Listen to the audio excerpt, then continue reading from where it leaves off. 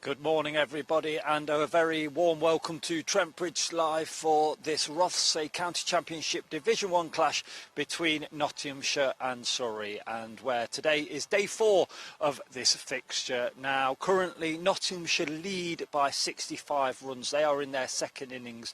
Now if you have watched this game, it's been a real tight battle between two teams that were first and second at the start of this fixture, but the bonus points are in. Each team are taking 5 points away from this fixture, but what will the result be? Well, we'll get 96 overs in today, but let's remind you of everything that happened on day 3 through the day 3 highlights. Yes, good morning. We've just started on time here. The first shot of the day of any anger goes down the ground for 4. That's going to take Surrey 36 for 6. There's the Somerset score in that particular match. Oh, this is edged. Lawrence walking forward, slightly off balance, gets a thick edge past the diving Ducket at first slip, and it's gone for 4. He's coming over the wicket, 2 down Lawrence. And Lawrence pulls him off the front foot again. What a shot that is. But again, this is against this old ball. As it over the wicket comes Tongue, and that's pulled away by Lawrence. Again, it's because it's this old ball. On 5. This is drilled. That's lovely timing that from Thomas through extra cover. I think it's going to get it. He's going to get the better of the fielder as well. Stone in. All to Lawrence. Lovely shot through extra cover for 4 runs. Ian Patterson White is into him. It's quicker, and there it'll be down to the third man boundary rope for 4. Bit of width on it. Slightly crouched stance, gets a shortish ball which he pulls through mid-wicket. Hamid's after it, but not the usual Hamid sprint, with the belief that he'll be able to track the ball back before the rope. He knew there was enough on that too. This turning is Ducket in the distance. He's going to come in over the wicket to Lawrence. Lawrence drives. Has he got an edge? He has. Comes in over the wicket. This is ball, Thomas. Now it changes. Thomas has looked to pull this ball, has got a bottom edge, and it has made a real mess of his stumps. I don't think that's going to happen. Here from Tom, good shot from Atkinson. He's got inside that. In comes Tom, and that's clipped away nicely by Jordan Clark. Just 2 straight, that one. Again, oh, now then, there's probably going to be 4 here. It's been deflected down the leg side. Bit of a chase on, and it's now this is chopped all through the offside. I thought initially just chopped it down straight to Habitat 7. Stone bowls him out, off stump out the ground. Ollie Stone, that is fearsome best. Next ball here. That's finding a gap wide of Ducket at slip and runs along the ground down to the boundary. Delivery from James. Well, he was looking to work down lakeside. How that's blown off down in between slips and gully, and we've got 11 in. Yes. Oh, got him. Yep, out. Nice bit of bowling. They've had a look at the strip. Here's Lyndon James to get us underway. Bowls to Warren, who slams the first ball of the session. Past the bowler, past the umpire. James past the long bowls, playing away from his body, elegantly through the offside. Ollie Pope. Lovely stroke for 4.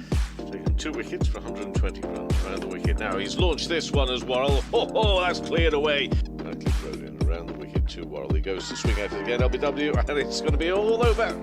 But the bowler wins. He's got it. Wicket number 4 for him, and he's gone and got plenty of bat on that. It's out on the leg side, and that is going to be 4 runs. James bowls to him, and he's hit this up into the air, high up into the air, and it's gone a long way. Slater's out there after it. Patterson White in bowls in the air. Is he going to be interested in this? Ollie Stone, and does he take a sensational catch? He does. Bowled, loses his off stump. Terrific delivery. 5th time this season Amin is bowled. And Sean Abbott, who got 3 wickets in the first innings. Trailed by 11. Abbott, unlucky bowls. This one's played beautifully by Ducket. Now that really is, that's cute. He's got form. To be fair, I don't get asked to do it. To be fair, because he knows I'm hopeless. Lovely shot from Ducket in the same direction for 4 more. Takes knots up to and beyond 50. Bit of sunshine of the day, but a long way away from the action. Oh, this is driven by Ducket. That's dismissive from Ducket. Bit of width on it. Comes in again. Bowl short, and has he taken the aerial route here? And then the change of helmet. Next ball short, pulled away again by Slater onto the leg side. Again he's taken the aerial route, but it lands just inside the rope. Thanks to Kevin Howells as well for popping in and out as Slater runs this down to third. I don't think we're going to get the three figures on the board tonight. They're going to finish on 99 for 1 Nottinghamshire.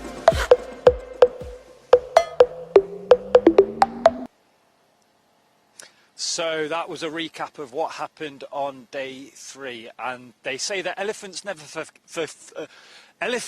forget. Now, I have remembered who took the wickets for Nottinghamshire yesterday. Josh Tongue took 4, Ollie Stone took 2, and the other person was Liam Patterson White. He took 4 wickets as well. And the Trent Bridge media team caught up with him at the end of day 3. Here is what Liam Patterson White had to say.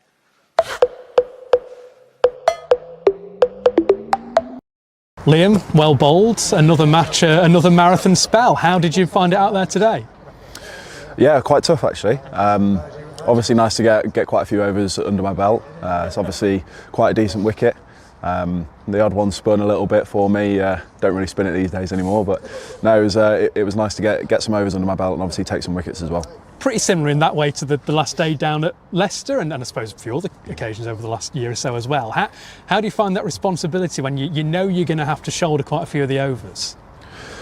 I just sort of get on with it now, to be honest. No, it's a real privilege for me to be in that position. You know, I take that responsibility very seriously. Try and put us in a great position, and obviously if nothing's going our way, then trying to give the bowlers a little bit of a rest as well, which I'm sure they appreciate. Yeah, it always looked like it was going to be fairly tight on first innings scores today, so did that give you an extra incentive to make sure you kept a lid on the run rate a little bit? Yeah, absolutely. You know, talking to Hass about fields and plans and whatnot to different people, but yeah, again, I mean, I've spoken about it before, but if I can try and control the run rate, then hopefully wickets will come. Obviously they came quite late in the day for me and for the lads as well, but no, it was a good team effort today.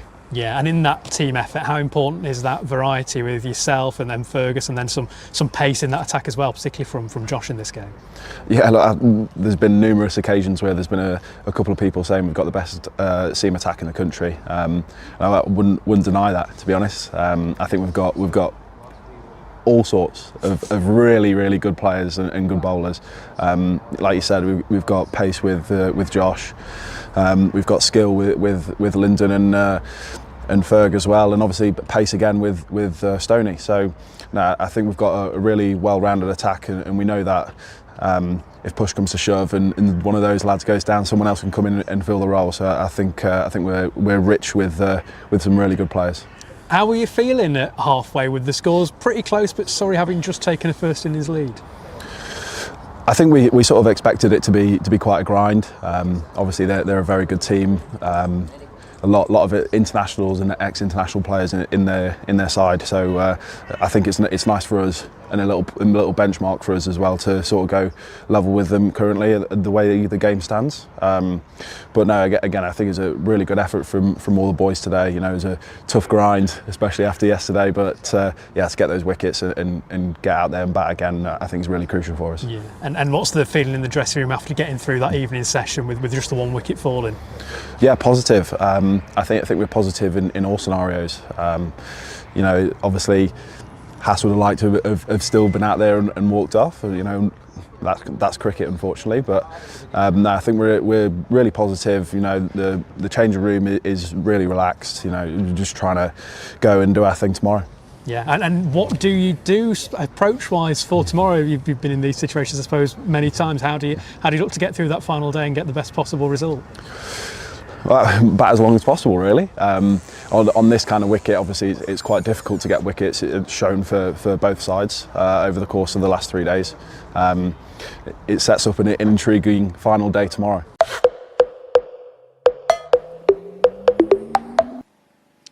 The The thoughts of Liam Patterson White there, and I'm delighted to say that whilst that VT was playing, I've put some new teeth in, so hopefully I can talk properly now. But it is quite cold here at Trent Bridge, but hopefully the weather will be transitioning into something a little bit better and the sun will come out. But the two Bens, Ben Slater, Ben Ducket, are out there on the boundary rope. I can see the Surrey players there just getting warmed up as well on the boundary rope. We're just waiting for the two umpires, but they've just made their way out of their room, and I believe your BBC radio commentary team are already live, so let's join them and look forward to what we see on day 4 here at Trent Bridge for Nottinghamshire versus Surrey. And it's a cloudy morning this morning, interestingly poised. I think draw probably is the favourite. I think either way, a busy morning this morning could make it interesting. And either way, I mean, Surrey picking up some wickets or Mr. Ducket batting for an hour and a half this morning is the way Mr. Ducket bats would make it interesting. But the draw seems the firm favourite at the moment. That takes nothing away from this game of cricket, which has been a fantastic game of cricket. Two really good sides going head to head. They really have gone at each other hard in this game, and I thought Surrey batted well yesterday. There were a few bits and pieces that had to be sorted out with poor old Gus Atkinson and his concussion substitution, and Ollie Pope coming out at number 10, but Surrey getting themselves into a lead and then getting that early wicket of Hasib Hamid. But a very good partnership last night between Ducket and Slater. Took a bit of the bite out of Surrey last night. I think what Surrey will be looking, and Gareth Batty sort of hinted at it yesterday, is to get that balance right this morning between trying to take wickets but also not leaking too many runs, because I think they felt last night that they were trying to take wickets which opened up boundaries for both Slater and Ducket. So it'll be a very interesting morning this morning, but let's be brutally honest about this. If Surrey don't take up some or pick up some wickets quickly this morning, or if Slater and Ducket, Surrey bowl well, but Slater and Ducket aren't flying along at a rate of knots, then the draw looks the most likely result. Players have made their way out to the middle. I've had fair bit of overnight correspondence, which we'll touch on. Colin feels, his words, personally I think it's a little bit of an insult to the hard-working, paying public that there's not enough incentive from these sorts of positions to go for a win, and I think he's alluding to the points for the draw, 8 for the draw, 16 for the win. I mean, we both think both sides will be fairly cosy leaving this one with, as it turns out, 8 and 5, 13 points overall, 8 for the draw, and they've each got 5 bonus points. Whereas if it was, rather fewer points for the draw, it might be all in to try and create something on the last day. Here's Worrell then to get us underway. First ball of day 4, and it's just steered down into the ground by Slater. And that was one of those where he was just playing at it defensively, but short boundary. Had Rory Burns at slip not flung himself down quickly low to his left, that would have run away for 4 runs. Yeah, I think really, as we sit here at the moment, and with what Colin was saying there, Surrey, as we start play this morning, are the ones that can make something happen. Yeah. If Nottinghamshire wanted to make that happen, they could get themselves into a real old pickle. There's Worrell. Oh, this is down the leg side. That's really good work by the Surrey glove man, Jamie Smith, diving a long way down the leg side. That went a long way from Worrell. This ball is, well, now in its 25th over of use. The start of the innings. Just not quite got the radar locked on as he would like, but prodigious movement down the leg side. I think Notts will just bat normally this morning and then see possibly where they are at lunchtime. Yeah. They're going at 4 and over anyway. Worrell to bowl, third ball of the morning to the left-handed Slater, and there is the first run of the morning. We'll be greeted by a smattering of applause, because not only is it the first run of the day, it takes Notts into 3 figures, 100 for 1. I mean, normally sessions in this game have been about 105, 110 runs in a session for 1 or 2 wickets. If we have another session on those lines here, Notts 170 in front, maybe 3 down. They might have a bit of a dart. Well, you never know. No, I was but gonna say. what would you set Surrey? You know, at this Surrey batting lineup. 22 passengers and crew Worrell were in evacuated to from Ducket. He defends. A little blast of the Prime Minister in our ears, which is all a good way to... Lovely. What a great way to start your Monday. You know what could work out well for this game and for Nottinghamshire and possibly for Surrey if Notts got bowled out at some point with still enough overs to make Surrey interested. But someone, and I've said it all through this game, these bowling attacks have bowlers that can suddenly make something happen. Worrell once more, opening over of the day, bowls to Ben Ducket, England opener, forces us into the offside. For Nottinghamshire to win, assuming they don't go ballistic this morning and declare, for Nottinghamshire to win, Mark, 19 wickets would have to go down today. And if you listen to what I'm saying, yeah, I know. With these two bowling attacks on this pitch, if one of them has a field day, something could happen. We have seen 19 wickets go down around the country over the years, but seldom on pitches that over the first 3 days have played as true as this one has. Remains to be seen. This one swings away from Ben Ducket, end of the first over of the day. Ducket is 35 not out, Slater 43 not out at a very cloudy Trent Bridge, which will suit the Surrey attack this morning. Just do this quick update for BBC Radio Nottingham's listeners, where we started on time this morning despite the cloudy overhead conditions. We've had one over, which saw Nottinghamshire add one run to their total. They're now 100 for one, so they lead Surrey by 66. As you say, it's the last day. The smart money would be on this one, finishing in a draw. Ducket and Slater at the crease, though. We remain to be convinced otherwise. Must be quite chilly out there because Ben Ducket, you don't often see this, he's removed his short sleeve sweater and asked for the long sleeve sweater. So he's gone with the long sleeve now after one over. It'll be Jordan Clark to get us started on this final morning from the Stuart Broad end around the wicket to Ben Slater, and Slater lets this one go outside his off stump. Jordan Clark's not being quite at his best in this game. What a morning this is. Now got Shania Twain in my headphones, although I am a very big fan of Shania Twain. Slip Gully, there's the third man. His cover, mid off, mid on, mid wicket and a deep backward square as Clark is in, and this is punched off the back foot by Slater, nicely timed, and off goes Sean Abbott to do the fielding. And they'll pick up a couple. Two more to Slater. Oh, Shania's gone. And two more to Slater. He moves on to 45. 102 for one. It's not normally as chaotic as this, Mark. I can only... This has been quite calm this morning after the first 3 days. I can only apologise for... I like Shania Twain. The odd burst of music. Man, I feel like a woman, in case you're interested. Do you? As this one's beaten the outside edge and taken by Jamie Smith, moving away to his left-hand side. So nicely bowled by Jordan Clark. It is a cloudy day today. We've sort of started each day with blue sky and sun, but today we have got cloud. Just a reminder, of course, Reece Topley is out there as the concussion substitute for Gus Atkinson. And he's okay this morning, is Gus, but obviously he won't be playing in the Yorkshire game next week, or this week, as this one's left alone outside the off stump by Slater, and it's taken by Smith. And Smith just indicating that's really wobbled as it got to him. So, yeah, Gus Atkinson yesterday struck twice by Josh Tongue, and I'll say it again, I'll reiterate the point we made yesterday. Brilliant from our two umpires and Paul Steele, the Surrey physio, yesterday.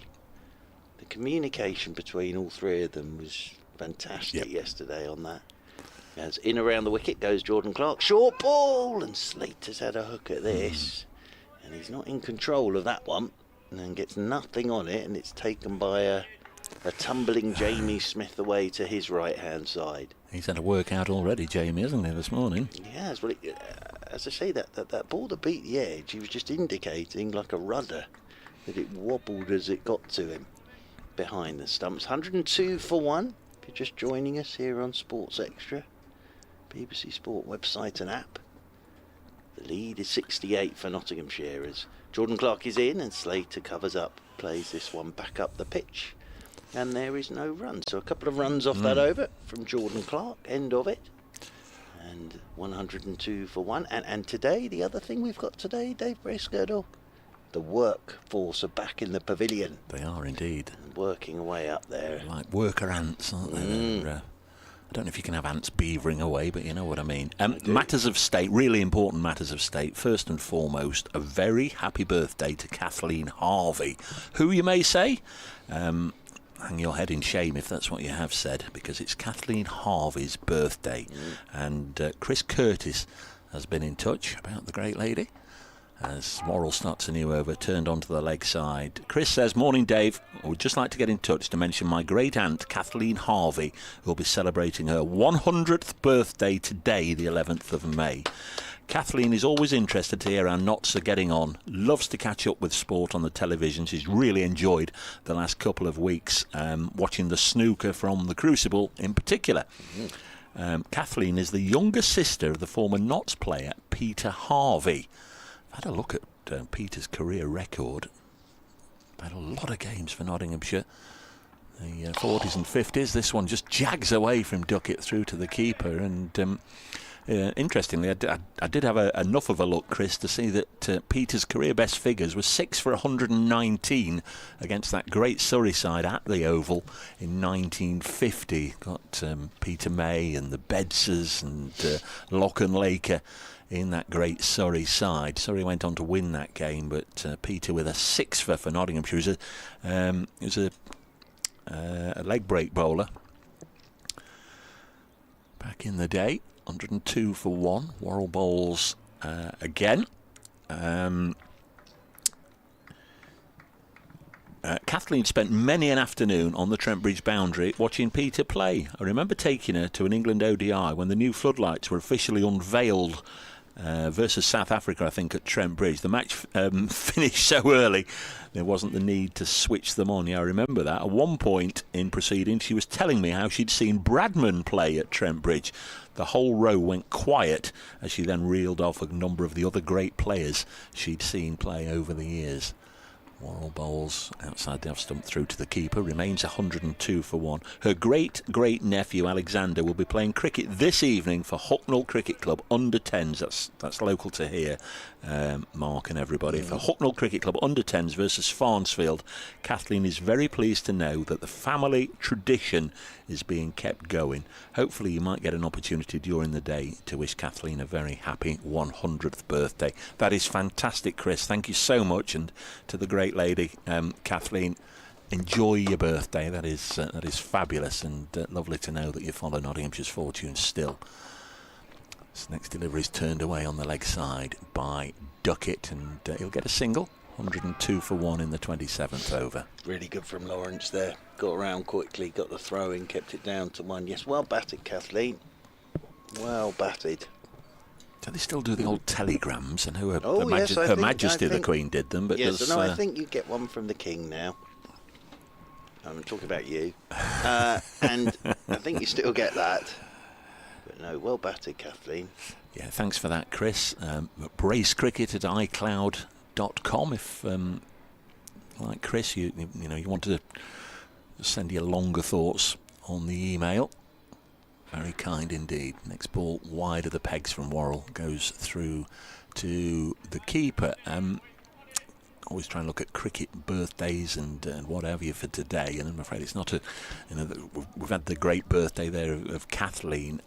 Just quietly reflective this morning. I thought for I won't say he was an old mate, but I did work with him on the 2000 West Indies tour of the country, and I got to know him in later years through me knowing Franklin Stevenson whenever was fortunate enough to go out to the Caribbean, went to Tony's home a time or two and met him, put a photograph on X this morning. We lost Tony Cozier 10 years ago today, one of the great voices of cricket broadcasting for me, Mark. Absolutely. Yes, and well, that's brilliant from Kathleen Hamilton Bradman. Wow. So it's going to be Jordan Clark from the Stuart Broad end. He's going to come around the wicket to Ben Ducket as Ducket drives. Handsome shot this. Just slightly over pitch by Jordan Clark, and he just reaches across to Ben Ducket and drives that firmly away through the covers for 4. Lovely shot from Ben Ducket. Whistles over the boundary rope and away for 4. Ducket's moved on to 40. And it means that Nottinghamshire move on to 107 for 1. It looks as if the sun's trying to break through the clouds now. Because, as I say, it was raining this morning as I made my way into the ground on my last walk in to Trent Bridge this morning. Not forever, I hope. As Jordan Clark around the wicket he comes to Ducket, short cut by Ducket out to the sweeper Lawrence, who I think has a job to do today with the ball as well, Dan Lawrence. And I wonder if he'll come into the attack quite early this morning. He's out there sweeping on the cover boundary rope. One more to the total. Worrell's getting a nice shape away from the left-handers from this Radcliffe Road end, which of course would be his in-swinger to a right-hander. That one was just a little too short and wide from Jordan Clark. So field change here. So for Slater, Lawrence comes off the cover boundary and comes up to cover, and Ryan Patel is deposited on the deep backward square rope, because we did see Slater play a couple of hook shots yesterday. Jordan Clark's into him. Oh, that's edged, but he's flashed it down to the third man boundary rope in between Rory Burns and Adam Thomas, and that whistles over the boundary rope and away for 4. Slater 49, 111 for 1 now, but he went after that, did Slater. Good bat on it, and with just the slip and the gully. And again, it's what I was saying with Surrey this morning. It's that balancing act of trying to take wickets, but also not allowing Nottinghamshire to get off to a sort of a roaring start with the bat. Jordan Clark is in again, and Slater pushes this one down into the gully. Thomas does the fielding, and there's no run. Nathan Barnwell out there again today for Ollie Pope. Not entirely sure that the scoreboard in the ground. Oh, there we go. Yep. There we go. There we are. It was just lagging behind a little bit, but they've caught up. It is 112 for 1. They've got Slater on 50 on there, but I think he might be on 49. Oh no. Well, they've got Ducket on strike as well, as this one's turned by Slater. Well, I think that is the 50. So he's going to get 2 rounds of applause here, because for the edged 4, they thought that was the 50, the crowd, but that is his 50. So it's just a little acknowledgement there towards the dressing room for Slater.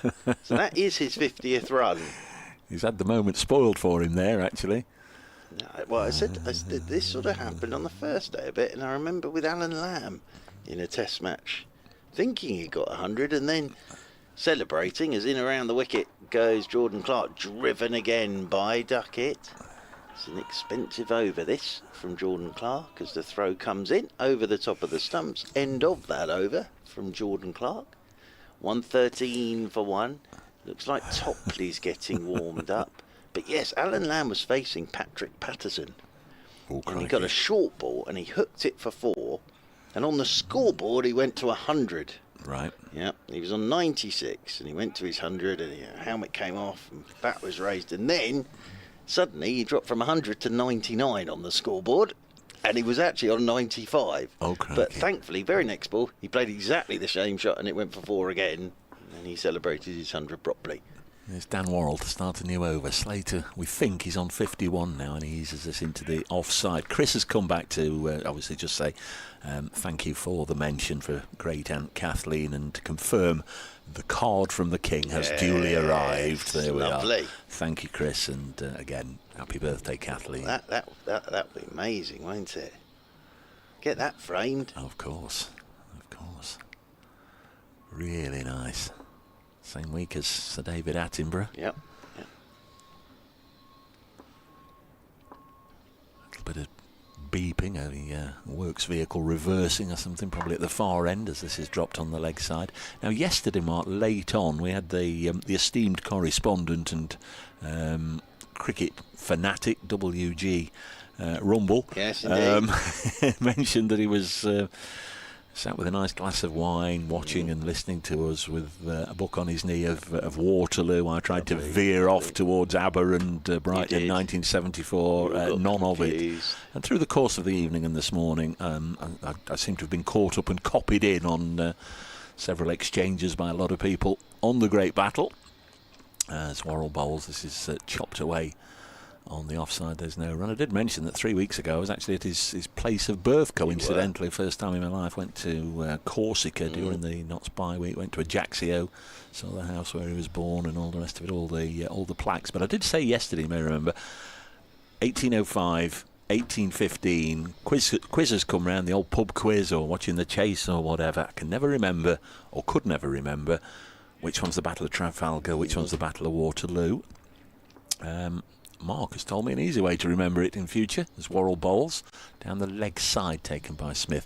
The scoreboard has, I think it's been rebooted to sort it out. Yes.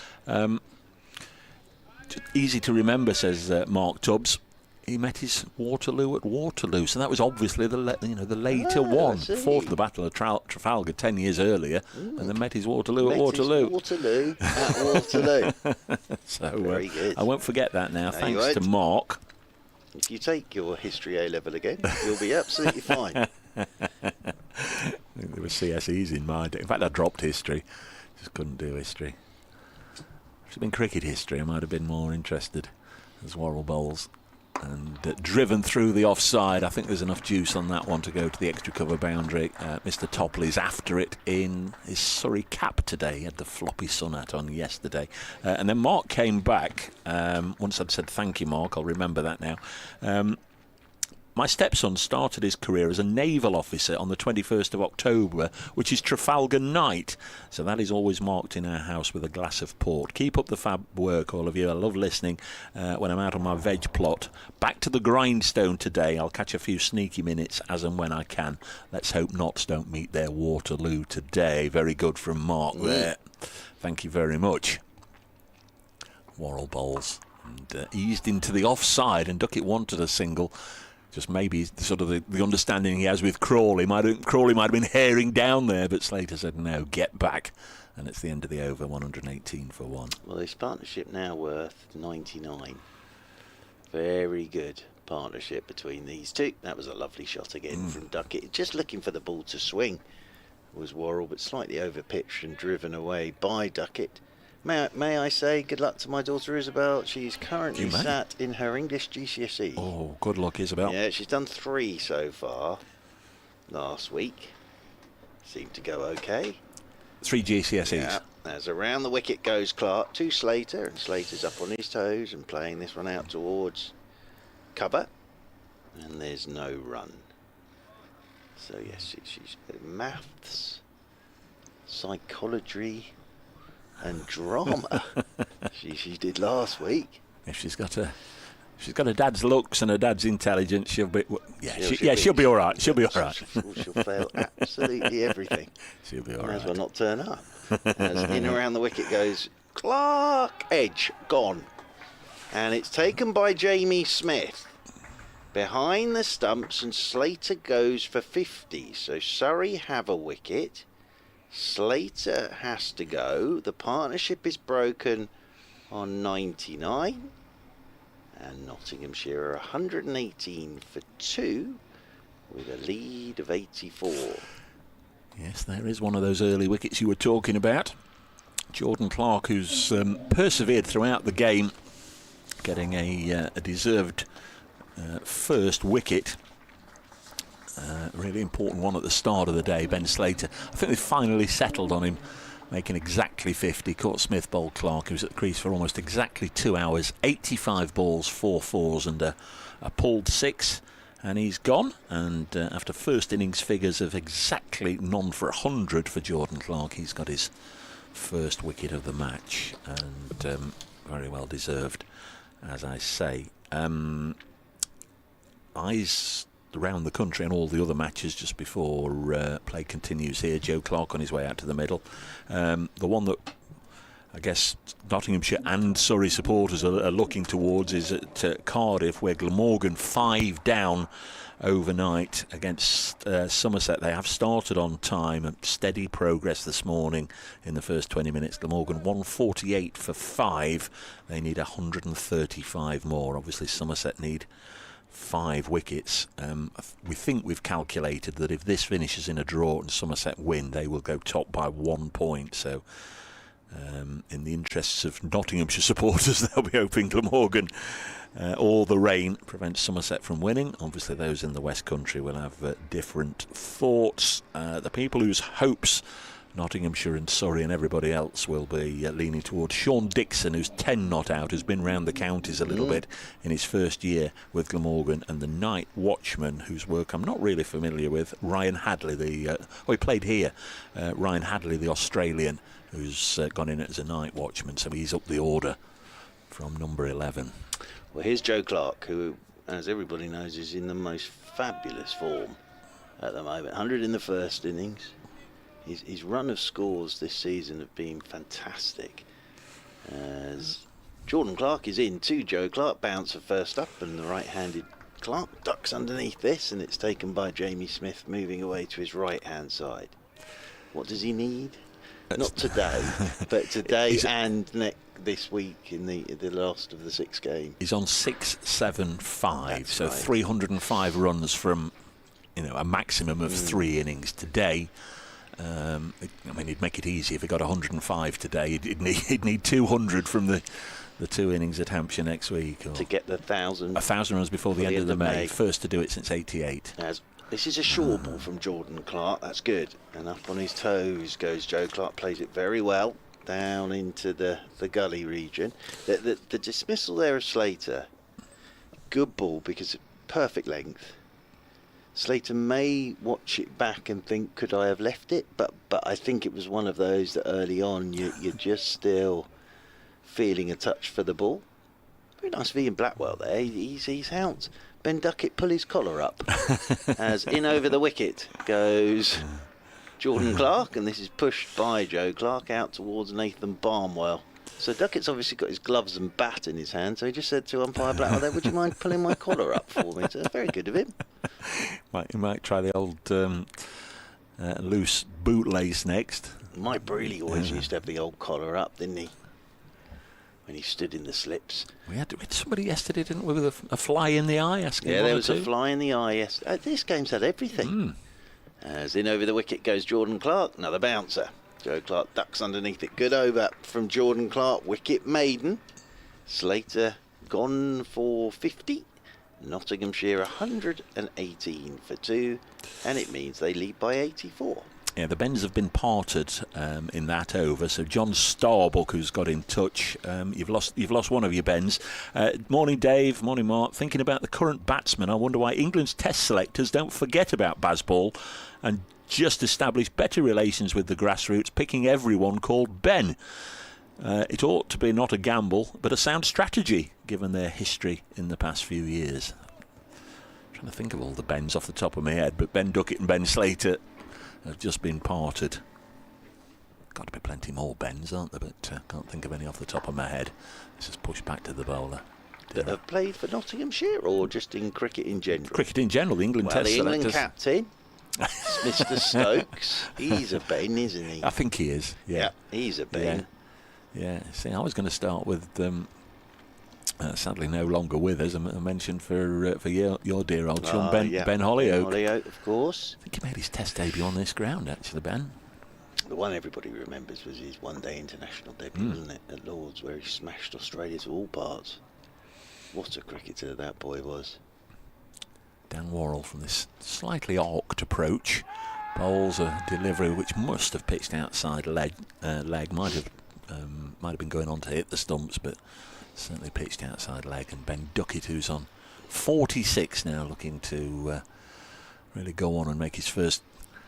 I don't know, when does a score become a substantial score? He has had a 90 in this run of games, but 175. Okay, that's a substantial one. I think Nottinghamshire should be quite happy with that. He's looking to make his first substantial score of the summer then, but he's the only one of the top 6 that hasn't had a century this season. But as I say, he's had 50s and 60s and 90s. This has pushed into the offside. It's not as if he's going through a ropey run of noughts and ones and twos. He looks in good touch. He really does. Ben Rain, Ben McKinney. Now then. Yeah, there's two more Bens. I'm glad you're rising to the challenge. Yeah, well, this is going to keep me going all morning, Ben Folks. Yes, indeed. We can probably get a team. There's been a few over the years, I'm sure. To save us losing any grey matter, Brace Cricket at iCloud.com or at Brace Cricket. There we go. Throw it over to the devoted listener. Mr. Ben. Yeah, that was one of my favourite series. I used to go and get changed. No, I didn't. I'm not familiar with his best work. Ducket blocks this one into the offside. No, it was beyond my younger days, and certainly I don't think my youngsters watched that. Of course, they grew up when I was in Italy, so we didn't have that. Well, Signor Ben. I'm not going to think of any more because it will distract me. But yes, get in touch with Mr. Bracegirdle with Bens that have played. 118 for 2. Ducket on 40. Oh, that's down the leg side. Did he get anything on it? It's 4 somethings to Nottinghamshire and the 4 byes. That's cruel on Jamie Smith. Speared from around the wicket by Worrell. Went a long way down the leg side. It wasn't that far away from Ducket's heel, but by the time Smith was diving, he was about 10 yards away from it. I'd like to see that again because he's definitely tried something there, Worrell. So it looked a little round arm, that delivery. But actually it speared off down the leg side, and poor old Jamie Smith didn't have a hope of getting to that. 122 for 2. The correspondence is piling in. I do promise it'll be worthwhile, folks. I will get round to them in a second as Ducket cuts this away for his 47th run. End of the over. 1, 2, 3, 4, 2. Yeah, and the lead moves ever onward. 89 it is now. And somebody called Mr. Topley has been in touch. Morning, Donaldo.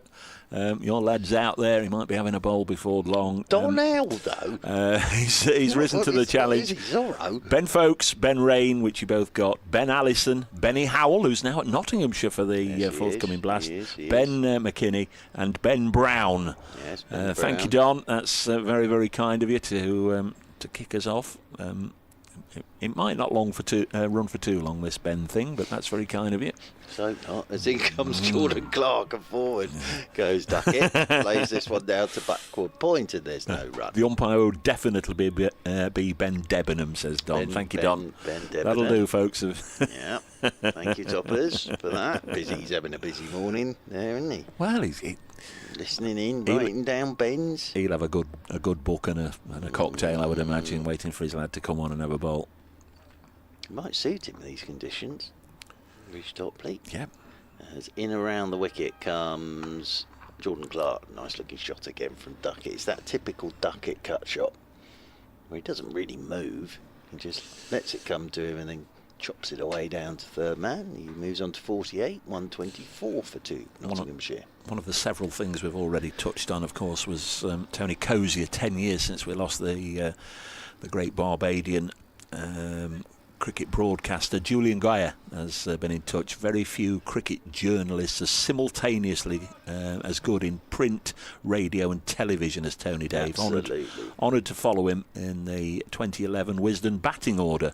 I wrote most of the match reports. What a ball that is, and it's brilliantly played by Joe Clark. He's climbed on him and he's just dropped his hands. That is a lovely bit of cricket all round. Apologies, they got through that No, not at changeover as quickly as they could. Sorry, Julian, because it sort of ruined the flow of your thoughts. I wrote most of the match reports accompanying his review of West Indies' 2010 World T20 triumph in the West Indies. Yes, and one or two nice comments there, passing it on to Craig Cozier. Lets this one go. Outside is off stump. Does Joe Clark, taken by Jamie Smith. So he's just getting this ball to go away from the right-hander at the moment. He's Jordan Clark. He'll be looking now for one that just holds its line. Here to Joe Clark. We've had a missive from the Vineyard. Oh, yes. Godstone Vineyards. Good morning, Dave and Churchy. No points for a draw is the simple answer in County Championship cricket. Best wishes from the Vineyard, Jonathan. There is that. As in over the wicket goes Jordan Clark, and Joe Clark is in behind this, plays it up the ground towards Sean Abbott, and there's no run. Matt also with a mention for the great Coes. As comfortable on TV as on radio.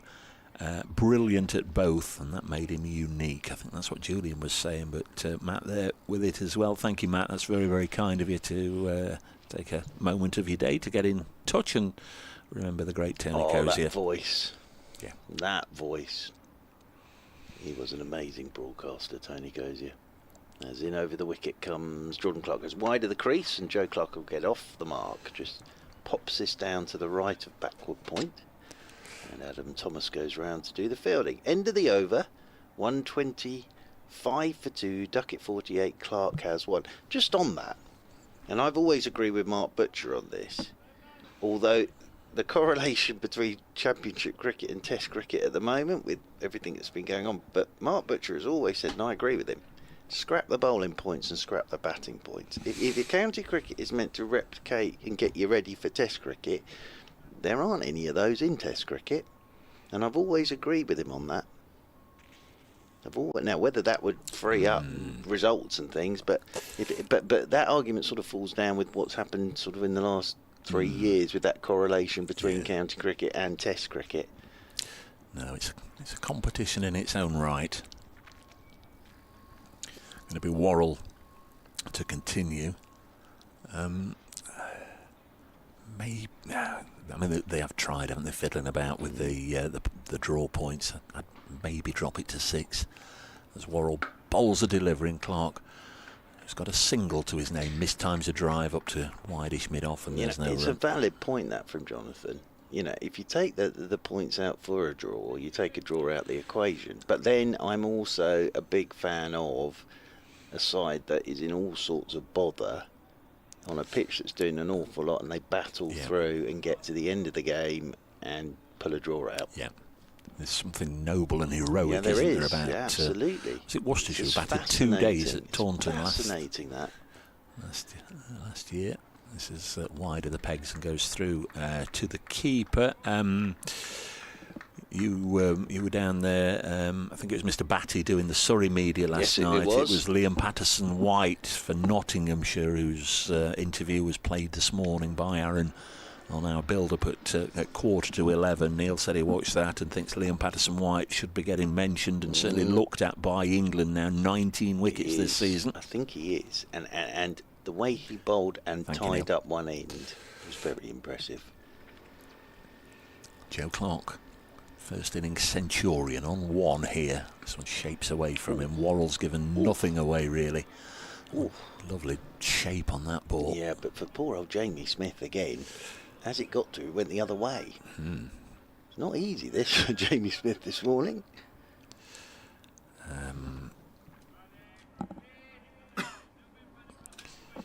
Chris and Andy and Sanjay. Do you know what? All been in touch about Waterloo and Alan. We still have points of view. You'd be great on that, hosting points of view. You'd be really good on that. There's Worrell into bowl and it's defended. I don't think it's called that anymore, but 10 to 8 on BBC One Saturday mornings. They have 10 minutes of it. Do they? Letters and and in this day and age, people send little video clips in, don't they? You know, I watched the news a week last Thursday, and there were too much politics on the news, or not enough politics, or why is darts being mentioned on the news? John from Tunbridge Wells. I was It's always Tunbridge Wells. I was very upset to see. Yes, 125 for 1. As Worrell bowls, and this has eased into the offside. We've all got an opinion on everything. A lot of people have got an opinion on everything, and if you don't like the fact that they didn't mention the war in here, there, or wherever as the first item, you're going to moan about it, whereas somebody else might think, well, why are you starting with something that doesn't directly affect my everyday life, but and what so I on. used to like about points of view, it was things like, I was watching EastEnders the other night and I noticed that the bust of Queen Victoria had been moved to the right side of the bar. Clark has a single, another good delivery from Worrell, and goes through to the keeper. One that I can understand why people. There was they would say there was a football match at Wembley Stadium on the Wednesday night that finished 2 goals apiece. Why on the BBC News the following morning have you got a reporter outside Wembley Stadium? And I can understand that. I quite enjoy all that stuff. As I say, yes, you used to get things down there, and so Queen Victoria's statue has been moved to the right side of the bar.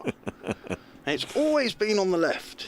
Why has it been moved to the right? And was the gentleman who presented that, his name was Barry Took? I think, yes, yes, yes, was, definitely. Barry Took. Yeah, yes. Robert Robinson back in the day might have done it as well. Can't remember the young lady who does it now, but it's definitely 10 to 8 BBC One on a Saturday morning. Jordan Clark coming around the wicket to the left-handed Ducket, and Ducket drives firmly up to Sean Abbott, stood up at mid-off, and there's no run. So Surrey have just tied this down. They've got the wicket of Slater, and at the moment, quiet in terms of runs for Nottinghamshire. Mark Morgaseth suggests Ben Cutting for England. He's Australian, Mark, or as far as I know he is. Yes, he is Australian, but he's a Ben. Yes, and his good lady is a very, very fine broadcaster as well, isn't she? She does a lot of the franchise T20s, both back home and around the world. I'm sure that's her name. Well, Ben Ducket is seeing a change in the field now because they've dropped Barnwell out to deep backward square for him. As Jordan Clark is in.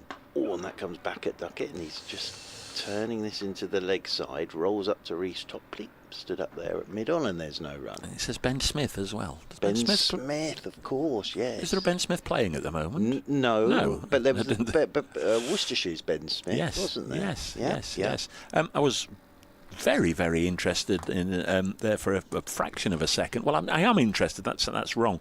Darren Stevens is now following me. I thought it was in around the wicket. Goes Jordan Clark. Just hops a touch at Ducket. He plays this one out into the offside, and there's no run. This Darren loves his cricket, which it fits, but he's now an eclectic and moderately, get your words out, Bracegirdle, an eclectic and moderately interesting mix of travel, trains, football and cricket. I don't think it's the former Kent man, but you're very welcome on board. It is a place of rare madness, Darren, and I'm sure you'll soon unfollow. In around the wicket again goes Jordan Clark. That keeps low on both Ducket and Smith and gets underneath Smith. And this will be another bye. As I said, this is a horrible morning for Jamie Smith. He's got balls wobbling after they've gone past the batter. He's got that one that's really not got up at all. This is a tough old morning behind the sticks. So one more to the total, 126 for 2 Nottinghamshire. They lead by 92. Jordan Clark gets the ball back in his hands. For Joe Clark, he still kept a deep backward square. Dan Lawrence out there as Jordan Clark's in. Joe Clark's had a fiddle outside his off stump. This is good from Jordan Clark, and Joe Clark starts bouncing around trying to get those feet moving. Sounds like David Wright has been here earlier in the match. This one came in the night, and presumably, well, obviously from the Surrey angle, because this is going to be our 4th draw in 5 matches, so I might not bother tomorrow, so I'll drive home in the morning. It's not as bad as our home game versus Leicestershire, but it's really not going anywhere. Thank you, David. A brilliant game of cricket. As in over the wicket comes Jordan Clark, and this is flicked off his hip by Joe Clark, and you can hear the roar of anguish there from Jordan Clark. This has been a brilliant game of cricket. That's down to the boundary rope and away for 4. Clark moves on to 5, 130 for 2. I tell you what, there are other sides other than these two, against these two bowling attacks, that we might not have been here today. It's been 2 top-class bowling attacks going up against 2 top-class batting lineups, and it's what Gareth Batty said last night. It's been a heck of a game, this. We had some correspondence in the last game here against Warwickshire from A.M. Wilson, and I had Richard Wilford here with me, and A.M. Wilson, you'll be well aware, beg your pardon, can't remember your first name, but Richard Wilford said, send one after midday and we'll call it PM Wilson, which is Worrell bowling and it defends. But AM Wilson, good to have you with us once again, says Ben Compton. Now there is a Ben Compton, there is a top order player. There's a Ben. Mark the Mod's with us. Morning, chaps from Chile, Eight Oaks. Yep. Ben McKinney is he the new Zach, having a lively morning listening to last week's purchases from the John Peel archive auction last week. What a morning that is. All for future sale of local record fares, of course, hoping Notts can steer safely to their draw today. In. Sorry. It's all right, Mark. Sorry, I feel I'm sort of dominating with some of the correspondence, really but that's our good friend Mark the Mod, who's from Eight Oaks, and Josh Roberts. How about the Australian left-arm quick Ben Dwarshus as our overseas player? Thanks, Josh. Yes. Very good. Yeah, very good work. Thank you. Very good. Just waiting over his bat once more. Ben Stiller on an honorary guest celebrity. Honorary starter. Ben Hilfenhaus. We had him here for a while. This has dropped on the leg side. 130 for 2. I'd maybe have him as 12th man on his performances for Nottinghamshire. I'm sure he's not listening. But he's Ben. Isn't he? He is. There must be some other Bens out there. Oh, don't, Mark, don't. Down the years, there must have been a lot of Bens, you'd have thought. You see, just as we were veering away from it, our correspondents have had a bit of a think. Yeah, and they have. It's all the fault of Mr. Topley, coming up with half a dozen. Yeah. Worrell around the wicket and nicely taken by a leaping Smith down the leg side. You know why he's with us, of course. Essex rolled over Hampshire in 3 days. He's got a day off there. Funny old start to the season for Hampshire, hasn't it? Because sort of we were down there for that last game of the summer where Surrey beat them, and they thought they were done, and then of course Durham somehow managed to sort of collapse in a massive heap against Yorkshire, which kept Hampshire up. But actually, they've started the season not very well, have they? As Ben Ducket waits again. There's Worrell. Ducket been in the 40s for quite some time and defends here. Glamorgan 162 for 5 against Somerset, require 121 more. They're inching their way through the morning. The BBC Sport card at the moment says injury stoppage, which they seem to do quite a lot. I don't know if you've noticed this season, Mark, even if it's just I don't know, call the physio out, just have a little, administer of a tablet or whatever. So hopefully it's nothing too significant and they'll get going again in a moment. But Glamorgan 162 for 5, need 121 more to beat Somerset. Worrell to conclude the 35th over, and Duckett's got this away, and this will be he's only going to get a single. Might have pushed hard there for 2. He really needed to. Probably knew it was the end of the over. He's on 49. Just quickly, the other scores. At Hove, Leicestershire in their second innings, 170 for 8. So they lead Sussex by only 68 with 2 wickets left. So Sussex having a good start to the season. Yorkshire, they're in a whole heap of trouble. Start the car. Second innings, they're 116 for 6, requiring a further 433 to defeat Warwickshire. So the Bears need 4 wickets. That's been a funny old game, hasn't it? Yeah. There's 2 low scores, 1 massive score. 147 and 152, and then Warwickshire 553 for 6 declared. And now Yorkshire 116 for 6. There's play in the 2 remaining Division 2 games, Derbyshire Northants and Gloucestershire Kent. All the scores as ever on the BBC Sport website and app. So, down below us, Jordan Clark continues, coming over the wicket from the Stuart Broad end to the left-handed Ducket. Short, tucked off his hip by Ducket. This will be his 50. Nicely played.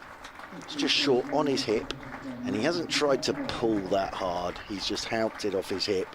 And away for 4 to bring up his 50. He looks in good order.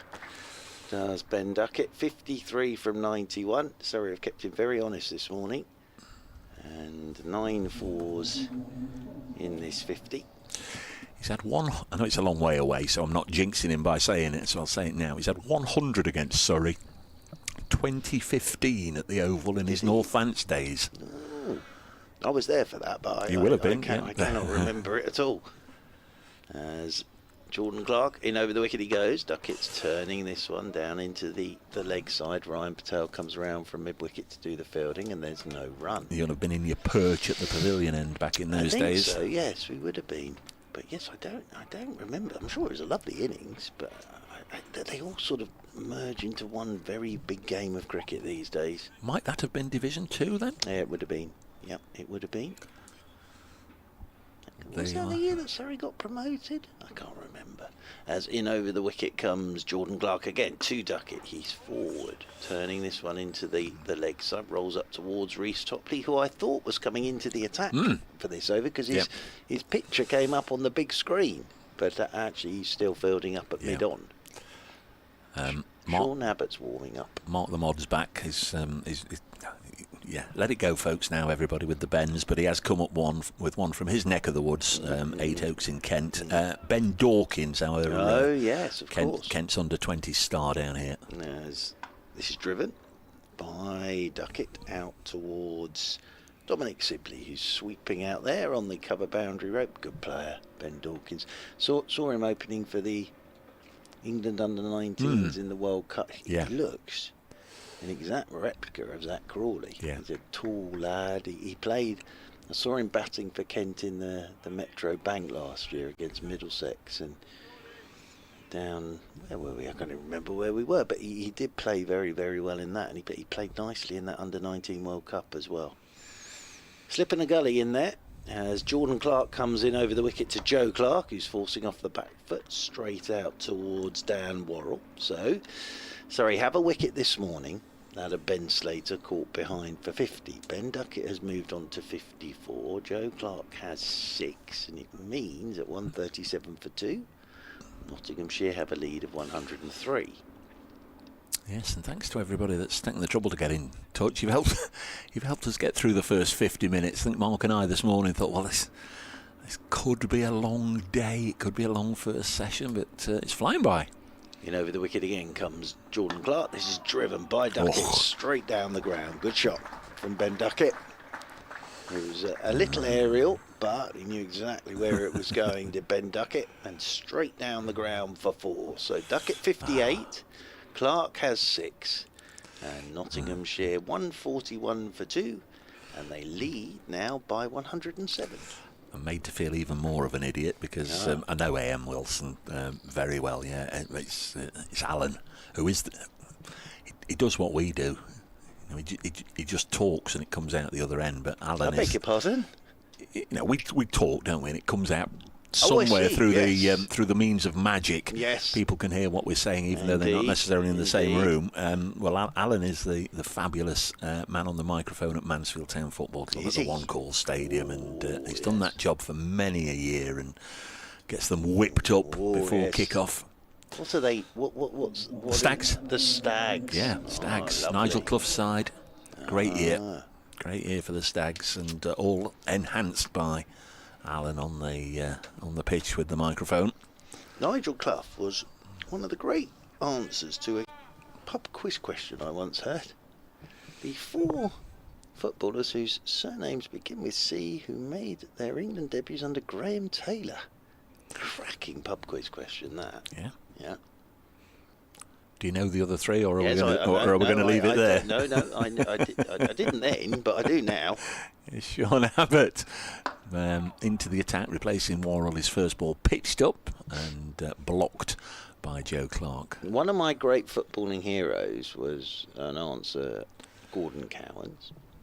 Famously, of course, after Italia 90, which you know all about, that in his first game against the Republic of Ireland, I think it was, Graham Taylor left Gazza on the bench and played Gordon Cowans for his England debut in midfield. So that was Gordon Cowans.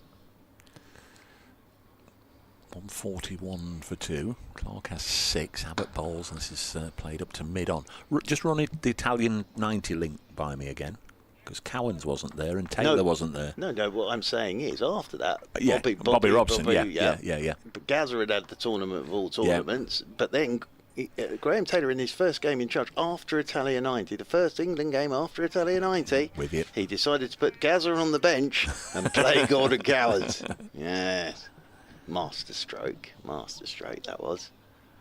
There's Sean Abbott, passed on by Nigel Long, runs it to backward point. There's no run. I don't know if you ever met Gordon Cowans, but he had a really nasty broken nose earlier in his career, and it just left his nose just a little bit crooked.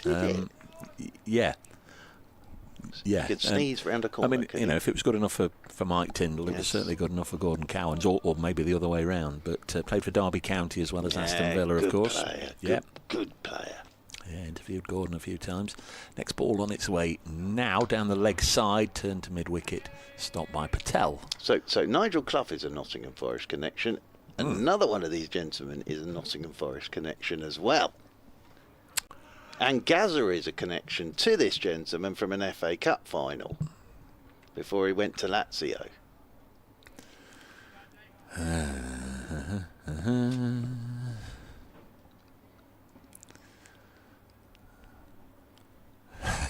Tumbleweed at this side of the box as Abbott bowls all 4 runs. It was down the leg side, and Clark just picked it off, clipped it away for 4. That takes Nottinghamshire's lead to Nelson, not Napoleon. Nelson, 1-1-1. Gary Charles. Good heavens above. Gary Charles was the other one, and then the last one, Keith Curle. Oh, right. So Nigel Clough, Gary Charles, Gordon Cowans, and Keith Curle was the answer. Keith Curle, good who? Question. Good question, isn't it? And Keith Curle, who, like Nigel Clough, manager of Mansfield Town. There you go. You see. Curly. What a. Is that his nickname? Didn't take long, did it? He played for Surrey. It wouldn't do him with that. Pushed into the offside by Clarkey. Moves to 11. 146 for 2. He'll keep strike. 37 overs gone at Trent Bridge. Still a cloudy Trent Bridge, isn't it? But they seem to be blowing over, and we promised it'll be a dry enough day. It's a great question, isn't it? Yeah, it is. Really it good, is. I like that. Really good pub quiz question, that. Now, just seeing on the brilliant live stream, there are some above us. There are some menacing looking clouds. Yeah. They really are. Looking like, do you remember the film Independence Day, where the spaceship came out of lots of dark clouds? They look a bit like that. I'm not a great one for films, really. No. Well, Rhys Topley is into the attack. So Rhys Topley into the attack from the Stuart Broad end. Jordan Clark with that wicket of Slater this morning. The lead's 112. 146 for 2. Rhys Topley in, around the wicket to Joe Clark, and Clark is pushing this one back up the pitch, left arm around. Now, of course, Rhys Topley coming into this game yesterday as the concussion sub for Gus Atkinson, who's fine this morning. He was out there with the team. He wasn't going, obviously, through the training bases, but I think he's feeling okay this morning. Is Gus, which is good news. Rhys Topley turns again in the distance. Comes left arm around the wicket to Joe Clark, and Clark's in behind this. And what was fascinating was, I saw a photo of it last night in the tea break yesterday. Out he came in his pads and his whites with Jay Dernbach to have a look at the pitch and mark out his run with the tape measure. Did Rhys Topley. None for 29 thus far. He bowled a brilliant spell against Sussex with the old ball on the last day. Did Reece Topley. This ball now in its 38th over. As around the wicket he goes, and that's punched by Joe Clark down towards backward point. Well fielded by Nathan Barnwell. That wouldn't have been easy for Barnwell. It's very well timed by Joe Clark. Now umpire Blackwell. Oh dear. He's just checking that Reece Topley's not following through down the middle of the pitch there. It's not what you want to see as a bowler. After 3 deliveries in the morning. It's obviously cold for Mr. Blackwell. He's got his snood on and his woolly gloves. Yeah. As around the wicket goes Topley, short again, climbs on Clark. Clark just was thinking for a second about an uppercut, but of course that's coming back at him, so he just drops the hands and lets that go into the gloves of Jamie Smith. Pleased to say it no longer says injury stoppage on the scorecard for Glamorgan Somerset. They're still 162 for 5, 121 more needed. Somerset need 5 wickets to not only win their 3rd match of the season, but they will go top of the table, assuming this one's a draw. Topley once again. Around the wicket he comes to Clark. Clark's in behind this. Nice start this from Reece Topley. Does the fielding off his own bowling in spectacular fashion there. Does Reece Topley. Yorkshire have lost another wicket there, hanging on at 116 for 7. Warwickshire just need 3 more wickets to win that. There's no way Yorkshire, who still require more than 430, are going to get anywhere near that. And Leicestershire similarly 174 for 8, lead Sussex by 72 with just 2 wickets left. They're the other Division 1 games still playing in Division 2 at Derby and at Bristol. Topley once again is in. Around the wicket to Joe Clark. Oh, now Joe Clark's hopping at that. I think he's got a bit of glove on it. He has. It's down to the fine leg boundary rope for 4, but that got big on him. Wasn't completely in control of it. He hasn't got leg gully, but he wasn't completely in control of that. And the 150 comes up for Nottinghamshire. So down to the boundary rope for 4. Umpire Blackwell and Reece Topley having a bit of a chat, probably about his follow through, I would have thought. And Sean Abbott and Rory Burns having a bit of a natter. And the lead has moved on to 116. That match at Bristol, by the way, Zach Crawley out for 17. Whatever else happens today, that will be mentioned in dispatches. And a fellow who just got a mention is fellow opener Ben Dawkins out for 7. So Kent are 24 for 2. They require 237 more to defeat Gloucestershire at Bristol. That could be a good final day if the weather plays ball with them. There's Sean Abbott round the wicket, bowling again down the leg side, thudding into the thigh pad. They take a leg by, and it's 151 for 2. Abbott yesterday getting the wicket of Asiba Mead, bowled for the 5th time this season. A really good delivery, explosive delivery, clattering into the off stump of Asiba Mead, who went for 12. He's had a fairly disappointing 150th first class match, Asiba Mead. Scores of 7 and 12, and Mark will always remember his first innings 7, for reasons he may or may not wish to expand on again, as this is pushed into the offside. 151 for 2 for people who weren't with us on Saturday. Because Mr. Kevin Howes was on Beat the Commentator with young Jeremy, aged 10, a Derbyshire fan, who had put together questions on the Surrey versus Nottinghamshire game at Trent Bridge, and his second question was, Asiba Mead made 7 in this game, but the River Trent, does it run through more than 7 towns or cities, less than 7 towns or cities, or exactly 7 towns or cities? Clark has 15. Sean Abbott bowls to him. Very tight in defence, Joe Clark eases it into the offside. This is a regular feature on the Patrick Keelty show on a Saturday morning, and I've often heard it driving to football matches through the winter. He'll get a famous or a semi-famous sports commentator, all different sports on, and it was Kevin Howell's turn to face the probing questions of a young fan on Saturday morning, and Mark had a ringside view. He was sat next to Kevin as he battled with young Jeremy to get through these probing cricket questions. This is worked on the leg side by Clark for a single. 152 for 2. can hear the Prime Minister again in my ears, so it must be news time. Oh, are we going to have this every hour? It sounds like it. See quite a lot of people today working on the pavilion, which is obviously good news. Lots in the orange high-vis vests. You can see the odd one here and there in the fluorescent lime green. Good delivery. Goes over the outstretched bat of Ben Ducket. 152 for 2. There's still the odd one there, isn't there? Still the odd one, because Topley made life very uncomfortable for Joe Clark with the final ball of his last over. So there's still the odd one in this pitch. 152 for 2. Those of you watching the live stream can just have another look at that, and it's really good bowling actually by Abbott. Very, very difficult to play that. You can't leave it with any great certainty. Ducket solidly behind this ball, which is pitched up on the stumps. Plays it up to the bare-headed Jordan Clark at mid-on. Top knot to the 4. 152 for 2. I'm not sure it is a top knot. I think he's gone ponytail for this one. He's had the top knot. I think this is more ponytail. You see, Nikesh was convinced it was the other way around. He was convinced it was a top knot. Well, it's not on the top of his head for a start. It's behind. It's on the back of his head. Here is that update for local listeners in the East Midlands. Nottinghamshire 152 for 2. We've had 1 hour's play on the final day here. Notts have lost Ben Slater in the over after he reached a half century.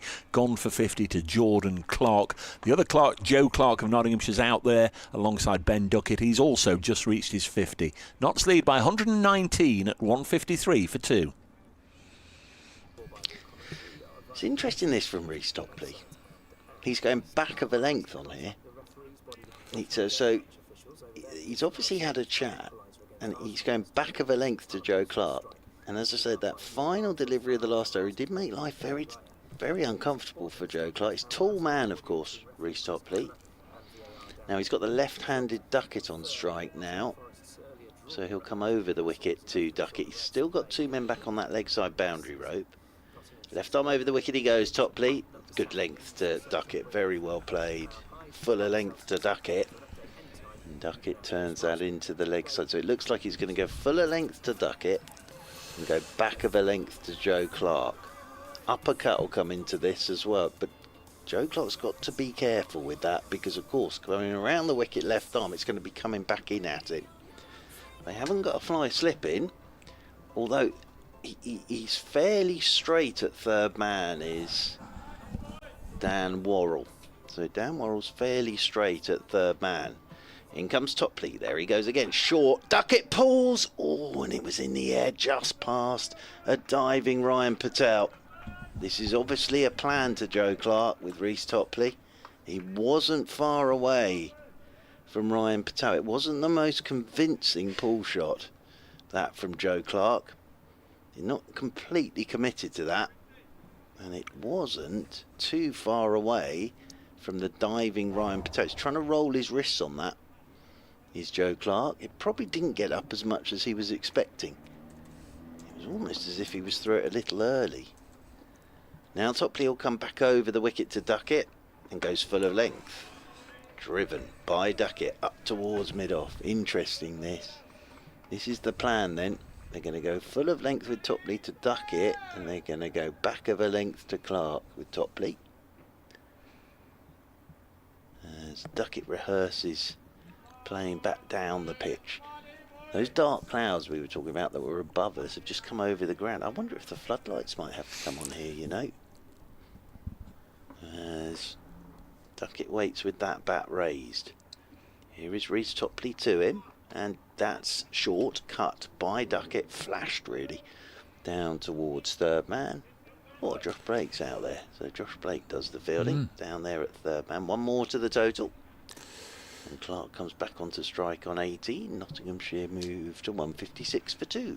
My word, you are perceptive. Nigel Long at square leg has just pointed to Ian Blackwell, and it's just done a circular motion to indicate all the floodlights. They are going to have to come on. It has got quite gloomy.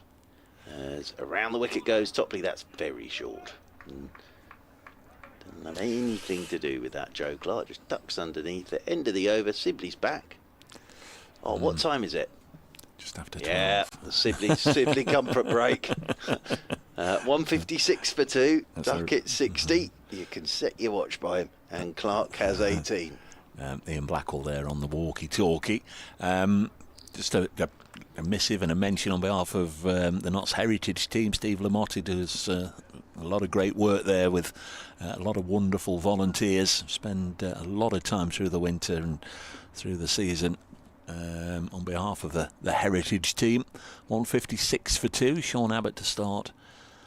A new over round the wicket to Ducket, helps it down to long leg for a single. 157 for 2, so the lead is 1-2-3. Dave, if you've got a moment before lunch, could you please mention anybody listening in the ground wants a bit of a warm at lunchtime? You're very welcome in the library. Now, that is at the back of the pavilion. You can get round the back there in the library, go in the ticket office as the floodlights come on.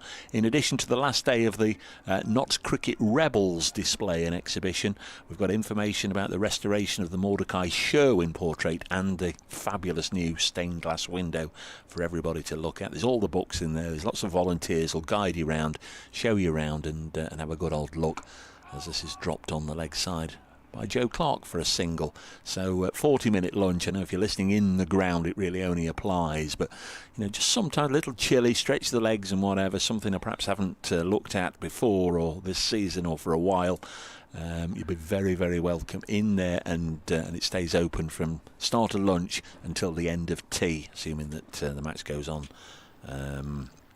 till the end of the tea interval. You'll be very, very welcome in there. They're just saying that with the Surrey Heritage Group. I'll do it after this delivery. Abbott to bowl to Ben Ducket. He's moved into the 60s now, on 61, drops this at the feet of Ryan Patel. No run. They brought out a little book that's, I think, in the museum at the Kia Oval, which is a few people's memories of what it was like cricket during COVID. Great little book. Yeah. And I think Cameron Steele's written a piece in there, and I've written a piece in there. But that's something to go and have a look at as well if you're ever at the Kia Oval. It's very interesting. Yeah, be down there. I think it's end of August, isn't it? Notts visit. Remember, we used to have something stuffed into our ears as we arrived at the ground. Duckett's gone hard and got fortunate over the top of the two-pronged catching cordon behind the wicket. It's gone over the top of them and down to the batman board for 4. 162 for 2. Ducket on to 65. Yeah, just a little bit of width on that, and Duckett's flung his hands at it, and it's flown. Even if there had been a third slip there, I don't think they'd have got to that. No, they needed Reece Topley on Jordan Clark's shoulders, and he still probably wouldn't have been tall enough. What did we have stuffed in our ears, Dave Bracegirdle? It was a temperature they used to take. Oh, during COVID. During yes, COVID, that's yeah. right. Sorry, yes. Yeah, it seems it was a lifetime ago for a lot of people as Abbott bowls, and this has turned up to mid-on, would come into these grounds, and it was very much almost like what you find on a practice day when we come and set up the day before a game starts. On some occasions you'd have the players out there in the middle, and that would be it, wouldn't it? Yeah, they created their own atmosphere, didn't they? But it wasn't the same. I remember finals day at an empty Edgbaston, and that was the one where it rained the entire Saturday. Oh, yeah, we were both at that. And then Peter Trigo in his one game for Nottinghamshire, as we were saying. This delivery is played up to mid-on. There's no run. Dan Norcross was very, very disappointed on the day. I can trust me, he had a lovely time, mine. Trust me, he had a lovely time. If you're there, Dan, as I'm sure you are, the light's taking full effect now, Mark. It's very dark. It is. It's those dark clouds. Brilliant camera work to get those dark clouds, and I noticed as well, brilliant camera work, that some of the bulbs are green in the floodlights. I think they then go. I've just looked straight into them now. Here is Reece Topley coming in around the wicket to Joe Clark, who's hopping at this, playing it into the leg side. That's never a great idea, is it, to look straight into the floodlights? I've now got sort of those black specks in front of me, and I'm blinking. But yeah, so that was Ben Aitchison Isn't there a Ben Aitchison that plays cricket somewhere? Yes, there we are. Derbyshire. There's another Derbyshire one. quick. Sorry, they get. I'm still. He won the just, jungle, didn't he? Just came into my head that. As in around the wicket comes Reece Topley, well played by Joe Clark, pulling this, rolling the wrists on it out towards deep mid wicket it goes, and one more to the total. 163 for 2. Nottinghamshire lead by 129. Oh, that was a different age, Yes, wasn't it? yes. I don't watch that anymore. I've got a bit bored of it, really. I was never that big a fan, really. I'll be totally honest, there was some of them I should have left them in the jungle. Would you take on one of the eating challenges to get food for the evening meal? No, absolutely not. As in over the wicket comes Reece Topley, and forward goes Ben Ducket, plays this one out towards extra cover, and there's no run. It's clear that it's something that you've obviously thought about over a period of years, and you've now come to the definite conclusion that you wouldn't blow your campmates. I know. I don't care if you don't eat. I'm not having that. I know I'm old, but surely when you hit the Christmas period, you can come up with something bit better than parachuting Z-list celebrities into a jungle for a few weeks. It's time we had some more cricketers in there, isn't it? Not really, no. You don't think so? Oh, actually, all right. I did have an idea once. As in over the wicket comes Topley, and I definitely watched this. Pushed by Ducket down towards backward point. There's no run. Dan Lawrence is getting warmed up. If you just stuck in, right, 15 cricketers who have to spend a week together somewhere, I'd definitely watch that, because the boredom threshold... don't give them a football. The boredom threshold would go after about half an hour. They'd just play head tennis amongst themselves. I would definitely have the great Jason Roy in there, because Jason, after 20 minutes, would be climbing the walls of wherever he was. We're coming up with new games that no one's ever heard of before. As in over the wicket comes Topley. Oh, beautiful. Beautiful to Ducket. Back of a length to Ducket. Climbs on him. He's a handful here this morning, is Topley. Good bowling. You see, Phil Roberts claims to know more than anybody else on Jordan Clark's hair. It's a man bun, he says. Is it really? There you are, Phil. I thought it was a ponytail. Well, it's not, because he does. It was on the A back of his ponytail head. flops and flaps about, doesn't it? A ponytail. Yeah, well, You don't get ponies just rolling them up. no, that's true. Very, very true. Don't get a lot of buns, do you? No. As in comes Topley, that's down the leg side, and Duckett's annoyed with himself there, feels he's missed out a bit there, and it's taken by Jamie Smith. So I think we're going to get a bit of Dan Lawrence in. I don't think this is because of light. I think it's just that they want to bowl a bit of Dan Lawrence. Yeah. But it is, even with the lights on, it's pretty gloomy out there now. Indeed, yeah. Thanks again to who have we got today? Spence, Lee, Lewis, Henry on the cameras round the ground, bringing us those shots, the overhead conditions. Callum says Ben Duckett's 50 today was the first time since April 22 at home to Glamorgan that he took more than 90 balls to reach his 50, taking 100 plus balls in both innings on that occasion. Thank you very much, Callum. This you think, cricket statisticians, there's only 4 or 5 people. There's thousands of them. They've got an association, haven't they? Our dear friend and colleague, Mr. Andrew Rad, last year won the top prize, didn't he? Did he? Yeah. For what? Coming up with the best stat of the year? Oh, just his statistics that he does during the season and everything. Good old Radders. He's the BBC commentator for Northamptonshire County Cricket Club, and he's the go-to man for that county's historical facts, as Lawrence's first ball from round the wicket, bowled to the right-handed Joe Clark, just dropped gently on the leg side. No slip, but Rory Burns is just, he knows Joe Clark is a right-hander, but it's almost as if I shouldn't be standing here. He's at leg slip rather than conventional slip, just in case Clark turns it round the corner. He doesn't. He pushes this back to Lawrence, who is ticking along. Of course, Surrey's over rate showing as -4 mark. That will come into it. They'll want to sort that out. 163 for 2 in case there is an early termination of this one due to the weather. Oh, Lord, we'll get a bit of a Rory Burns off speed. Oh, crikey. We had a bit of his medium pace last week. or against Essex, I think it was. Get Jamie Smith bowling, get the pads off. Don't Love a go- bit of I'm that. not going through that again. Love a bit of that. That didn't turn out well last time. We're in the 43rd over. There's Lawrence again. Bowls to Clark and he defends. Mentioned on the first day, Dan Lawrence had one huge disappointment on this ground when he was sensationally caught by Luke Fletcher at mid-on back in 2018. It was Lyndon James' first spell as a Nottinghamshire player. He wiped out 3 Test players. Single push down the ground for a single. Tom Westley, Dan Lawrence and Murali Vijay, the Indian Test batter.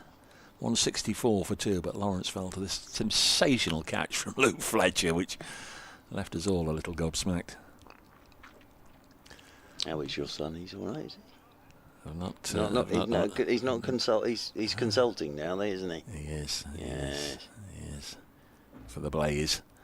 Next delivery is Very bowled to sensible.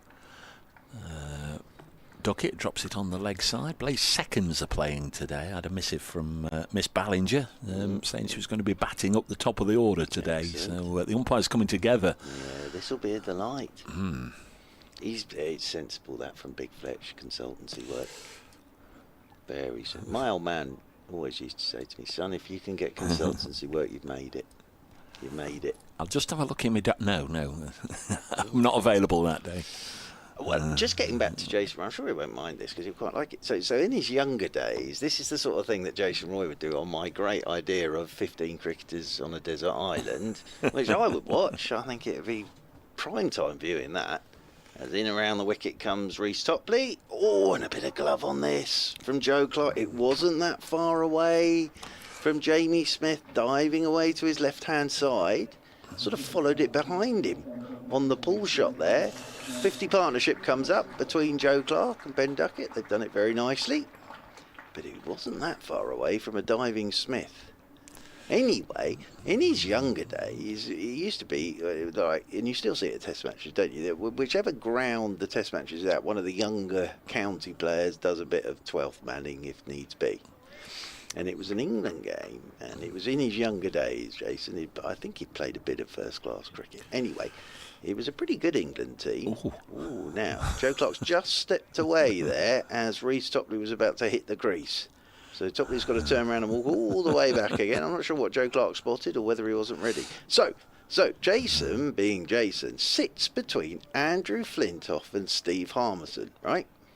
So these are 2 pretty well-established England players. As in around the wicket goes Reece Topley. Short again, hooking, gone, no, dropped by Dom Sibley. I wonder whether he picked it up straight away. That was always the plan for Joe Clark. But I wonder whether Sibley picked it up straight away out the lights, or it's difficult out there, it's gloomy, but he got both hands to it. And Clark's almost fallen for the trap. That's what they've been working on. But Sibley couldn't hang on. And actually, the way he came in at that, he was ending up taking that quite low down. So I wonder if he did pick it up straight away. But that is a life for Joe Clark. As Topley's into Ducket, and Ducket drives up the ground. It's not easy out there in these conditions. And I don't think he picked it up straight away because he ended up trying to take that by his ankles, really, did Dom Sibley. But it is a life. The ball before the drop, there was a slight delay, and that's because Joe Clark had spotted something, and they asked, we can see one, presumably a foreman with a fluorescent green jacket on. There was another one very close to the eye line, and they asked him to take his jacket off, which he did. So that was the distraction. Here comes Topley to Ducket. Ducket's now flicking one off his shoulder down to the fine leg boundary rope for 4. That's a great shot from Ducket. It was banged in, and he's just stood there and flicked it off his shoulder down to the fine leg boundary rope. So they created the chance, Surrey, but tough for Sibley. Yeah. Really tough, because in this light, with the floodlights on as well, very difficult. Probably also coming out of that scoreboard where he is as well, the big electronic bat screen. As Topley will come charging in once again. Been a good spell this from Reece Topley. That's too short though to Ducket with a bit of whip. It's cut away down to third man. Sibley gets round to do the fielding, and Ducket picks up a couple more. Interesting over this from Reece Topley. So Jason Roy looks at Steve Harmison and Andrew Flintoff and goes, I've got a question. Would you, if you were batting, face the other one, or would you rather face yourself? And they sort of sat there and looked at him, and then one of them went, that's a really good question actually. And then it was debated for about an hour and a half apparently. As in over the wicket comes Reece Topley, and that's short again, and this is pulled off his hip by Ducket. Down towards Dan Worrell at deep backward square. They'll pick up a single. One more to the total, 176 for 2. So that would be the sort of thing after 20 minutes you'd be getting on my primetime TV show. Would you rather face the other one, or would you rather face yourself? There you are, Dave Bracegirdle. Thank you. Producer Kirsty, now a couple of years ago you would have been disputing this, but producer Kirsty says, I am the member of the team. She calls us the team, which is nice, Mark, isn't it? All embracing. I've never been part of a team. No, as the member of the team with the most amount of hair, yes. I can confirm. As you're saying this, there is Jordan Clark on the screen. This will be about the top knot. I can confirm it's a fashionable man bun. It's a man bun, is it? But a couple of years ago, you'd have been in the running there. Man bun. Your hair would have been longer than Kirsty's, I think, a couple of years ago. Man bun. What is the world coming to?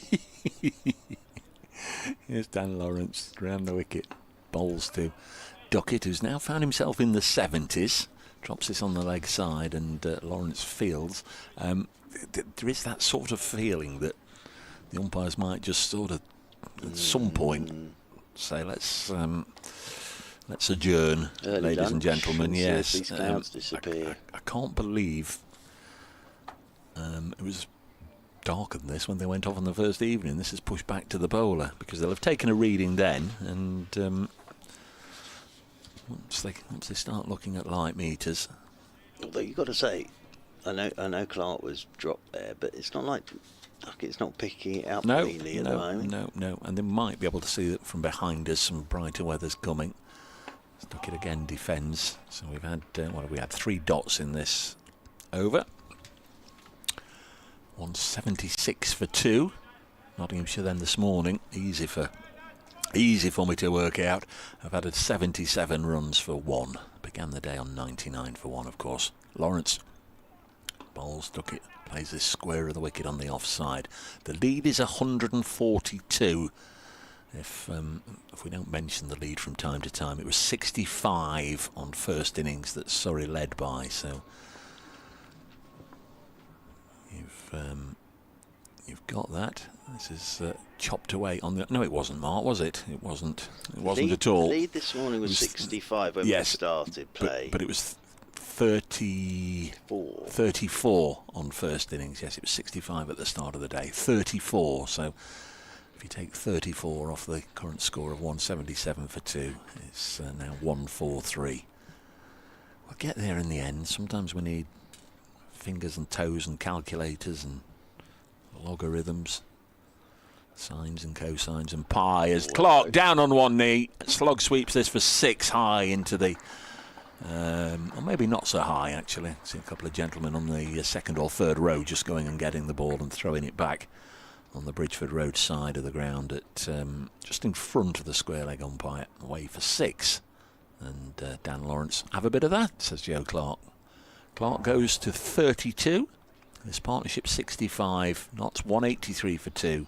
The lead 149.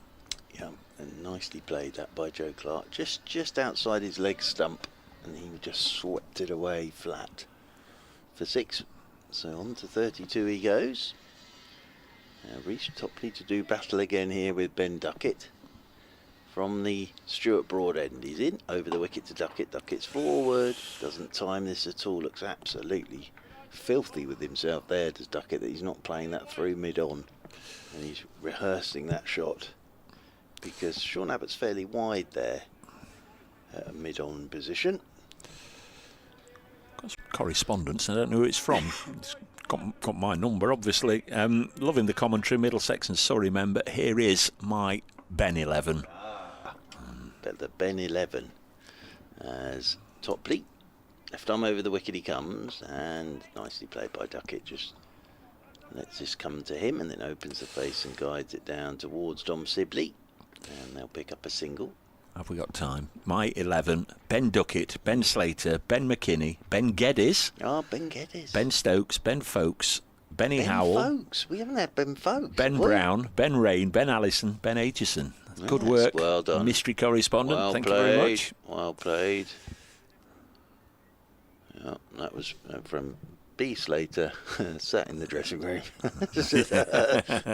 As left arm around the wicket comes Topley to Clark, and Clark's up on his toes, pushes this one down towards backward point, and there's no run. Sound of a drill over there in the pavilion. Yes, we've done all sorts of things over the years. I don't think we've had a Ben before. We've obviously many times done the hyphenated, the double-barrelled with Liam Patterson White. And the condiments, 11's always quite fun, salt and isn't pepper, it? Yep. mustard. Yep, that's always quite a fun one. Corn mustard, boiled onions. Yep. How many times did that crop up? Yep, as in around the wicket. Oh, his Topley's gone after it again as Clark. Now they've gone up for a noise, but it wasn't that convincing from Jamie Smith. It was from Rory Burns at Leg Gully. But nothing from Smith really joined in afterwards. But again, it's taking it on. Here's Clark. It's been a good spell, this, from Topley. The latest communication from Ian Warrington at the start of this over. Dave, why haven't Surrey put a leg slip in for the gloving opportunities from Topley when he's bowling to Clark? Well, he is there now, Ian. Very perceptive of you. Rory Burns in at leg slip. He was in there for the last over as well. As in around the wicket comes Topley, ducking this one is Clark.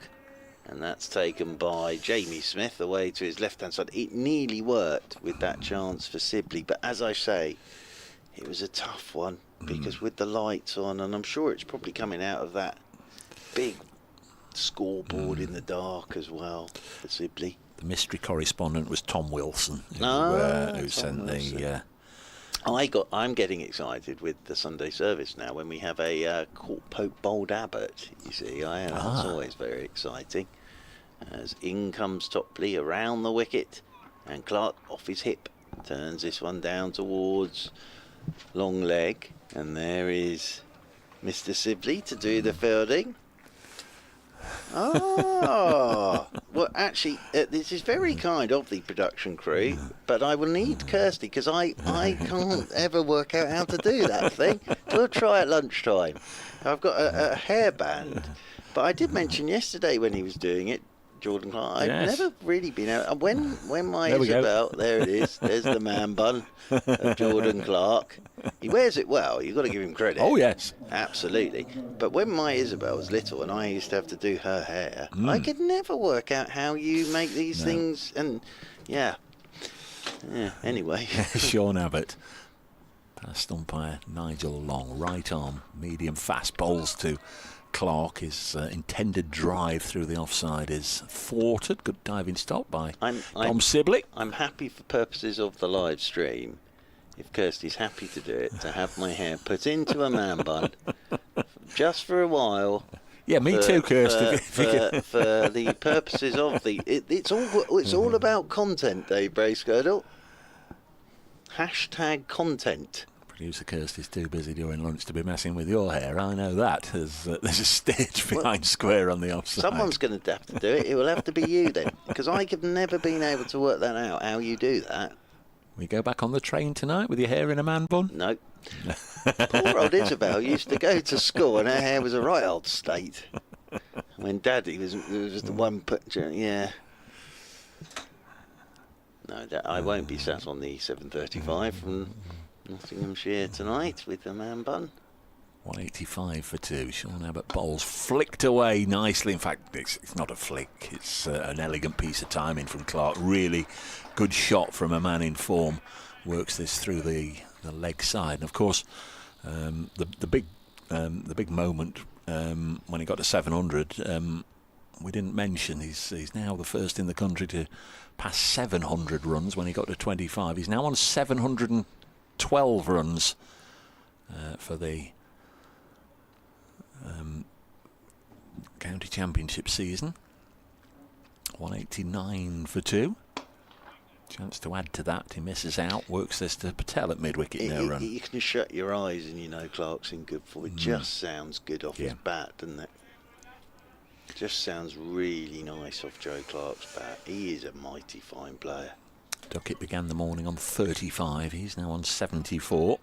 We've got just under half an hour to go until lunch, assuming we don't have any interruptions before then. Next ball is work to leg. Pedestrian rate going on at Cardiff this morning, but the good news for anybody not wanting Somerset to romp to victory is that Glamorgan are still 5 down. 172 for 5, 111 required to win. It's just about half an hour mark since I last looked at that, and it doesn't appear as if they've gone off. They've scored 10 runs in the last half an hour, but they are still just 5 down.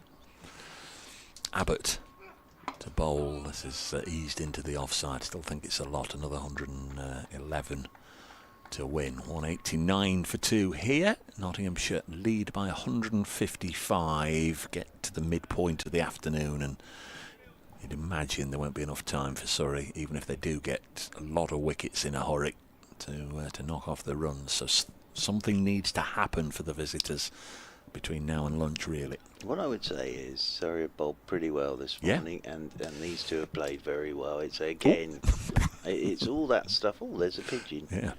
You know, the old dull, it's another dull draw. That's not the case at all here. This has been a brilliant game of cricket. Jim Troughton's, as always, got the bobble hat on. I can see on the live stream. What a fine man. Doctor Who? What a fine man. He's watching away from the boundary rope, coming up with some plans, no doubt, as Dan Lawrence comes around the wicket and forward goes Ducket, turns this into the leg side. They'll pick up a single. He was a wonderful cricketer, Jim Troughton. Now, Patrick was his granddad? Yes, and that was Doctor Who. Yes. Yeah, that's right. As the pigeon has taken a liking to Kevin Howes here. He's just looking in Kevin House's window. Takes all sorts, Mark. Well, Takes look, all it's sorts. not moving. Look. Yeah, it's just staring at Kevin Howes. Oh, it's gone. You stood up. It's gone now. As this is tucked away by Joe Clark out towards Dom Sibley at deep mid-wicket, and they'll pick up a single. One more to Joe Clark. One of those Taskmaster challenges, isn't it? See who blinks first, staring into the eyes of a pigeon. As Ducket settles himself down over his bat again. So first time we've seen Lawrence from the Stuart Broad end. He's going to come around the wicket. The Ducket, that bounced a touch on Ducket. He steers it off the back foot down towards Ryan Patel, who's there at a sort of short third man position. Ryan Patel. So the lead's 157. Not enough yet from a Nottinghamshire point of view. As in around the wicket goes Lawrence, sweeping. There's one of his sweeps, Ducket, from outside his off stump. Conventionally, he's got about 18 of those, isn't he? Yeah. And that whistles away out towards deep backward square. And one more to the total. 195 for 2. He's picked that sweep out the golf bag. Certainly has. Played that very nicely, did Ben Ducket. But as I say, he's got all sorts. Settles himself down over his bat once more. He is, of course, a wonderful player of spin bowling. Here's Ben Ducket. So, they're now depositing Dan Worrell out towards deep backward square, which is going to enable Jim Troughton to possibly just pass on a message to Dan Worrell. Troughton spotted something. Here's the paddle. Oh, and he didn't quite get it right. And Rory Burns spotted it and was going from slip to leg slip. Rory Burns was on the move there. First person I ever saw do that and get it right. Not that Rory Burns got it wrong, because he didn't get near him, but it was Ricky Clark off Harbhajan Singh. And Clark was at slip and spotted that paddle sweep and took a brilliant catch, actually flying away at leg slip. As Dan Lawrence is in, and up on his toes goes Joe Clark, punches this, out towards deep mid-wicket. There's Sibley. It's brightening up a bit now as well. It's that time of the day, Dave Bresco. I need a call of nature. I'm a bit like Sibley. You can set your watch by me. Too much information, Mark. He'll be back before too long, I assume. 197 for 2. The lead is 163. Can tell you that Leicestershire still hanging on at Hove. 9 down, 211 for 9. They lead Sussex by 109. Say they're hanging on. They might have designs on skittling Sussex out this afternoon cheaply. Yorkshire, they're 147 for 8. Still require more than 400, but that's not going to happen. Warwickshire 2 wickets away from victory. Sean Abbott bowls the start of a new over. Joe Clark on 39 defends. Abbott into his 12th over. Figures of 1 for 42. Other games, Glamorgan 174 for 5. I think I've just given you an update on that one. 109 runs more needed. Division 2, Northamptonshire at Derby, just down the A52. Northants 122 for 5 second time round, still 254 behind. Derbyshire on course there for a big win if it pans out like that. This next one's eased into the offside by Clark, there's no run. And finally at Bristol, where Kent are 60 for 2, requiring 201 more to defeat Gloucestershire. All the scores, all the updates on the text service there. As and when wickets fall or milestones are reached by the fabulous team looking after all the games on the cricket page of the BBC Sport website. Notts 197 for 2. Sean Abbott bowls to Joe Clark. And again, it's just played gently onto the leg side. The score of Ducket, which is currently 80, is his second top score of this season so far. He got 93 here against Warwickshire. He's had 77 against Leicestershire, 62 in the first innings against Warwickshire, and he made 42 in the first innings here. So he's been getting starts. He's 80 not out. Abbott bowls. Good delivery. This has been a very disciplined over from Sean Abbott. He's given Clark no width, nothing to feed on. Clark just biding his time, happy to see him out, knowing that individual scores are nice, but the team priority is certainly to get to a point today where the lower order of Nottinghamshire can't suddenly be put into a situation where they might be blown away, giving Surrey a way in. Abbott bowls, again defended by Joe Clark. His partnership is now worth 79 for the third wicket. It's a match, of course, where Surrey won the toss way back on Friday morning, 10:30. Asked Asiba Mead and his side to bat first. Mead and Slater quickly dismissed. Notts were 18 for 2. They rallied to get 4-1-5. Abbott bowls pushed into the offside. That's not Mark Church making the billowing noises. The pigeons are somewhere near our effects microphone. 197 for 2. Surrey came back a century for Joe Clark in the Nottinghamshire first innings, a century for Dan Lawrence in the Surrey first innings. Surrey eking out a first innings advantage of 34. Notts, for a second time, lost to Asiba Mead early on, but were 99 for 1 at the close last night. They're now 197 for 2. So this morning they've added 98 for the loss of Ben Slater, caught behind off Jordan Clark for 50. We're up to speed, Mark. Certainly are, as is the pigeon that's back. As in around the wicket comes Lawrence. This is turned by Ducket into the leg side. They'll pick up a single. Oh, off goes the pigeon, and one more to Ducket. He moves on to 81. 198 for 2. Leads 164. What have we got? 21 minutes until lunch. It's still been a very interesting morning of cricket. Just the one wicket has gone down as Lawrence is in, and Joe Clark, great shot. Just tossed that one up from around the wicket, and he's just put the bottom hand into this, driven it straight through where a mid-off would have been, but it's a pretty wide mid-off. And that whistles over the boundary rope and away for 4. So partnership now worth 84, 202 for 2. The 200 comes up with that boundary for Nottinghamshire.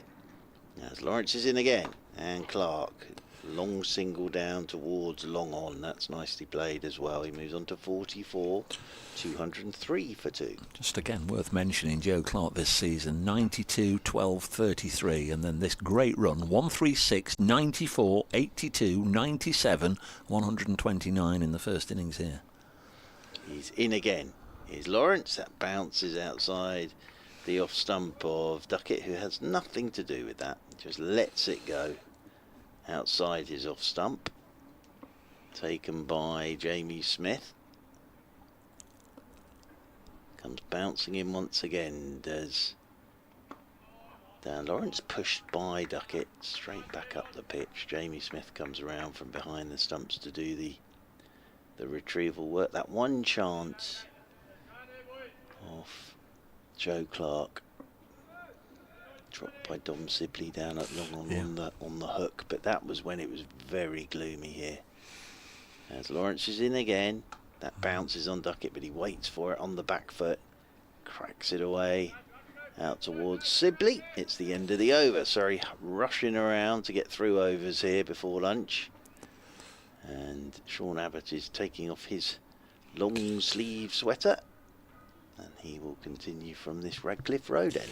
Yeah, I know it's the fashion, the in vogue thing currently within the game for the over rate just to be readjusted during the luncheon interval, but I tend to found, Mark, on the last day, particularly when a side is showing as minus, they do keep a sort of a running tally and chat to the umpires on the walkie-talkie if it's to be adjusted. Still showing as -4 for Surrey. Abbott bowls. This is turned away by Ducket on the leg side. There'll be a couple more here. Goes to 84 now. 18 minutes before 1 o'clock. 206 for 2 knots, leading by 172. I think if I was the Surrey skipper Rory Burns, I'd be asking the umpires just have a little bit of a check on that, please. He'll be aware of it, and as I say, he may have to whip through a few overs himself with Lawrence. 206 for 2. Here's Abbott. Ducket on 84. Sean Abbott bowls, and this one's got big on him and had to take the left hand off the hand. Oh yeah, it struck his right hand. You see, it's still got the odd one in it, this pitch. And they're all going down to have a look at where that pitched, but that did get big on Ducket, and he's felt that. Right hand, looking at his little finger. Yeah. Of course, we had Ollie Pope. Yep, with his thumb.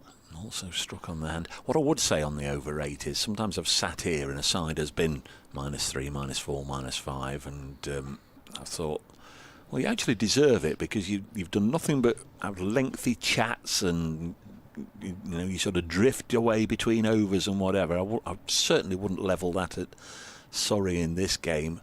They've, for my money, they've got on with it. They've kept the game flowing, and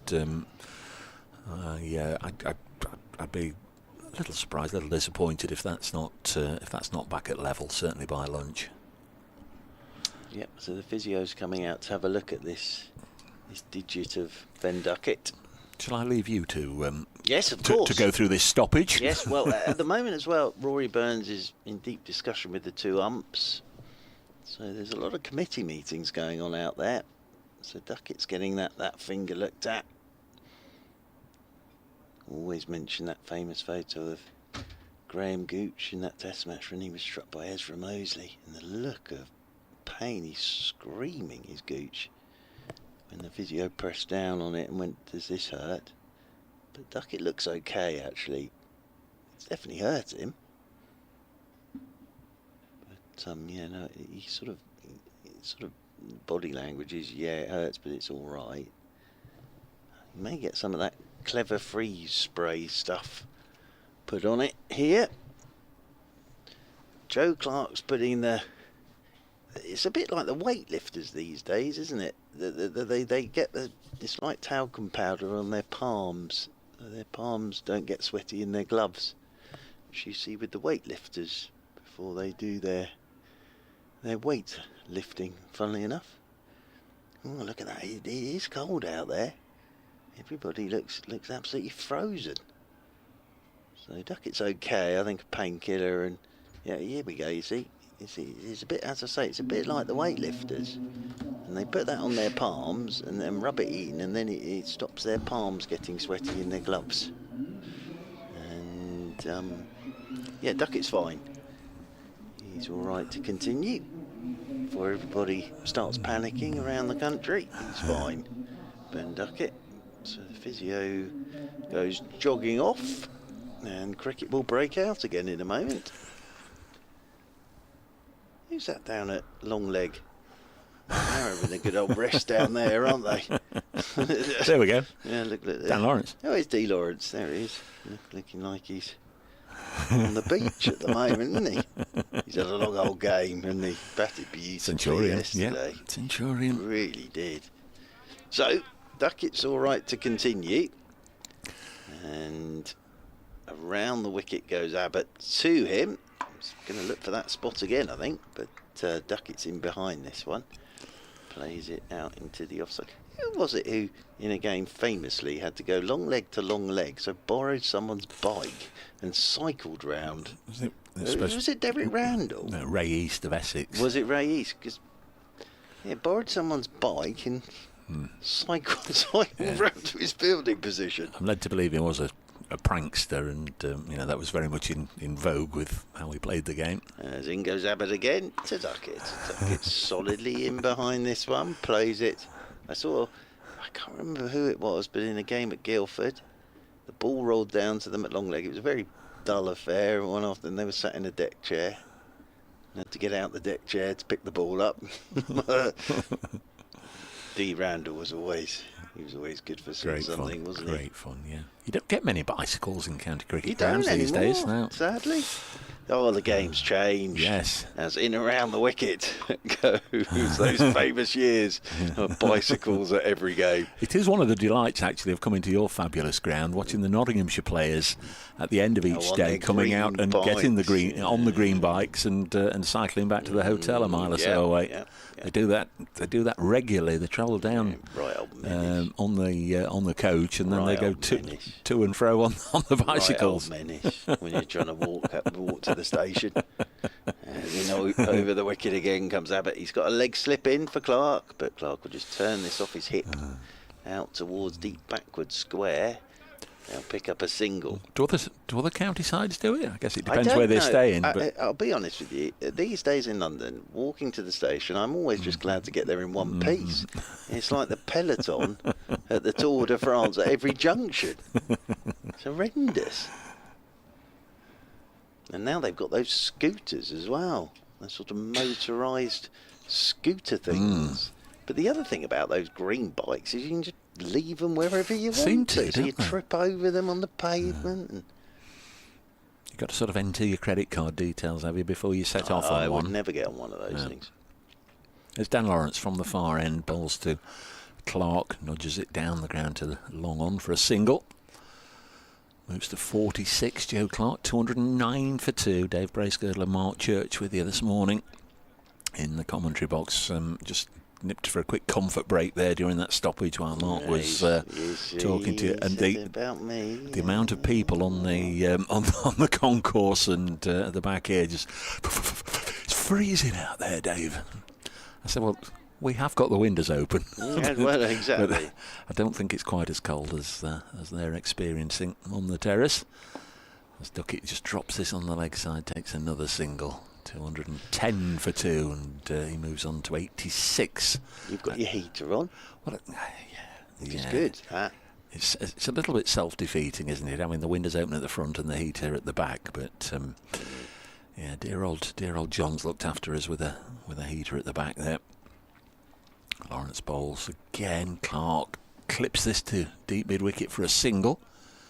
We've had 112 runs scored in this session for one. I think that was roughly what I said at the start of the day, wasn't it? It was. And actually, again, people will look at this and think, oh, this has been boring. It hasn't in any way, shape or form. No, and there's been no help yourself bowling by any manner of means. This is a cut to backward point fielded by Reece Topley, puts in the dive. Ducket and Clark, and before them Slater have had to earn every run they've scored this morning.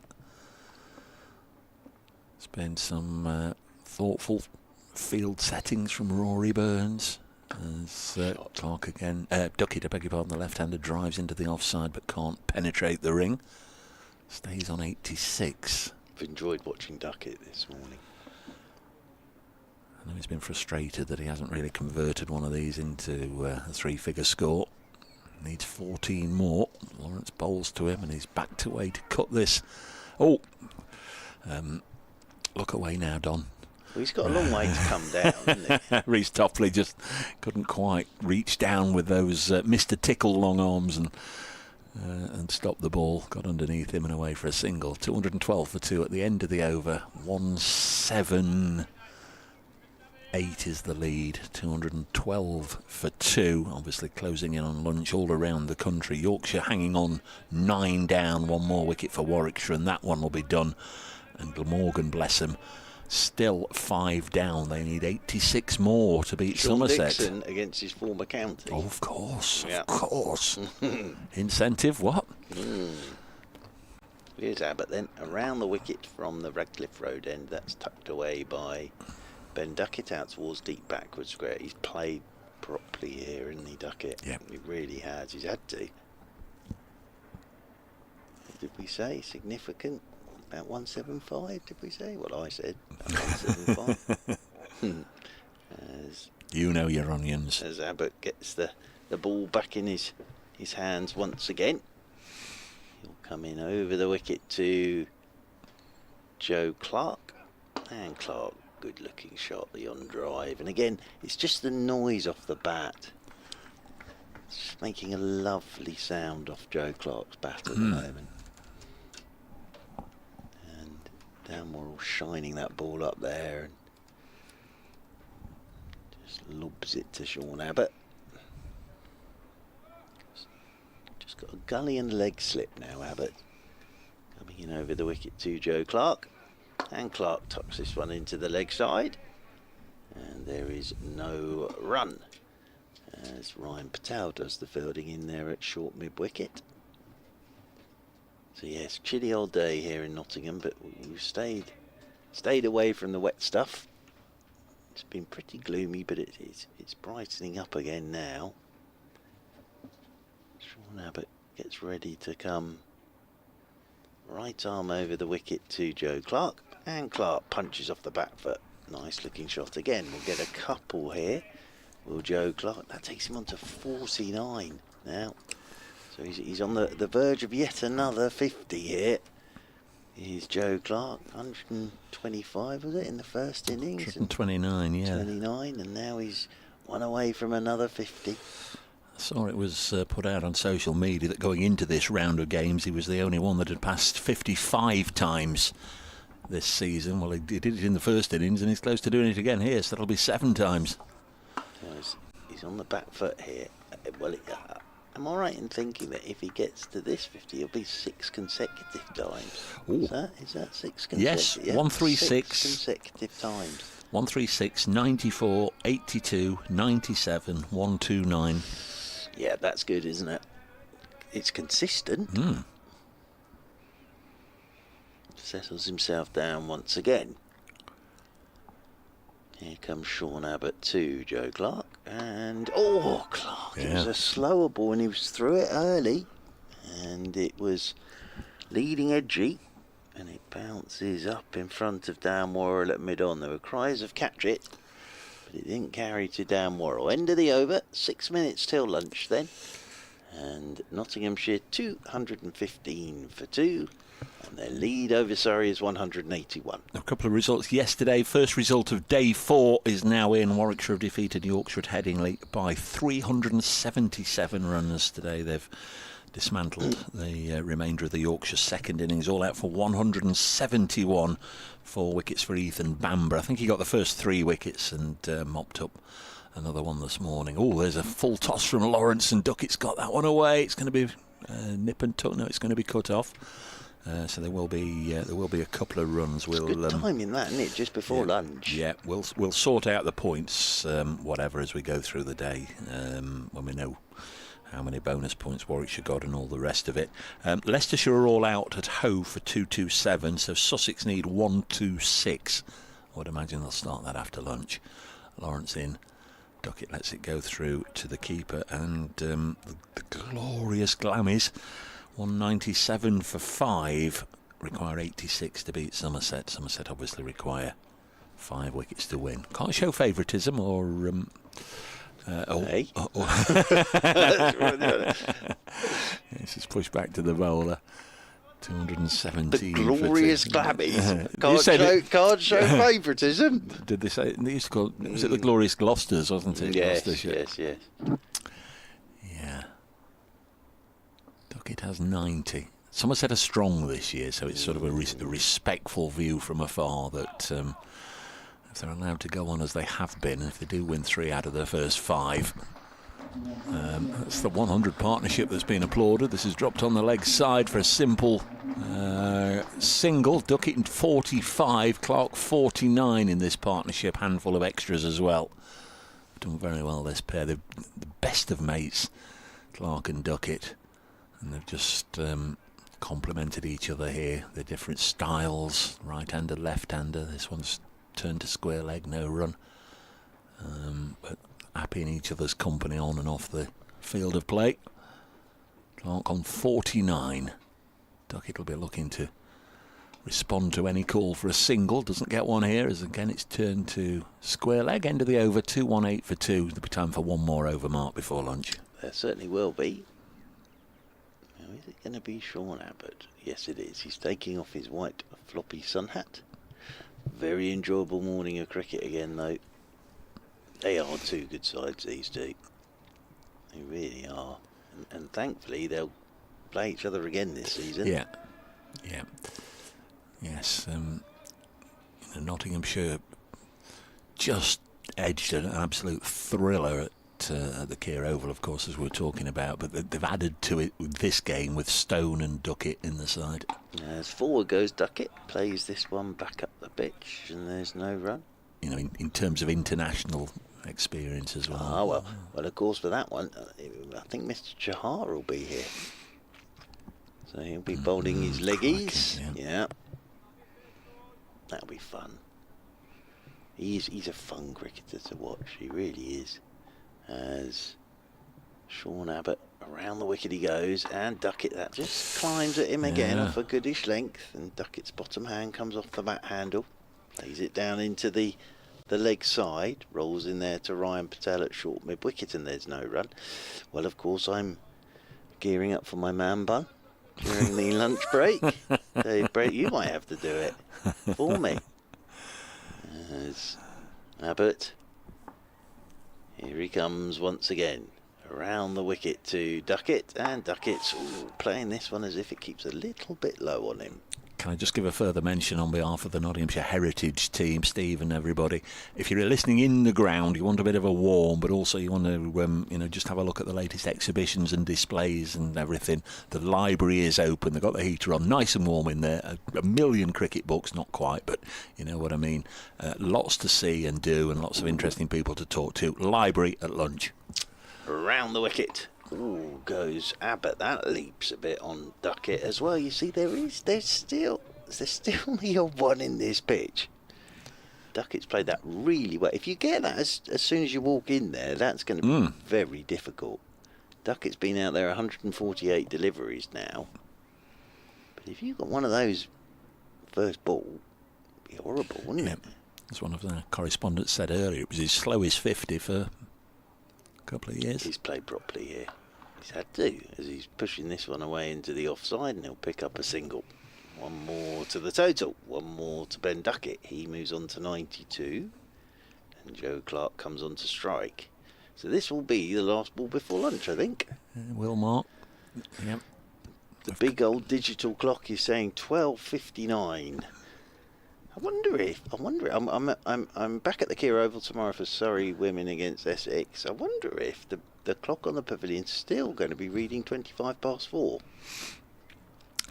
or they have found a part. It'll be right twice a day, as they Yes, say. well, that's it. It's been very exciting. As here is Abbott, and Clark pushes on for back foot. Was thinking about a single to take him to 50, but he'll have to go to lunch. 49 not out. It's been another very good session of cricket. Just the one wicket going down. It's out of Ben Slater, caught behind off Jordan Clark for 50. But now a partnership of 101 between Ben Ducket on 92, Joe Clark on 49. It means Nottinghamshire go to lunch on this last day, 219 for 2. They lead by 185. Thank you very much, Mark. As always, a couple of hours in the company of Mark Church. Absolutely flown by. Thanks to everybody that's been with us this morning, taking the trouble to get in touch. Be doing an update for BBC Radio Nottingham in a moment or two, but then we'll be signing off until the players return, all being well, in 40 minutes' time. One last reminder, if you're on the ground, the library is open and it's warm in there. Go and have a look and have a natter to the team in there. 219 for 2, Nottinghamshire this morning. Ben Slater caught Smith, bowled Clark for 50. That was in the 30th over. 118 for 2. Since then, this pair have added 101 together. From Mark Church, Dave Bracegirdle, Kevin Howells in the background, just steering the ship, and the production team. Thank you for your company this morning. We'll speak to you in 40 minutes' time.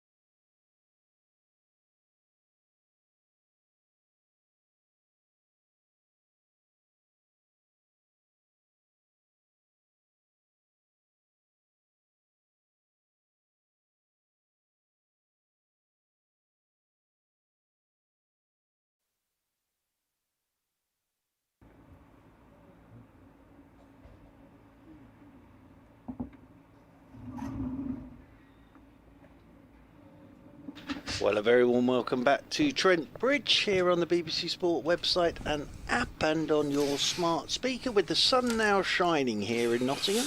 And at lunch on this final day, Nottinghamshire 219 for 2, with Joe Clark and Ben Ducket making their way back to the middle. An interesting morning's cricket, and a good morning for Nottinghamshire, but Surrey bowled well this morning. Nottinghamshire had to play properly, and the 1 wicket to go this morning, that of Ben Slater, caught behind off the bowling of Jordan Clark for 50, but Ben Duckett's on 92 and Joe Clark is on 49.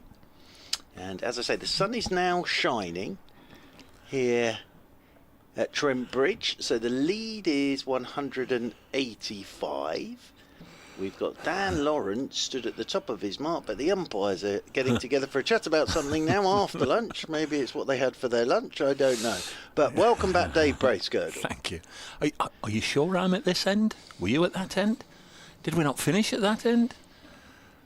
Rory, come over here. We've lost the ball. We don't know where the ball is. I don't know what they're talking about, Mark, but welcome back, everybody. They're on the walkie-talkie. It could be something as simple as that. Yeah, Dan Lawrence is just lying down again. So it's a strange old start after lunch. It really is. We were out there, but something had happened and nobody was quite sure what was going on. But we are going to get underway with Dan Lawrence from the Stuart Broad end of the ground, coming around the wicket to Ben Ducket, and Ducket is forward and plays this very nicely back up the pitch. The other thing that Surrey will be keeping an eye on is that over. I was just going to say that. It's gone down by 1. Yeah. It's now -3. And also I'm looking at the time. Might they not have been wondering if we were early? Actually, hang on, yeah, we're way ahead of where we should be. Well spotted, Dave Bracegirdle. We started 5 minutes early here. Well, Dan Lawrence should have laid down for another 4 minutes. So that was a full toss. So it's slapped back up the pitch. There's Keane, and there's far too Keane.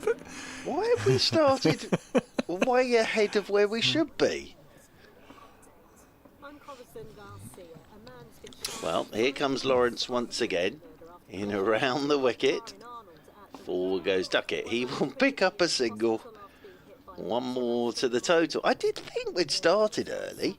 So there's the first run after lunch, 220 for 2. I was still sort of pottering around doing bits and pieces, and then suddenly the players were out there. So we are but on the clock. It's 1:37. He came off at 1 o'clock. Wow, yeah, you don't want to be out now, because you'd be out before the lunch break had finished. As in over the wicket comes Lawrence, and Clark drives back down the pitch, and there's no run. Well, once poor old Michael Brown for Surrey on the first day or second day of the season, he walked out there, nicked off first ball. We looked at the clock and it was 10:59, so he was actually out before play had started. As in over the wicket comes Dan Lawrence, and this is pushed off the back foot by Joe Clark, back up the pitch, and he remains on 49. Chris Nash always used to say that. It happened to him once opening for Sussex. First day of the season, it looked all winter forward to the first match of the season. He was out there and back, and somebody told him they even started. It's not even 11 o'clock yet, mate. You're out before the day started. As this is tucked away, there's Joe Clark's 50. Well played again, Joe Clark. 6th consecutive 50 for him, and there's been a couple of hundreds in there as well. So well played, Joe Clark. 80 balls, 6 fours, and Joe Clark's magnificent run continues. A 6 in there, which was a sweep flat into the stand off Dan Lawrence. But what a run of form this man is in at the moment. So that's what, 7-2-5? Now what's happening at this end? Is this side screens? I don't yeah, know. This is side. All windows need to be shut. It's actually Well, they don't need to rush because we haven't actually started yet, because it's 1:38. I wonder if that was all Rory Burns' idea. I know how we can sort that over 8 out. We'll make the session an extra little bit long. I was actually looking at the far end, at the plastic that's sort of doubling up as a sight screen as Worrell begins the second over of this session from this end. Oh, lovely shot from Clark. That's 4 through mid-wicket. That's a sweet bit of timing. Dan Worrell will be annoyed. He's just drifted onto the pads. It's probably as, understandably because of all the work at the far end, but that's probably as tatty a sight screen as I've ever seen here. It really looks like is. it's about to fall down. Yeah. 225 for 2. Nottinghamshire lead by 191. It's 139. We've had 7 balls so far. Here's Worrell into bowl to Clark, and this is nudged up to mid-on. The big thing, Mark, is that the listeners want to know is about you and your hair and your stylist during the interval. We might get an update on that at the end of the over, if that's possible. It's possible. 225 for 2. There's Worrell to his 13th over. 6 wickets in the first innings, of course. This is pushed back to him. He'd like a little 10 for, wouldn't he, to leave the East Midlands with? Yeah, absolutely. Sitting on 6 at the minute from that first innings, Dan Worrell. It's like the batters. There's no column for how many times you're out in the 90s, and with the bowlers, there's a column for how many fifers and how many 10fers you've taken in a match. He's in now, and Clark was in sort of two minds there for a split second. He was going to work it to mid-wicket and saw that the ball had just moved off the straight, leaving the right-hander, so he just played it out into the offside to young Master Topley. I bumped into a gentleman downstairs who was sort of asking, what do you think, and draw and all that good stuff, if it is a draw. And I said, I think it's just been 2 really good sides going head-to-head, and they've almost sort of stopped each other, really. Clark on 54 and plays this out onto the leg side. I know zero about odds and gambling and all that, but there are people who sort of follow it obviously a little closer. I just wonder what the odds would be on a Nottinghamshire win and B a Surrey win from here. Long. But I wonder sort of, how professionals would mark this up. Phenomenal. This is Ducket defending. A phenomenal turnaround, certainly for Nottinghamshire. They'd have to declare, wouldn't they? They're not going to be bowled out. They have to declare. If they declared now, Surrey would need 193, but it would give Notts 60 overs to bowl at Surrey. It's not going to happen, but just hypothesising. It is the end of the over. I don't know if we can get an update. There we are. Right. There you go, Mark. So now can we see this? Well, I'll go like that. There you see, look, I've got the man bun. Yes, he's had it done. Thank you, Kirsty. I'm not sure I'll go back on the train with it, but there I did say I would. It's a sideways look for everybody there. Have members of the public seen it actually, or is it just myself and Just producer Kirsty? And now anybody who's watching the live stream. As in over the wicket comes Dan Lawrence, and this is whipped into the leg side, and they'll pick up another single. And I just wonder at the end of this over if we can quickly. I've got a little present for you, Dave. For me? For you, old boy. And I don't know whether at the end of this over, if Kirsty can get back into the commentary box with my man bun, I will present you with my gift to you. I hope you've not spent too much, Mark. I've spent a fortune. As in comes Lawrence. This is driven by Ben Ducket out towards the sweeper on the cover boundary rope, and that is another single for Ben Ducket.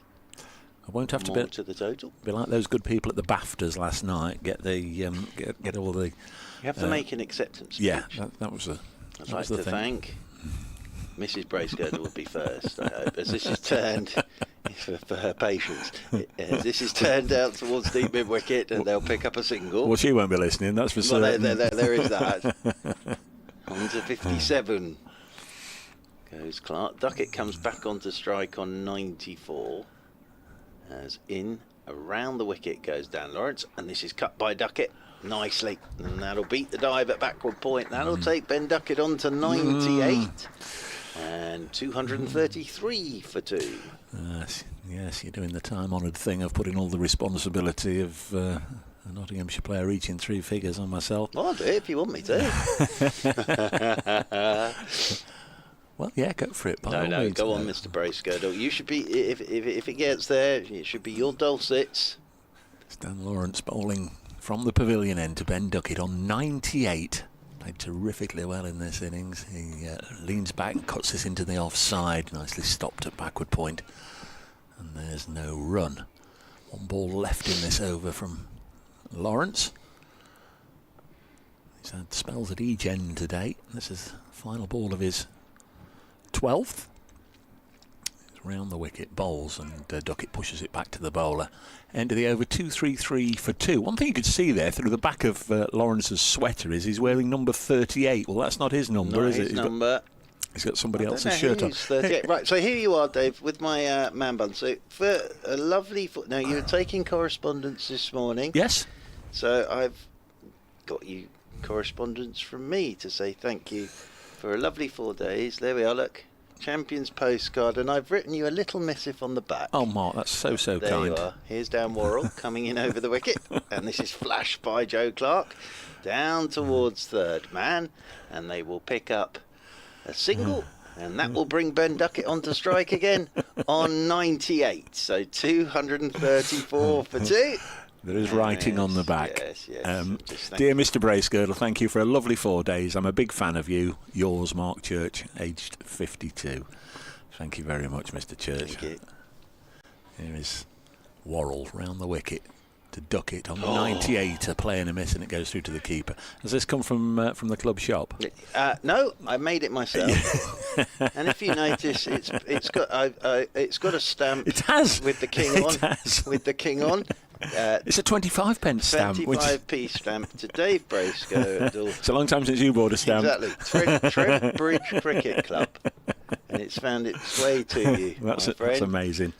Thank you so much. I'll be sure to reciprocate as Worrell bowls and Ducket defends. I'll have to think of something for when we come down. I did actually purchase one of your books, typical Surrey, which I don't think I ever got signed, so I must make sure to bring that with me next time. There's still about 300 left, so don't worry. No, I want to get my copy signed. Yeah, well, yes, that's very kind of you. Ducket on 98. Partnership of 116 so far, and again he's being kept nice and honest here by Worrell. He's probing away at that off-stump line, making sure Ducket has no freebies at all here to go through to what will be, or would be, there we are, we've jinxed him now, it would be his first Nottinghamshire 100 in over 2 years. He's not played that much, of course, only 4 or 5 games since then. Got 218 at Edgbaston in April 2024, his last ton. This is defended again into the offside, no run. Rory Burns has come out of one of the slips. He seemed to alternate this morning between being at first slip and being at leg slip, but he's now stood with his hands in his pockets at mid-off. He's played very well here. I'd like to think there's some hand warmers in there. You always tell the young uns to get your hands out your pockets when you're fielding, but on a cold day you need the hand warmers. Worrell in again to Ducket, push this again into the offside square of the wicket. Good stuff from Worrell. It really was a good over from Dan Worrell. 14 overs, none for 34. Knots 2-3-4 for 2. What I've liked about this from Ducket, we saw a bit of it in the first innings, is he's had to play properly here against this attack. He's actually been letting balls go. He's looked very solid in defence. There's been the typical Ducket back foot punches and drives through the covers and just sweeps against the spinner, but he's played very well here. Ben Ducket sets him up nicely for the sum of this. Dan Lawrence in over the wicket to Joe Clark, and Clark turns this one straight back up the pitch. And Dan Lawrence does the fielding off his own bowling, and there's no run. The one thing I would say about Kirsty's brilliant man bun she's given me is I don't have to wear my glasses on my top of my head anymore, because my hair doesn't get in my eyes. As this is turned by Joe Clark out towards deep mid-wicket, they'll pick up a single, and that will bring Ducket back onto strike again on 98. Facing Dan Lawrence here, we might get the slog sweep out again, and Surrey prepared for it. Got 2 out on the leg side fence. Where will the gap be? Lawrence bowls, Ducket hits a low full toss to mid-on, and there's no run. Producer Kirsty wonders if you're related to Peter Trigos. There's a lot of the Peter Trigos about you, look. Oh, the great... I'll take that, Kirsty. 2:35. Very handsome man, Trigo. For 2. Lawrence bowls to Ducket. Again, a forward defensive block into the offside. Very handsome man. Oh yes, Young Trigo. stylish man. Well, I wouldn't go as far as that with some of the stuff He he would. puts on. I know he would, but I wouldn't. But yeah, well, I'll take that. 2 balls left in the 60th over. Ducket on 98, faces Lawrence. Pushes this out into the deep on the offside. There'll only be a single. Sibley doing the fielding. I was once driven to finals day by the great Trigo. Oh, and I kept saying, are we going to a wedding with what he was wearing for finals day? Clark on 59. Turns this to mid-wicket. End of the over, 236 for 2. If it was his current mode of transport, What's he driving you'd have these got there days? very, very quickly. What's he in these days? Well, it's He's got his Lamborghini. it's a He had one of those big truck things before. Oh, yeah, it doesn't surprise me. Old Magnum PI himself, eh? it's just really, really nice sports car, which he just leaves in the Taunton car Of park. course he does. Ducket on 99. Worrell bowls to him, and he's going to run this away onto the offside, and will take the single. And Ben Ducket goes through to 3 figures for Nottinghamshire. 6th player for Notts this season to reach that landmark. That's a very, very good innings indeed. He's got there from 168 balls with 14 fours, and all of his teammates come out to applaud him. It's 31st first-class 100 for Ben Ducket, his 11th for Notts, his 6th on this ground, and his 2nd against Surrey after 1 for Northants back in 2015. Very well done, Ben Ducket. Worrell into Clark, who just pushes it back to the bowler. Well, number 1, very good innings from Ben Ducket. Number 2, his game's in good working order. And thinking ahead to what he's got coming this summer, what's impressed me most with Ducket is defensively, and he's let a few go outside his off stump as well. 237 for 2. Clark will be eyeing up. Oh, he's been struck Not on the pad anymore. here, and he's out. Won't be eyeing up anything because he's gone, Joe Clark. LBW to Dan Worrell, getting his 7th wicket of the match. Might have kept a whisker low. He's really bowled nicely, Worrell, once again. And Joe Clark really trapped on the crease line by one that struck him in front, and Joe Clark has to go. LBW to Dan Worrell for 59. Whether that will open the door to anything more significant for Surrey or not remains to be seen. But here it is again on the pictures we're watching, and that's out all day long. I'm afraid that's the easiest decision of this match, or maybe this season for Nigel Long. Joe, you got to go. 113 minutes he was at the crease. LBW Worrell for 59. Yeah, and he's played very nicely in this second innings again. He's had a tremendous game. He kept a little low on him, but I think his problem was he got stuck on the crease as much as anything there, and yeah, that was out, and I think he knew it was out as well. So Joe Clark goes for 59. The lead's 203. It would need something fairly spectacular from here. Plus, it's just got gloomy again, and we may be seeing the lights going on. So Jack Haynes makes his way out to the middle. Played nicely in the first innings, did Jack Haynes. But yeah, Joe Clark heads to the utility bowl on Friday, and it's still on, but he's gonna have to go well. 730 odd he's got. He needs 270 in 2 innings. You never know. You never know. Although the way that Hampshire are batting at the moment, you're going to have to hope that Nottinghamshire don't bowl first, because they keep getting knocked over for not very many, don't they? Yeah. So Haynes is out there in the middle. Worrell has his 7th, as Dave Bracegirdle was saying, in the game. Surrey have their first after lunch, but it's just going to need something ridiculous from here. You need something like a hat trick or something like that. As here comes Worrell in over the wicket to Haynes, and Haynes is forward, covers up, plays this one down into the leg side, and there is no run. But then again, with this Nottinghamshire bowling attack, you never know, do you? So you're projecting this forward. Another 7 wickets will go down, and then Surrey will be skittled. Well, I don't think that will be happening. No, but, nor me. Here comes Worrell, and Haynes is forward, playing this one out into the offside. But I think what it's been is, as I say, 2 very good sides going head to head, and they've sort of almost collided and stopped each other really here. But there's been some fantastic performances in cricket. As Worrell over the wicket he goes, and Haynes has a fiddle. One outside is off stump. It's the end of the Worrell over. The wicket of Joe Clark.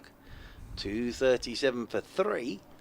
Nottinghamshire lead by 203. As one or two have said, this would be a very good 5-day match set up nicely. Glamorgan still 5 down, 213 for 5.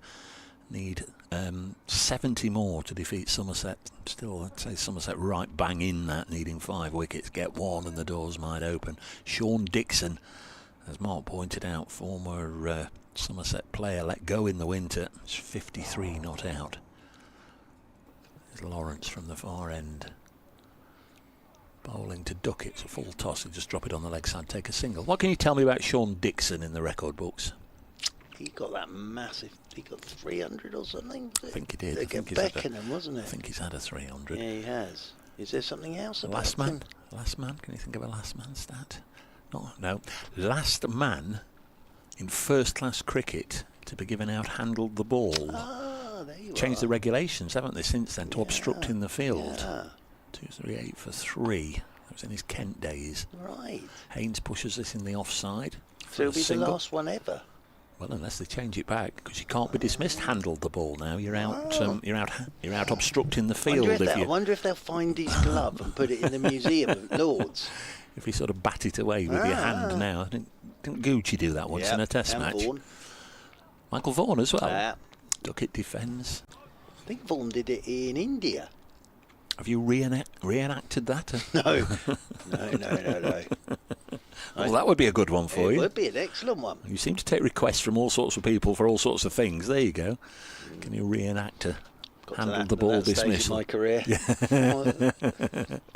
Lawrence bowls Ducket, continuing on his merry way with another single, 240 for 3. I have to admit, at the moment with my silly shots that I put out in the mornings, there was one the other morning, and I've sort of taken to using a golf ball because it flies off concrete. It would, yeah. Yeah. Watch your note, Lawrence. Idiosyncratic action, I think I described him on the second day. Bowls and Jack Haynes on 1.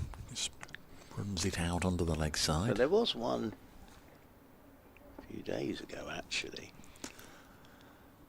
Haynes has a single to his name. Comes down the track, gets to the pitch of it and just forces it almost from under his body out onto the offside for a single. 241 for 3. I won't let people into too many secrets because you don't want to give away the No, special because effects. you're a very private man. You don't share your innermost thoughts. No, exactly.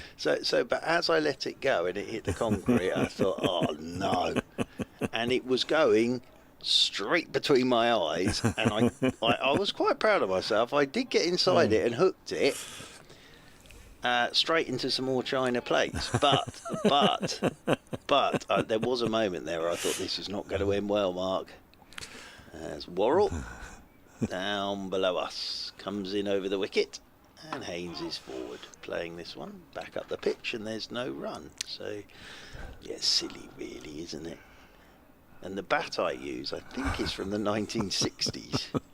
Yes, there are bits of it falling off at regular intervals. Jack Hobbs. I think it's a Surrey actually, from memory.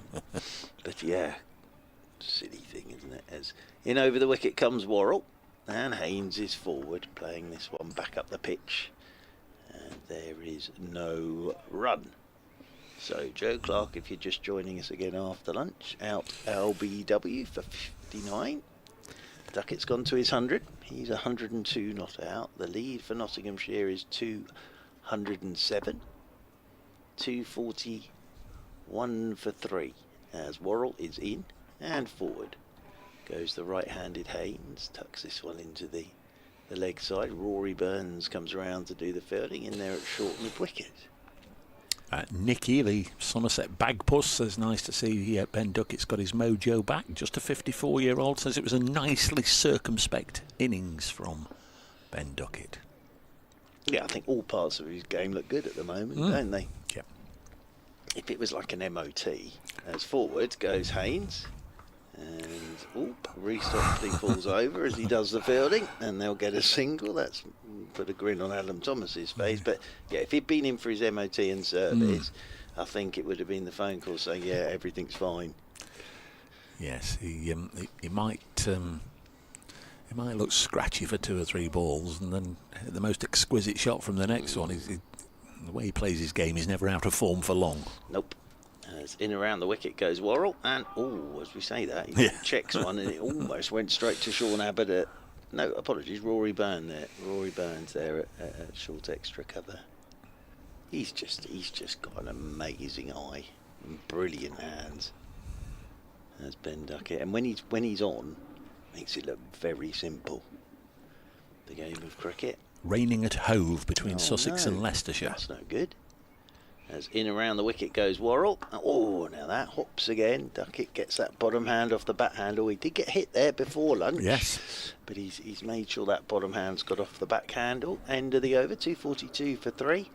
Yeah, because Sussex are in a good position there as well, aren't they? They're 16 for 1, require 115 more to defeat Leicestershire. So they'll be the most eager, I think, of the 2 sides to get out there. Still playing in Division 2 at Derby, where Northant's second time round 152 for 6. They're still 224 away from making Derbyshire bat. I think it's safe to say Derbyshire won't be batting again in their second innings. Here's Lawrence wearing the mystery shirt under his woolly-pully as Haynes pushes us into the offside. It's number 38, it says. Have you got your binoculars? Because he is number 28. So I wonder if he is wearing a shirt, but it's coming through as it might be one of the sort of cable knit knots. It might well have been. It falls now. Just wonder if we can. This is asking a lot from our fantastic team. If anyone can, they can. At the moment, I can't say if anyone can for Eddie McCann, but you won't be able to see his number when he's running towards us. This is chopped away to backward point, and there's no run. So the bowler, Dan Lawrence, I think that's 28. Okay, so but I think what's happened there is one of the knots in his cable knit has made it look like a 3. There we go. Oh no, I think that's 28. Yeah. He's not the sort of fella to borrow somebody else's shirt, is he? This is pushed onto the offside 2 foot. Have you got a 38? Where Nottinghamshire 243 for 3. 2 significant things have happened since lunch. Ben Ducket has reached his 100, his first for Notts for 2 years since playing away with England, and then Joe Clark out for 59. Notts 243 for 3, leading by 209.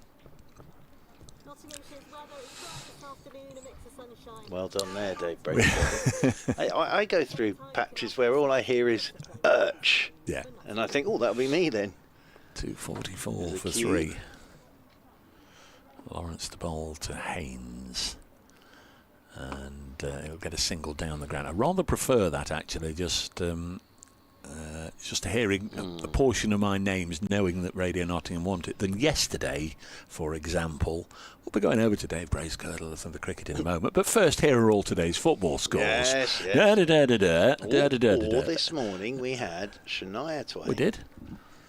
And then Don't mind a bit of Shania. Yes, and then you uttered the immortal line. If anyone had just tuned in, man, I feel like a woman. Yeah, that would have been an interesting tuning in at that point from Dave Bracegirdle. Is that what it's called? No, I'm not sure. As in, over the wicket comes Worrell. Yes, I think it is. As Haynes pushes this one off the back foot out into the offside. Just talking about that, I remember, who was it? Peter Siddle. We were down at Chelmsford for Alistair Cook's last Test match, and Siddle wore Cook's shirt for the entire game as a tribute. He wore Cook's Essex shirt for the entire game as a tribute to Sir Alistair. As in over the wicket goes Worrell, beats Haynes on the outside. Haynes is a bit annoyed with himself for playing at that. Good man, Siddle. Should have been playing here in the blast, but not now able to come. Not long until that all starts. A week on Friday. Yep. Surrey, Lancashire. Notts, Yorkshire, I think, here. There we go. And over the wicket once again goes Worrell, man forward. Goes Haynes, plays this one back up the pitch, and there's no run. Good win yesterday for the England women in the ODI by 1 wicket. Charlie Dean, the captain, and Tilly Courtine-Coleman was there to get them over the line. Surrey women in a Metro Bank action tomorrow. Nice name, Tilly. I know a lot of people. It's short for Matilda, isn't it? I don't know if she is or not. Yes. Oh, now this one has hit the bottom hand of Haynes again. It's good bowling. This Worrell's giving this a right old go after lunch. I like Tilly. Good bowler. Yeah. Really good bowler. Took a 2 for yesterday. No, I was referring to the name. Oh, really, sorry. Yes. Matilda. There's a lovely. There's a lovely name for a young lady or a cat. As in over the wicket once again goes Worrell, solidly forward. Comes Haynes. I haven't heard anything about exam today, so I'm taking it that's good news. Did you say it was English today? English today. Yeah, English today. Oh, you got to write a story, haven't you? Oh, no. No? It's not all that. You study novels and you get asked questions about... Oh, is this literature? Yes. Oh, no. As forward goes Haynes and plays this one out into the offside, and there's no run. End of the over, 2:45 for 3. I thought it was the English language. Sort of had to write a story, a 500-word story or whatever it might be. No, it's sort of questions about their novels. I've read 2 of them. For her. Some of the classics? Oh, yeah. Of Mice and Men and Dr. Jekyll and Mr. Hyde. Yes. Tales from the Front Line, Luke Fletcher. that didn't come up in the syllabus this year, funnily enough. It got taken out the syllabus this year. People wandering about in front of the Batman board, but they're certainly not in the line of fire. So Lawrence comes round the wicket, bowls to Ducket, defends, and turns and has a bit of a blather with Jamie Smith about England matters. Little smile between the two of them. 245 for 3. Nottinghamshire just doing what they need to do today up to this point as Ducket again defends. He's been very responsible. This is a case of Ben Ducket getting as much out of today as he possibly could. He's having sort of an extended net here. He's got himself his century. Facing some very good, very accurate, very probing bowling and dealing with it well. He pushes this back to Lawrence. There'll be chat out there trying to, not deliberately, but just trying to get him to lose his concentration. Come on, this is an entertainment industry here, Ben. Play a shot. Mind the windows, Tino. 245 for 3. That was funny, wasn't it? Flintoff saying that to Tino Best. Yes, it all worked out very well, didn't it? Mind the windows. I think it was it the title of Tino's autobiography? I think it was in the end. Was, yeah. Ducket 103. Cuts this into the offside. He's called Luke Fletcher Shrek. Second mention in a minute of Luke Fletcher. He's called him Shrek. And he said, he didn't think I was Charlie Shrek. He just knew I was a big man, so he called me Shrek. Yeah, you see it again. Final ball of the 66th over. Lawrence round the wicket, bowls. Ducket will chop this away, but again misses out. Plays it to backward point. End of the over. Maiden. Lawrence is through 16 overs, 3 maidens, none for 52. Very respectable figures from Dan Lawrence, who's had a really good game. Got a century in Surrey's only innings, and he'll be nicely tuned for next week's trip to the frozen wilds of Yorkshire. Yeah, well, he's just been in good nick all summer, Dan Lawrence. It's at 3 tons now, he said. Yeah, and when you see him playing like that against this attack, You hope that that's not it for him in terms of England Test Yep. stuff, because he does play beautifully. As Worrell comes in over the wicket to Haynes, and Haynes lets this one go outside his off stump. As people say, there are no gaps for 5 or 6, aren't there? If they're going to have Root, Brook and Stokes penciled in there. Until Joe goes past that chin and then decides enough's enough. That number 4's locked down, isn't it? Brook's not going anywhere, and if Stokes stays fit, that's the big if. Yeah. As Worrell comes in over the wicket to Haynes. Haynes forward. Laying this one back up the ground to Jordan Clark, who bends down and picks up. Hope your working week is going okay. Shock to the system, I know, for a lot of people. Came back to work on a Monday, but if you've been able to stick the old earbuds in or the headphones or whatever and follow the cricket, if you're at your desk or out on a tractor or in the van going up and down the motorway, glad to have you along. As over the wicket again goes Worrell. That's coming back at Haynes, just nips it back and bounces. Worrell's been really impressive here again since lunch. He's got the wicket of Joe Clark, and he's made life very uncomfortable at times for Haynes and Ducket since lunch, which started early. Don't forget, we started at 1:35. Oh, sorry, it's over 8. I've just looked on the prompt of that. +5 now. Oh no, it's 0. gone to 0. Sorry, I was looking at bonus points. As forward comes Haynes. So Surrey are back to 0 on the over 8. Yeah. There you are. You see, bit of Dan Lawrence does the trick. Do you think will we go to tea at 3:35? Do we think? Well, we'll have to see. Depends which clock they're going by, but it's a huge moment in cricket in terms of that starting. It did seem as if we only had a 36-minute lunch, didn't it? Well, that's huge. As in over the wicket goes Worrell. Oh, that's going to hurt. That made a resounding thud into that bottom hand of Haynes. He's okay, but again, it's a good bit of bowling from Worrell. That got very big on Haynes.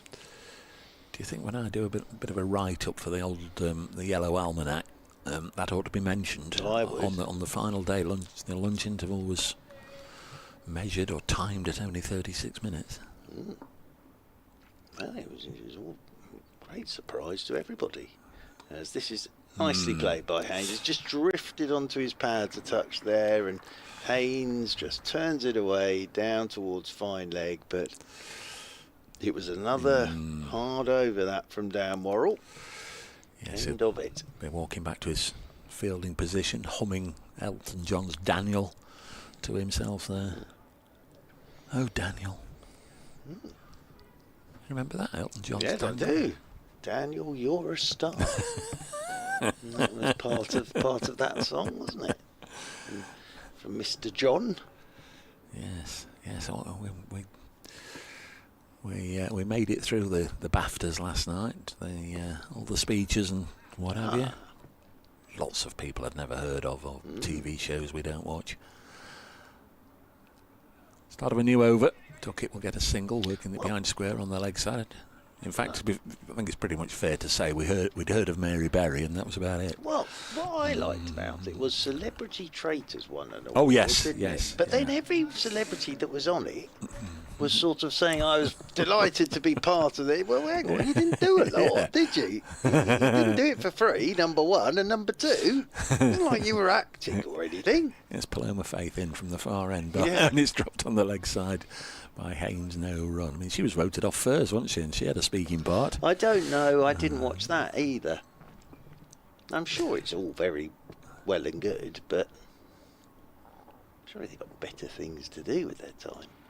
Lawrence bowls again, and Haynes turns it on the leg side for a single. 251 for 3 from choice, unless it involved hitting or kicking a ball, I wouldn't be watching it. But sometimes you just have to, you know what it's like, Mark. Sometimes you just have to go along with it, and when I'm told what we're watching, that's it. That's what we're watching. This one's cut into the offside, and there's I must admit, I got slightly obsessed with this programme where I can't remember. Well, it's called Married at First Sight, where you only meet the person you're marrying when you're stood there and you have to say, I do. Ducket gets a single on the leg side. Yeah, it's very popular, you know. Is it? Oh, yes. Oh, and there's been some right old fallings out. When they Well, you do surprise me. when they actually find out who the person is and what they're like. So you meet somebody and you walk up the aisle with them. Oh, and you meet that's them it. went at the end of the aisle. 252 for 3. Lawrence bowls. Haynes getting a nudge to mid-on. Good stop by the skipper. End of the over. And there was another one. That Is this for TV purposes, or is TV. this? Is this a genuine wedding done by a? I've never really worked proper that minister? bit out. Yeah, well, there is someone there who seems to know what they're doing, but it's sort of then it's the after, and then they come back and there's sort of like a relationship expert and somebody. You could do else. Well, I can assure you I couldn't. And then Man bun time.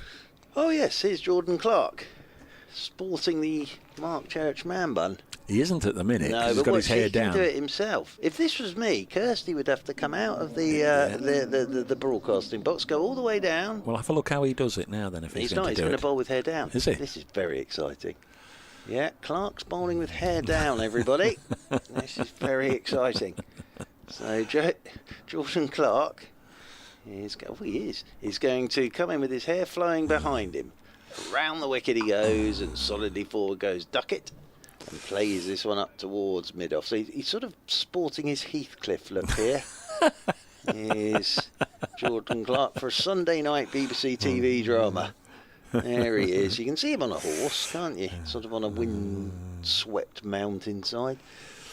As Clark comes charging in once more around the wicket, and Ducket slaps this off the back foot straight out towards Ryan Patel, sweeping on the cover boundary rope. Oh no, he's gone man bun now. There we go. 2 balls with hair down, and now it's back to the old man bun. Alan Wilson was in touch this morning, who does the public address at Mansfield Town. Enjoying the commentary. Named cricketers called Ben when put to the test. Waterloo to Clark's runs. This pair making cricket fun. To top it all off, we've now got the man bun. Keep up the great work. Thank you, Alan. Well, we have now. Thank you, Alan. Over the wicket goes Clark, and that's punched off the back foot by Haynes down towards backward point. So that's one programme. But my Isabel used to be into this one, which was... oh, it was great. So that they wouldn't get to see their wedding dress. Somebody else would pick it for them. Oh, and then it would be revealed on the morning of the wedding. Oh, it was magnificent. Oh, I don't know why Isabel really got into that, so I had to sit and watch it with her. And then I got really into it, as this one's pushed away by Haynes off the back foot down towards third man. Oh, there were some right old moments there. You know, the old one of, I want a long dress. It's always been my dream. And then there it is, and it's a short dress, and it hasn't got any sort of bit on the shoulder that they wanted. Oh, and then the whole thing falls apart. Magnificent programme, that. I don't know if it's still on, but I really got into that for a while. And around the wicket comes Jordan Clark. This is turned into the leg side by Ben Ducket, and sliding stop by Reece Topley. And there is no run. 255 for 3 on the board. There used to be this sort of the old the makeovers for your room, didn't you? You moved out and they came in and redesigned your front room. That's right, old Llewellyn Bowen, wasn't it? This one's pushed away down towards backward point off the back foot by... I saw him once at the utility bowl reception, Lawrence Llewellyn Bowen. End of the over, 255 for 3. Thought Surrey had made a dramatic overseas signing. There was somebody here one year when you came. Charlie from Bargain Hunt. Bargain Hunt. Was it? That's right. Yeah, he loves his cricket. Charlie from Bargain Hunt. Yes, he was. It's one of the things we remember. Yeah. Yeah, he was doing some filming round the ground, I think. That's right. I knew you were a little excited to see the great man. As Jack Haynes opens the face, guides this on an angle of 45 down towards third, fielded, intercepted really by Dan Worrell, the bare-headed Dan Worrell, with the The looks of a monk from above. If you've got the drone camera to look down on him, a little bit like me, you'd think it's a monk down there. Friar Tuck. This one's turned down the leg side. Ducket goes to try and whip it away and doesn't. Bit of spin, ends up playing it on the offside to Topley, and there's no run. Did you see Friar Tuck as well this morning? You said you'd seen Robin Hood. Okay. Outside the castle. It's all his merry men, weren't there? Will Scarlett, Eleanor Dale, bit of turn here away from the left-handed Ducket and through to the keeper. It's nicely bowled by Dan Lawrence. Just held that one back a touch, I think. Made Marion. Yep. New ball will be due in about 40 minutes' time, 10 overs or so. Ducket comes down the track to make this delivery from Lawrence into a full toss and just slaps it away with contempt.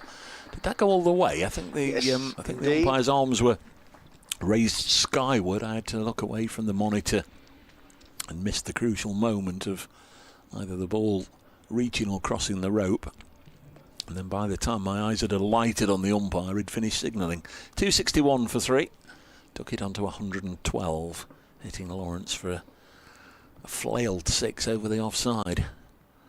Next ball is just defended back to the bowler. Yeah, that one came out a bit wrong from Dan Lawrence. Glamorgan need less than 60. They need 59, in fact. 224 for 5. Not been a wicket taken today in Cardiff. Crikey, keep touching the wood with your fingers crossed, Notts fans. This is played to mid-on. Nothing against Somerset, except it was glorious Glamorgan before lunch.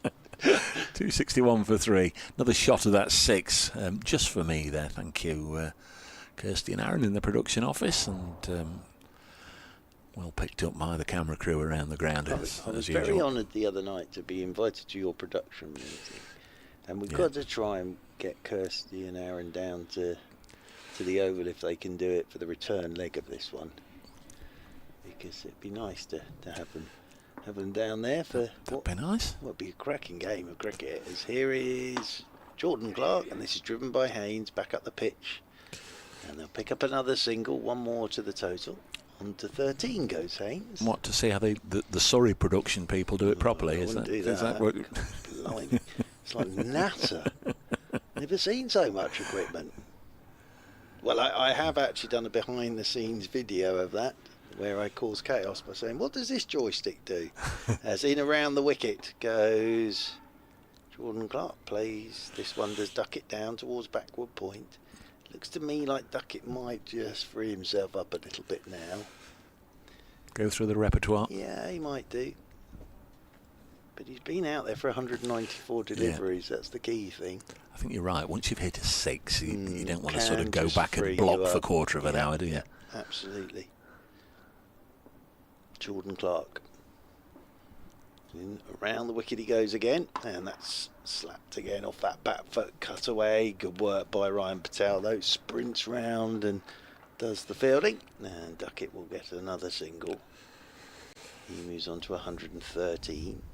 So during the morning session this morning, Warwickshire duly defeated Yorkshire by 377 runs at Edgbaston. That was after Warwickshire were dismissed for 147 before tea on the first day. It's an amazing game that. As forward goes Haynes. And had it continued in that sort of manner, you'd have thought, oh golly, what sort of bit? But then Warwickshire, what did they get? 553 for 6 declared. Amazing, really. Northants still 6 down at Derby, trying to avoid an innings defeat. Kent 88 for 3, need 173 more at Bristol. They're playing Gloucestershire in Division 2. Sun's out now. Yeah, very nice. Still raining at Hove. As in comes Clark to Haynes, and Haynes is forward and plays this one down to backward point, and there's no run. We'll do it all again on Friday. This little block of every side playing 6 matches in 7 weeks comes to an end next weekend. Friday, Saturday, Sunday, Monday. Nottinghamshire are down at the Utility Bowl, as it's called these days. The Rose Bowl, the Aegeus Bowl it's been in the past. As Haynes trying to play this late and run it down to third man. I'd like to see Rhys Topley here because he bowled a lovely spell with the old ball against Sussex this time last week. There's only 9 overs to go before that second new ball. Just wonder if it will be taken on time when it becomes due. Don't see any real reason why not. Might as well bowl with a new ball as an old ball. I don't think anything's going to spoil, is it? I think Root and Brooke. I think Brooke definitely is due to play next week, from what I heard. Not sure about Joe Root, but did Root play this round? I'm not sure he did. No, he didn't this round. It might be that he does play next week or on Friday. Concerns over Ollie Pope, making sure he's okay to go. Gus Atkinson, of course, won't. Lawrence to Ducket. It hit him for a 6 at the end of the last over, but pushes this ball back at the start of the next. Yeah, well, fingers crossed. Probably not the right expression, but yeah, Ollie Pope will be all right for that on Friday. Don't know if Ben Ducket and Josh Tong will be free to play, or they'll be beginning their run up to the international summer. This one down the leg side. Don't know if it came off Duckett's pad or Jamie Smith's pad, but Ducket picks the ball up, gives it to the keeper to return to Dan Lawrence. Gareth Batty said that Atkinson was due to play up at Headingley. Let's just hope he's okay, which by all accounts seemed to suggest he was okay yesterday. Ducket takes a single on the offside. Can have, obviously lingering effects if you clubbed round the head by a leather sphere at 90 miles an hour. The helmet did its job, thankfully. Absolutely. Jack Haynes has 13. Missed out in the first innings, gets a single here. Say he missed out. What did he get in the first innings, Jack Haynes? Of course he didn't. Yeah, he missed it. Yeah, he missed out. Rubbish. Rubbish, Jack. Made 82. Yes, it was last week. He came up a little shy. And this is turned on the leg side by Ducket. Getting another single, moves to 115. Partnership of 30. 267 for 3. Yeah, they're just ticking this around now. No, they beat me to it. 266 for 3. Lead over 230. And that's the end of Lawrence's over. Another dot ball. 19 overs, none for 65 to Dan Lawrence. Well, I suppose Nottinghamshire now might see where they are at tea time, and then might give it a go to see if they could knock a couple over and cause a wobble, which I don't think would happen now. You're not going to go out there and put Josh Tong through 6 or 8 overs unnecessarily, I'm sure. That's a good point. Yeah, that's a good point. And if you're not going to bowl in, there's no point doing it, really. No. As in around the wicket goes Jordan Clark, and this is driven firmly by Ducket. So my 175 for Ducket then, in that case, it's on. It's on 116 now. Very good from you this morning. What was he overnight? He started this morning 35, not out. Oh, you beat me to it. Yep. So 35, not 81. out. 81 today's score. As Jordan Clark comes in, and this is just helped off his pads by Haynes, and there's no one down there, so that will run all the way down to the fine leg boundary rope and away for 4. Haynes is on to 18, 271 for 3. Oh dear, it's gone through the boundary board, so Ryan Patel's had to go out and get the ball from in front of the big screen there. Now he's got to find his way back. But he's found his way back through the boundary boards. He's now back on the field of play. Haynes moves on to 18. Jordan Clark charging in once again to the right-handed Haynes. Haynes is solidly forward, playing this one back up the pitch. I tell you what, for Sean Dixon, if they did get over the line there and he was knocked out at the end, that would just be a little, well, you shouldn't have released me. Crikey. Yeah. Build the statue. Oh dear. It's like the Jack Shantry game. I saw Mr. Shantry. He was umpiring a Surrey game. I was there for the Shantry match. Unbelievable. As in over the wicket goes Jordan Clark. This is turned off his hip by Haynes, through the leg side, off goes Nathan Barnwell to do the fielding. Just to explain that, the Jack Chantry match, it was a Surrey-Worcestershire game at New Row, where Surrey were pushing for promotion. And they were all over Worcestershire. And then Chantry wandered out and smashed 100 in no time at all from number 10 and got them a lead, I don't know, of 160, something like that, I think it was. As in around the wicket comes Jordan Clark, driven by Ducket, and then proceeded to bowl Surrey out, and Worcestershire went up and Surrey didn't. And it was always known as the Chantry match. 273 for 3. Producer Kirsty says, obviously relating back to 10 minutes or so when he just seen it, was your programme called Don't Tell the Bride? That's the one. Oh, what a programme that was. It was brilliant. And Isabel, for some reason, she was only about 8, really got into that. As in over the wicket once again comes Clark, and this is pushed back up the pitch and there's no run. Yeah, and but also, I think part of that was the old groom, yes, the old groom and the best man got given the wedding budget. All right. To spend without telling the bride what they were getting. So they had to book the venue, and they had to book the transport and the cake and all of that good stuff. Oh, and there was chaos at times. You know, the poor bride would be sat there going, "Oh, my dream is to be married in a stately home," and they'd book on a TV reality show. The local working men's club for the evening. My dream is to be married to somebody I've not met. 273 for 3. Lawrence round the wicket. Bowls drilled into the offside and fielded fairly close in there. Is that the skipper? It is. Yeah, the floppy sun-hatted. But they also had to buy the bridesmaids' outfits and everything without anybody knowing. Brilliant programme. Lawrence trying to get his first wicket of the innings. Bowls again off the shoulder of the bat from Ducket. It normally turned out all right in the end. Did it? Well, there was one group of lads. Lawrence once more from the pavilion end. Ducket went hard at that. Extra bit of bounce, a little bit of turn as well into the gloves of the keeper. Oh, bold. Had a missive from Richard Clarkson as well, which we'll go to in a second. Mark can tell us more about his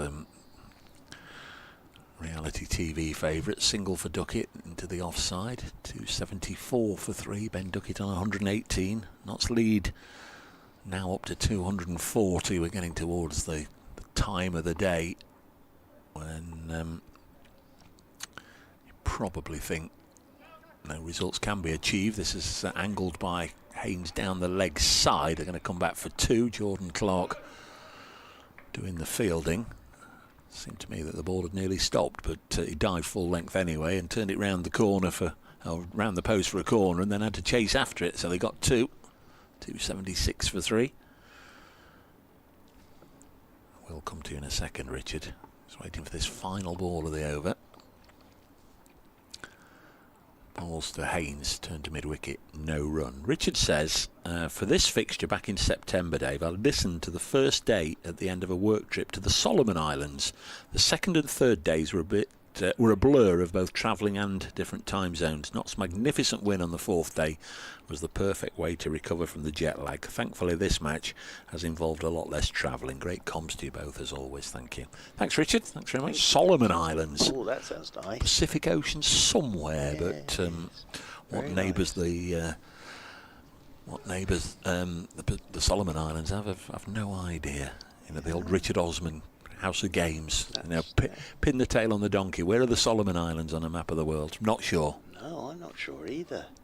Somewhere near the Orkney Islands, perhaps. I don't know. No, you've got to be near your Fijis, your Vanuatus and all that, surely. As around the wicket goes Jordan Clark. This is just helped off his hit by Ben Ducket. And Ducket's coming back for 2. It's good running. Really good running from Ben Ducket. Back for 2 he comes. 120. So yes, so this group of it was the groom, the best man, and they decided to really use. It was brave of them. I'll give them that. Used most of the budget for the stag do to Las Vegas, and then got back and realised they didn't have very much money left for the actual wedding. That was a great episode, that.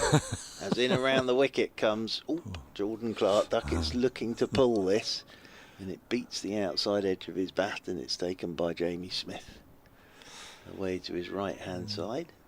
Glamorgan require 46 to defeat Somerset. They haven't lost a wicket today, then. They haven't lost a wicket today. Heck of an effort, that. You think back to that dramatic hat-trick from young Master Norton on debut, the 18-year-old, earlier in that game. Onto the back foot goes Ben Ducket, plays this one away into the offside, and there's no run. Hadley, the night watchman, the Australian, 26 not out. Sean Dixon, 72 not out. Hadley, the night watchman's batted for 209 minutes, whatever that is in real money. 3.5 hours-ish. Wow. Crikey. Turns again does Jordan Clark. Comes charging in around the wicket to Ducket, and Ducket's forward and just plays this solidly. Straight back up the pitch, and there's no run. So Ducket, again, all of a sudden he's trying to go through his repertoire here, I think. But he's faced 209 deliveries. He's 120 not out. The lead for Notts is 244 now. Jordan Clark is around the wicket once again, and Ducket will just help this one off his hip on the angle. Out there towards Dominic Sibley. And they pick up a single. One more to the total. Ducket moves on to 121. Bit of blue sky above us now. At Brace Cricket on X, if you've got anything you want to get off your chest, or bracecricket@icloud.com for the electronic mail, the old email, if you've got something a little longer to pass on to us about any of the crazy topics that have been mentioned, or one of your own. As forward goes Haynes and plays this one out towards Reece Topley. End of the over. 279 for 3. And we've got, what, about an hour till tea now? I think. Yeah, because it's 2:36. Haynes is adjusting his thigh guards here. I think they call that a wardrobe malfunction, don't they? Well, this is reminding me of that wedding programme. Trying on the dress. Was it Janet Jackson at the Super Bowl? Wardrobe malfunction all those years ago. Ben Duckett's just taking a moment out there. He's got the towel brought out. There'll be a change of gloves. There'll be some fluid to glug down. In fact, there won't be a change of gloves. He's put his gloves down on the ground. So,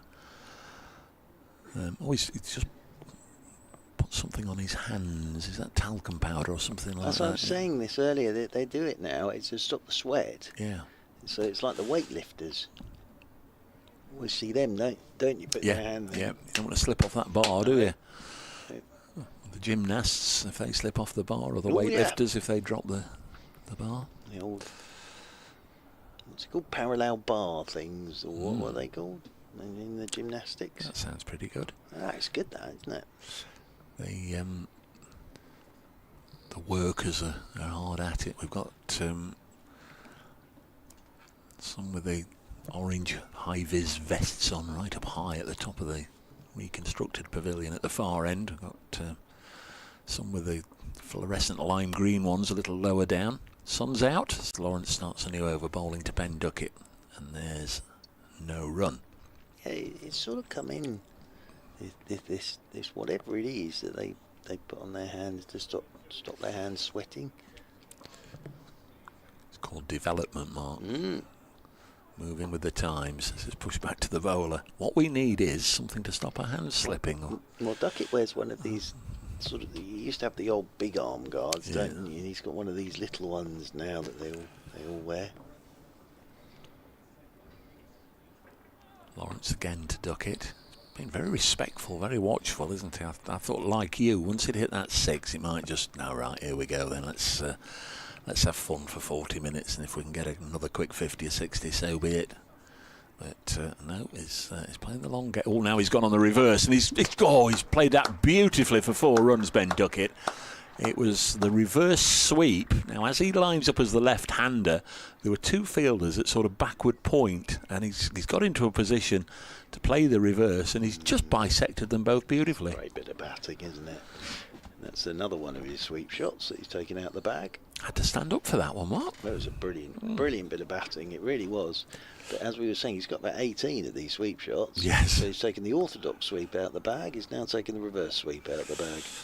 Right now, Surrey would require 250 runs to win if the declaration came right now, but it won't. It won't. It won't. Don't let me lure you into that train of thinking. It won't happen. 283 for 3. Lawrence in again to Ben Ducket, plays it back to the bowler. This is the 76th over. It'll be interesting to see how Surrey go about this. Do they want more miles in the legs of Dan Worrell and Sean Abbott and what have you? Take the second new ball. Let's give it a go, lads. Don't necessarily see the point, but Ducket pushes it down the ground. What's your thinking, your take on that? I'd be tempted. He hasn't come on with this older ball yet. I'd be tempted to give it to Topley because you know he's going to be in the mix and shake up for Friday. But again, do you want to bowl him? Well, he hasn't bowled a huge amount this season, really. No. So just thinking ahead, really, as much as of course Fisher will be available for that one.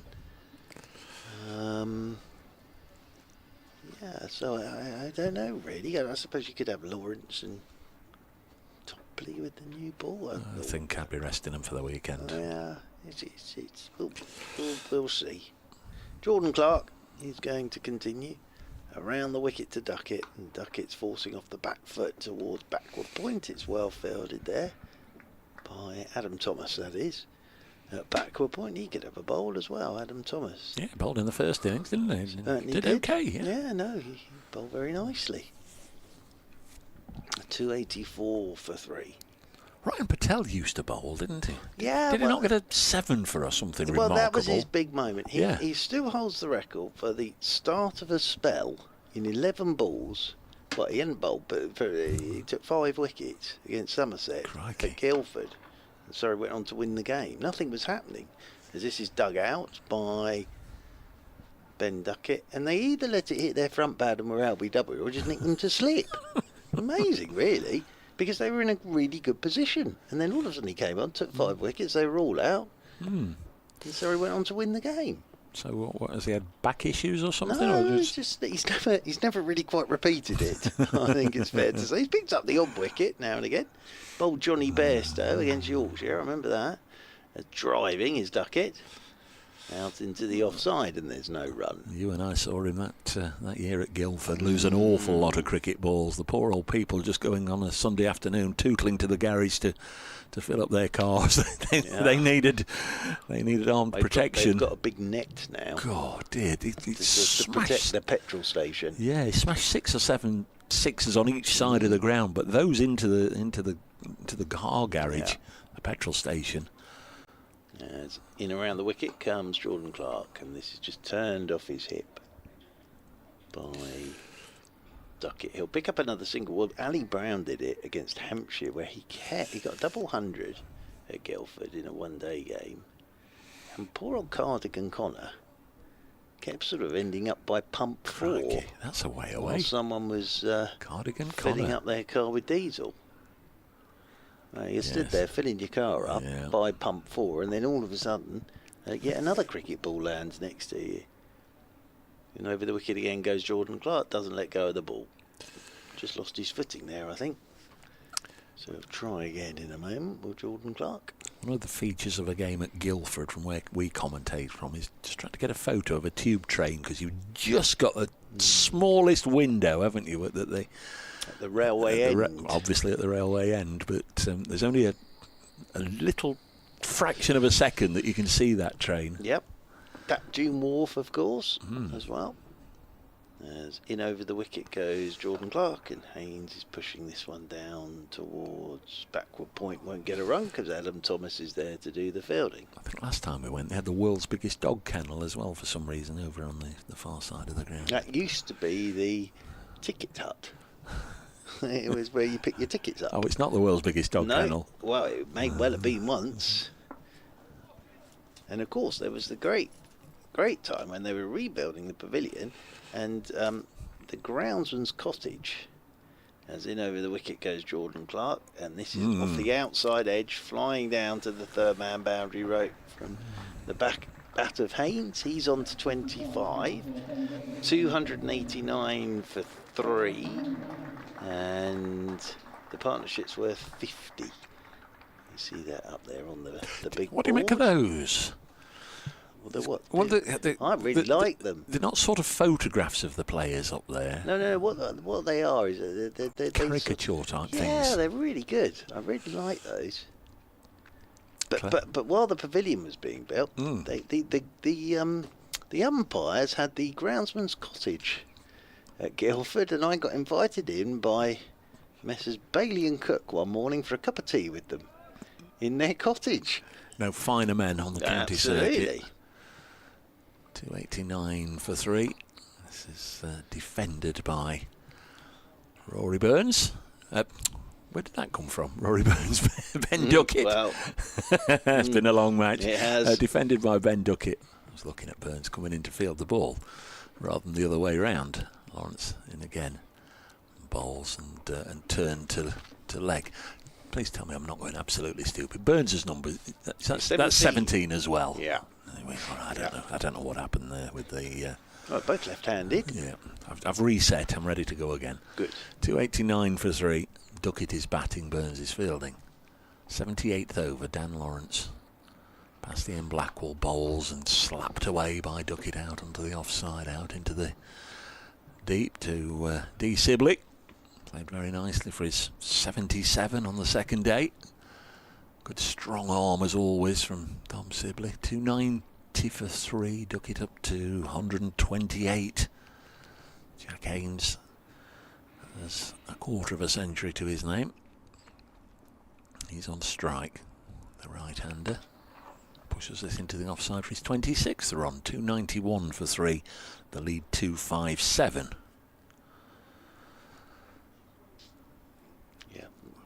They're just ticking along now. I know what Richard Wilford would be saying, the Warwickshire commentator. Yeah, he might be going home by now, wouldn't he? Shake hands, it's pointless. Shake hands, let's get it done. Let's push out into the offside. Actually, with this one, though, they're still going at it, and for Ducket, this is great.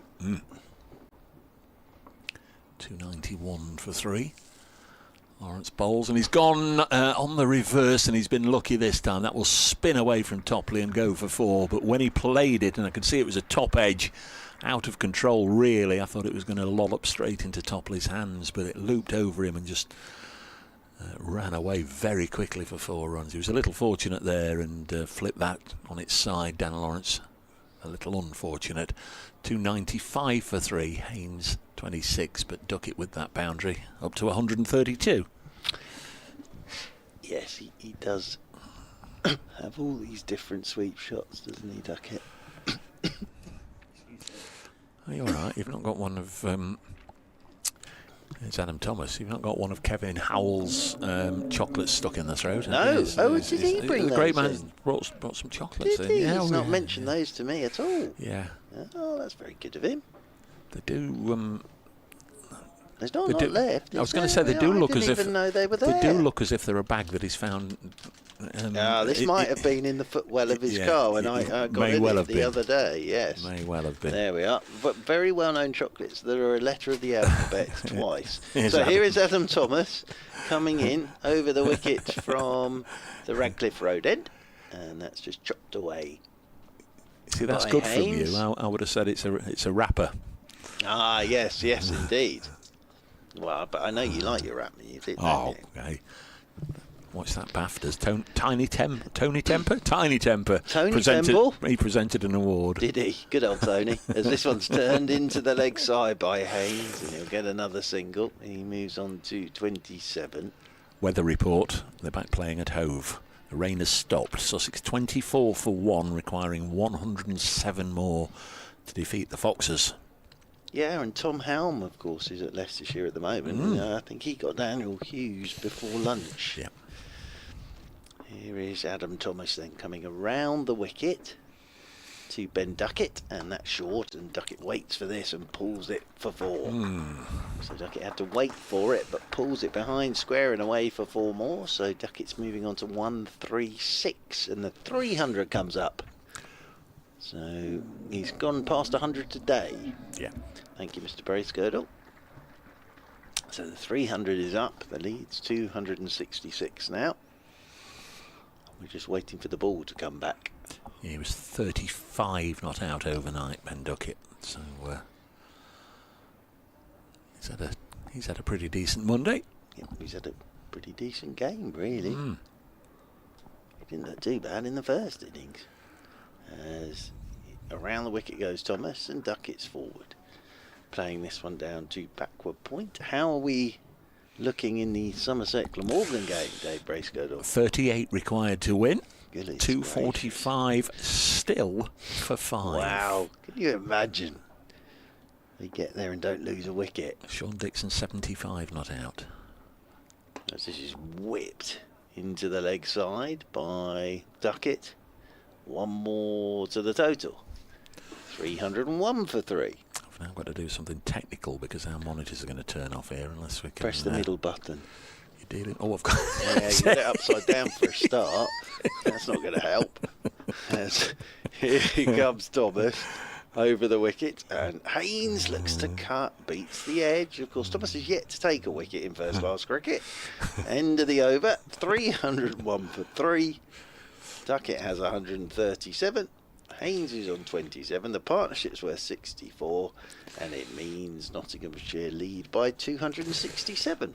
Yes, he's probably better with the remote control than I am, Adam Thomas. He's better at most things than I am. From where Spence is on the TV gantry, our wonderful cameraman out here in the front. Just looking out in the deep, there's a crane, and it's the first time I sort of noticed. It looks like they're building a new roof over there. Yeah, there's definitely a roof. We can see between the Dave Bracegirdle residential care home and the fridge stand. There's a crane over there working outside the ground. Next ball's pushed back to the bowler by Dan Lawrence. This is a fairly lengthy spell from Daniel. Why does this a lot?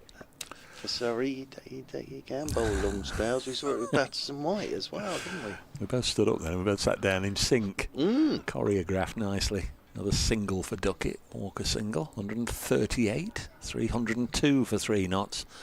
And the lead is 268. And Ducket's now faced 230 balls. So he's using this the right way, Ducket. Whether this has any effect on his availability for Hampshire away next weekend or not, we'll only find out in the fullness of time as Rory Burns now does the fielding. His floppy sun hat isn't as... it's got the Jack Russell lived-in look, hasn't it? The brim isn't stiff as if it was, in olden days you'd say it was starched, wouldn't you? It's very floppy. Single to Haynes, takes him to 28, 303 for 3. Well, Jack's hat was like that lovely Only Fools and Horses, wasn't it, with the broom. Ducket cuts this into the offside and he'll get another single. I've had this broom for 25 years. It's had 25 new handles and 25 new brushes. And that was a bit like Jack's floppy sun hat. He had plasters on it. He had all sorts. Trigger. This is pushed away into the offside for a single. There's obviously a lot of stories with Jack Russell that have done the rounds, and most listeners will be very familiar. But we have Paul Johnson, former Notts skipper, and it's obviously been up here commentating many times alongside. And there was the time he was England's 12th man when he had to.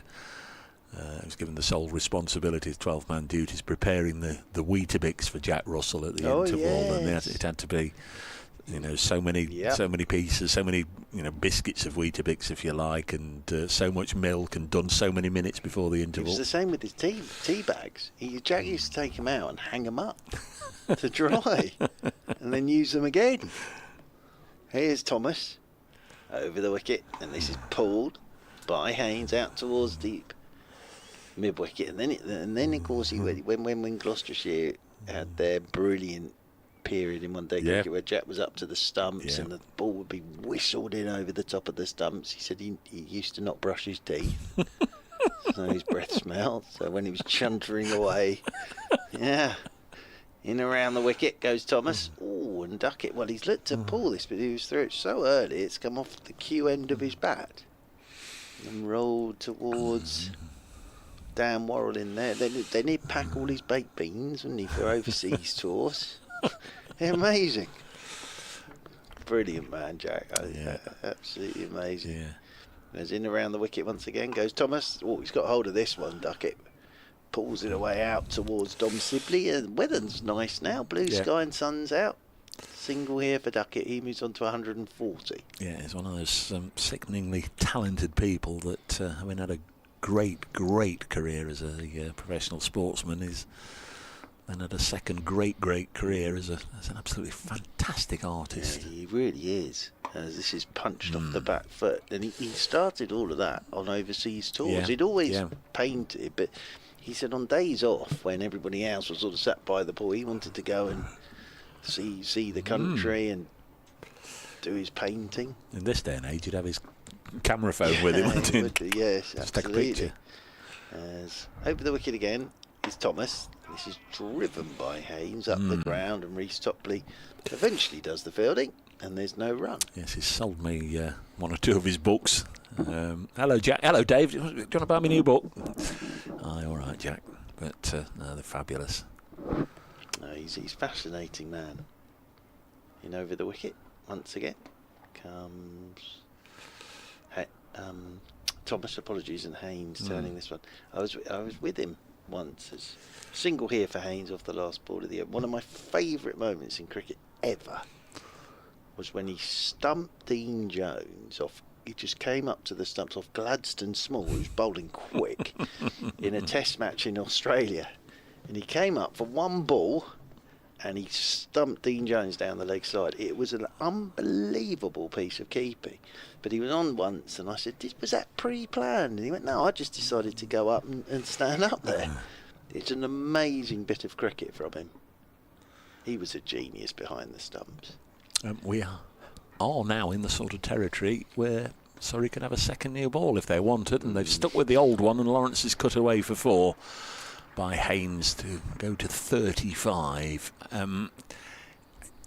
If I say what I was going to say, and I will now say it, it sort of reflects badly on the Surrey bowlers, and I don't mean it to, but right now it's not the most demanding of circumstances for Ducket and Haynes. No, the bowlers are doing their bit, but you know, the pitch isn't giving them any assistance, and they're both seeing it as big as the proverbial football, and they're able just to rotate the strike at will.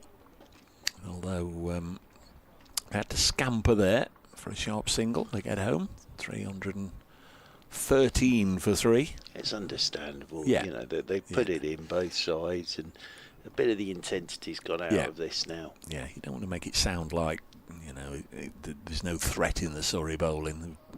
They've really maintained their professionalism absolutely throughout, and they're still desperate to get wickets, but 314 for 3. I think everybody knows sort of where this is heading, and we're at the stage where the intensity might just have dropped a little bit, and as a consequence, Ducket and Haynes just able just to keep adding to their own individual score, although not from this ball, as Haynes just drops it, and Jamie Smith, who's had a good game behind the sticks, comes from behind his station and goes and picks the ball up. The modern day Jack Russell, England wicket-keeper. That's a good ball from Lawrence. He heard me. I'll have your brace good. I'll tell you whether the intensity's gone. Lovely delivery. Pushed it through a little quicker, a little flatter. And Haynes beaten outside the off stump into the gloves of Smith. Lawrence desperate for a wicket here. And again, Jack Haynes goes almost right back onto his stumps to defensively play it on the leg side. Surrey rushing around, now having got their over 8 to 0. They'll not wanting to slide again. We're going to have a little more of Master Thomas. Yeah, we are, and it makes sense because it's exactly what you said about they've got a game on Friday, and you know, you don't want to overwork your bowlers in this situation. Wicket Claxon, Wicket Claxon, Oh, no. Wicket Claxon, Dixon, LBW, no. Overton for 76. Well, so how many are they away now? Glamorgan 248 for 6, require 35 Oh, more. that'll feel a lot more now, won't it? As Thomas, around the wicket he comes to Ducket, and Ducket's forward. Pushes this one down towards backward point, and there's no run. And it's raining again at Hove. Ah. Sussex 42 for 1 after 5.5 overs. So They're getting on with they're it. getting on with it, but they're off for rain. They must have known that shower was coming. Be coming off the sea, won't it? Yeah. As around the wicket, will it be coming from the sky? As this one is run down towards third man by Ducket. He'll get a single, one more to the total. Pessimistically, I now make Somerset favourites. Glamorgan require Yeah, I wouldn't 35. put it past them now. That 35 will feel like 135 now, especially as it's Dixon. Yeah, Overton clearly bowling. He's just got the wicket. As in over the wicket again goes Thomas, and this is chopped away down towards backward point by Haynes. Great game though. Yeah. Oh, he's tidy, Adam Thomas. This sort of medium pace stuff. Doing the world of good to get a wicket. Doesn't care if it's caught on the long on boundary. You'd love it to be Ducket, wouldn't he? Oh, yeah. Oh, this one comes back at Haynes. That's nicely bowled. Gets a thick inside edge. Does Haynes onto his back pad, rolls away into the offside, and there's no run. Yeah, you'll take anybody at all. But if it's a name that, you know, in years to come, in your children and your grandchildren, oh crikey, he was your first class wicket. Yeah, he was. Yeah, Absolutely. As he's over the wicket again. Oh, and Haynes has a drive, beautifully taken by Jamie Smith behind the stumps. It's just getting back to Jack though. He was an unbelievable keeper. And he could bat in his own way. Yeah, in his own way, Jack. It was slightly eccentric, but he could bat. Over the wicket once again goes Thomas. This is pushed into the offside, and there's no run. End of the over, 3:15 for 3. He ended up almost side on, didn't he? Yeah. or almost facing the square leg umpire. And he must have been so annoying to bat Yeah. bowl to, because he would let the ball go. You see it often now where, you know, left-hander and they pull the bat inside there. I think they call it sort of drawing the curtains. But Jack used to do it with such an exaggeration, didn't he? Yep. He did indeed. More drinks brought out for Haynes and Ducket. More towels out there. Got Test hundreds. What did he Yes, get one yeah. on debut against Sri Lanka? Oh, I don't he know got about- very close on debut.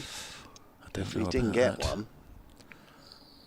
Don't know if it was I think on it was debut. in his 90s. I think we'd know if it was Let's on have a look. debut. He definitely got a score on debut against Sri Lanka from memory. Cricket to Nottinghamshire. There's an update for local radio. Day of their county championship match against Surrey. Dave Bracegirdle is at Trent Bridge. Yeah, we're about half an hour or so away from tea, and then this match will finish as a draw around about 5 o'clock. We predict Notts 315 for 3. Slater and Clark, the two out today, both having made 50. Ben Ducket currently 142 not out. And the Nottingham family say cochlear implants have made an enormous Start of a new over. Lawrence bowling to Ducket. Toby Drops Carver this fitted with an implant at the Queen's Medical Centre on the leg side. in the late 1990s. There's no run. Leg side field And now their 10-month-old son Jack set deep. with an It's an easy single anyway. Ben Ducket wants it. Might just be looking for a few more. This is cut into the offside for a single.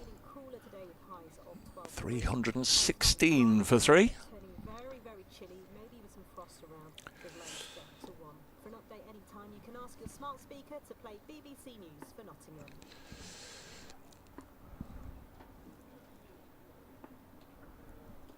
Here comes Dan Lawrence. Bowls again. Jack Haynes pushes it to Burns at mid-wicket.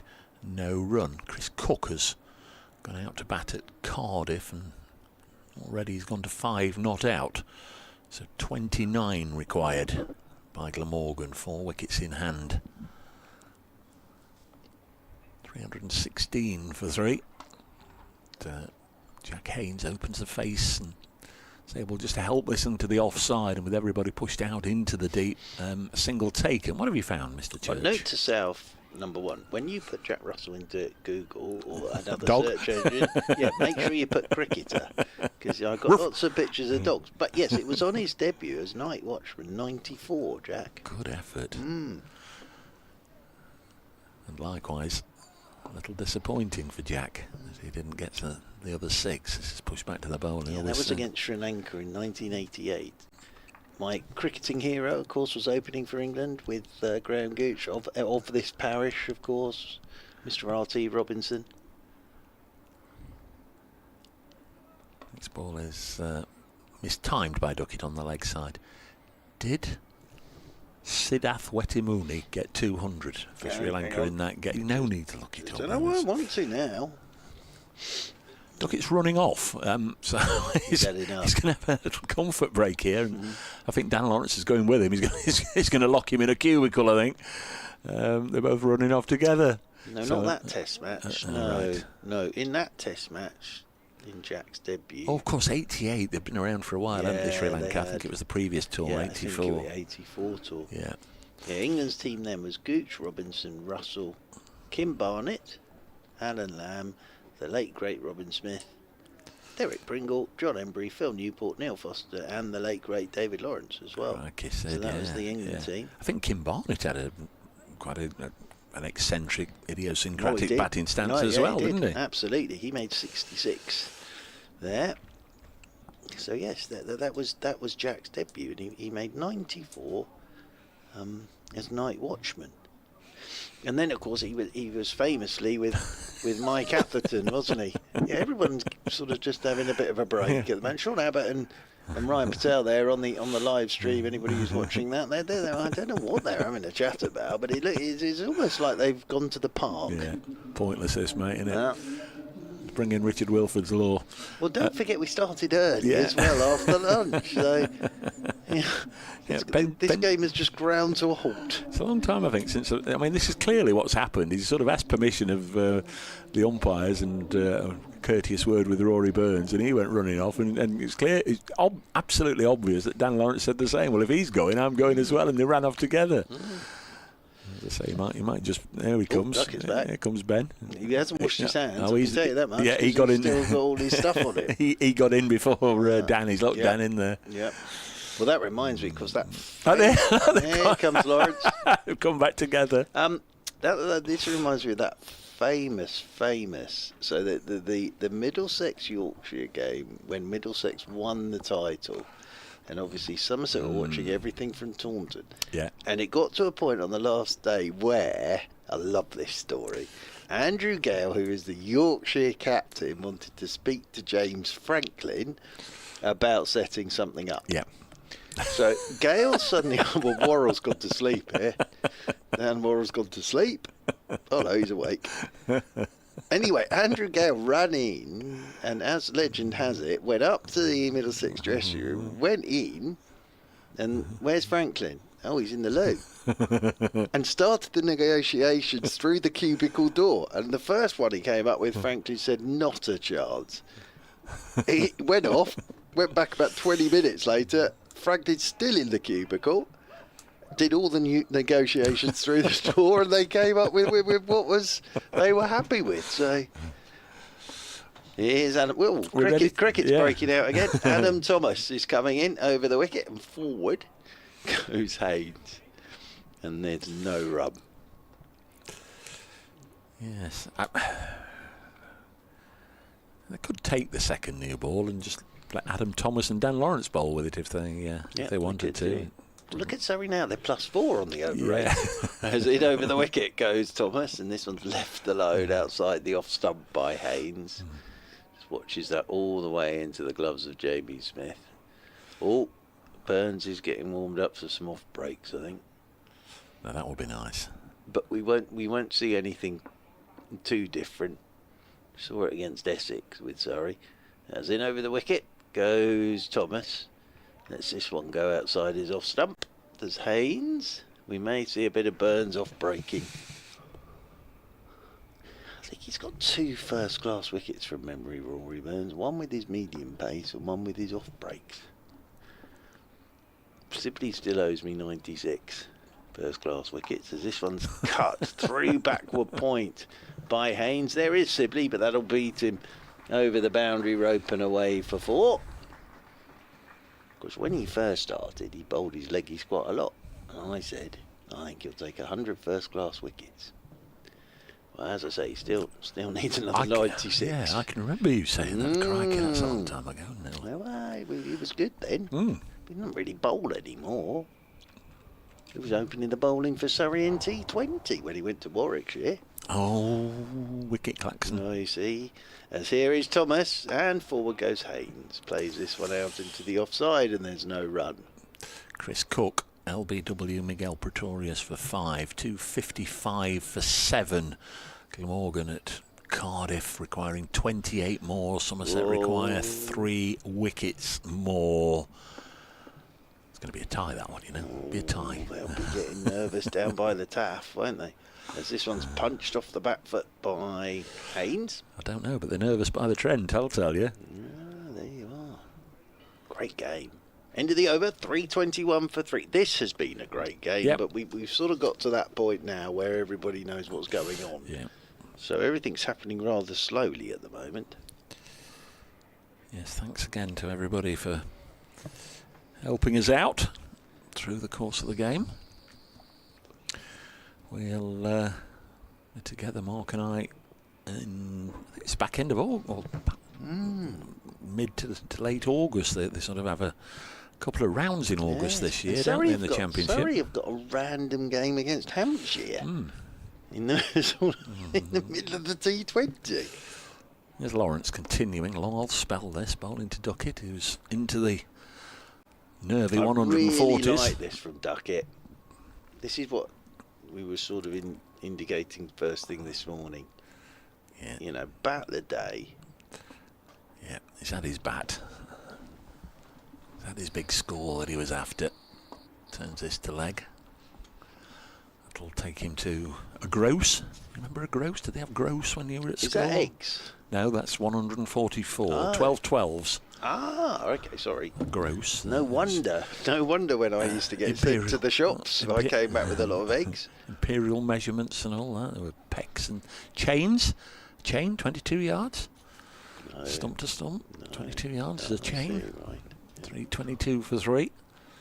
Lawrence to Jack Haynes drives elegantly into the offside. There's protection out there. I must admit, I don't think I was around pre-decimal. I was a bit disappointed this morning at breakfast because all 4 days I thought, a fried egg would be nice this morning, but we were very lucky. There was a big bowl of scrambled egg. Not a great fan of hotel scrambled egg. It's generally been there for a while. 323 for 3. Very nice. But as I was leaving, saw a gentleman go to a bit of the thing I hadn't seen and order his fried eggs. Okay. Or a poached egg. I like a nice poached egg. This is cut into the offside by Ducket for a single. 145 to Ben Ducket. Or an omelette. Yeah. That's nice, isn't it? An omelette. It is. When you're away for... I bet you could get those on your cruise ship at breakfast, couldn't you? Yes, but you know, when you're away for 4 days, Mark, imagine you're the same. You just like to vary it, don't you? It's so easy just to have 4 full Englishes. Sausage, bacon, and scrambled egg every morning. 325 for 3. Very happy with that. Bruce Topley suddenly got into shouty mode. Has he bowled today? He bowled this morning, didn't he? God, dear, it has been a long day, isn't it? He bowled this morning, Bruce Topley. I think he bowled about an 8-over spell this morning. He had Joe Clark dropped by Sibley down at long leg. He did. Yeah. He did.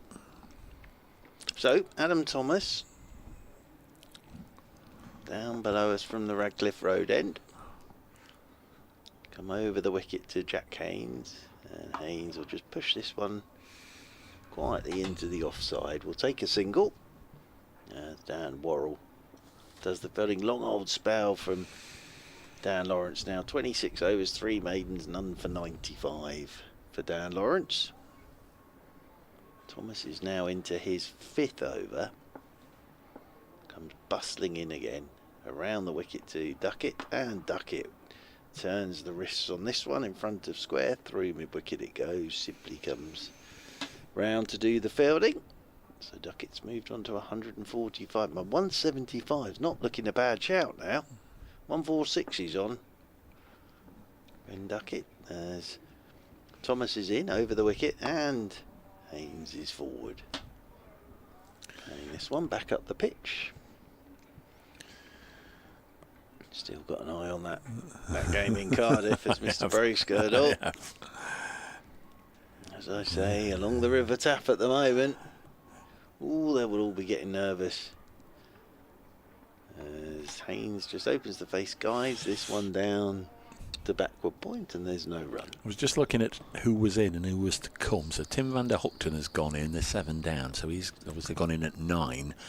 Still Mason Crane to come, who can certainly hold a bat, and then the debutant, 18-year-old Tom Norton after his hat-trick. 6 to win it. As here is, Adam Thomas, and it was a little inside edge from Haynes, looking to drive onto his front pad. It almost ballooned straight back to Thomas.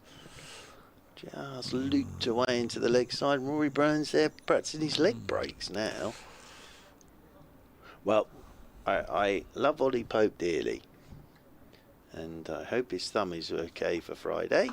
But one thankful thing here is Burns even have to consider the option of Ollie Pope bowling leg spin, because he's bowled 1 over in first class cricket of leg spin. It was awful. His first ball didn't hit the pitch we were playing on. End of the over from Thomas, 3:27 for 3. Tea will be at 3:40. Will it though? Because we went out early, didn't we? Ish. Okay, ish. 20 to 4 till 4 o'clock. And obviously, this being the 3rd innings of the match rather than the 4th, assuming Notts are still batting, they can declare at 10 to 5, and that would be that. So yes. Starting now. Then the good news is I've got a companion for the train trip home, Have which you, is by nice. Jove? Yep. Mr. Ben Redwood downstairs. He's getting the train back as well. Duckett's on strike on 146 and pushes this into the offside, scattering the pigeons. And we've got the old snooker maximum on the board again, a 147 now for Ducket. And the good news for me is the great Alex Stewart's already gone back, so I won't have him on the train on the way back. He'll be listening to you right now. The palaver of the train trip up here, which I'm still recovering from. Lawrence round the wicket, balls to Haynes, I was going to say drop and run. Haynes set off, Ducket sent him back. Are you on a set train, or have you got an open ticket and jump on any? I think I've got an open ticket, but I think I have. I don't know really. You're not one of these. You're sitting in my seat like that young lady that made all the headlines the other day, are you? This is pushed back to the bowler. I didn't see that. There was somebody complaining about the fact there was somebody. She paid all that money for her seat and there wasn't a seat available, and then it transpired she wasn't even booked on that train. People lose their minds on trains like that. I find it very stressful with people running, like if they don't get on before everybody else when it's announced, then Haynes has 44. This time, hang on, they met in the middle there, Haynes and Ducket, before retreating back from whence they'd came. It's like when you get on an aeroplane. People completely lose their minds, don't they? Just get on the plane, get your seat, let everybody get on, and then you can adjust your things and put stuff in the overhead locker and all the rest of it. 3:29 for 3 as Haynes takes a single. You find yourself on the steps forever, and you know what's happening. There's people just putting stuff in the overhead lockers. Let us on. But I think some of the most intelligent, nicest people that have ever walked the planet, put them on a train or on a plane, and they absolutely lose their minds. Yep. And so I don't think we'll have any of that tonight, though, because it was a very pleasant journey up here. Because it was a very small train. So I don't think you can even book a seat on it, to be honest with you. It's going to be, and it only takes us sort of an hour and 20 minutes. It doesn't take too long. Then I've got to get from St Pancras to London Victoria, and then find a train that will get me home. Here comes Thomas. in over the wicket, and this one's turned by Haynes out towards deep backward square. Although it doesn't really seem worth it in the fact that I'll be getting the 5:45 tomorrow morning to go back up for the women's game. 5:45. Oh yeah. Who are they playing tomorrow then? Essex tomorrow, and they're coming off the back of 3 straight losses. So it's quite a big game actually. 3 wins in the first 3 games, and then 3 losses for the Surrey women's team. This is pulled fiercely by Ben Ducket. And of course they'll be without their England cohorts. So no Kira Chatley, no Tilly Courtine-Coleman.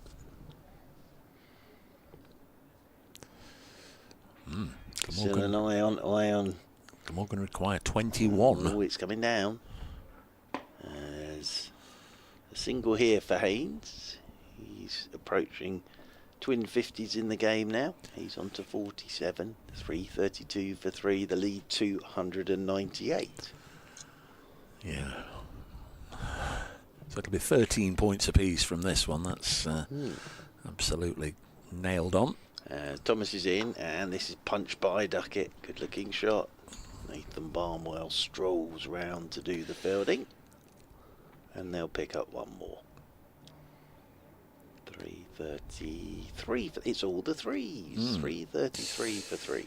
As we sit here right now, Warwickshire sitting top of the table because their game finished earlier. Haynes cuts down towards backward point, won't get a run. It's a good bit of fielding by Sean Abbott, who might lie there for another 10 minutes till tea. He's done very well. He's still sat down. He's trying to find someone to throw the ball to at the moment. No, there's Dan Worrell. So it will eventually get back to Adam Thomas. Oh, he's dropped it now. As Haynes waits on 47. Thomas is over the wicket to him, and Haynes straight to Sean Abbott once again in there at backward point. End of the over, so we've got, what, 20 minutes till the tea break now? Something like that, yeah. Yep.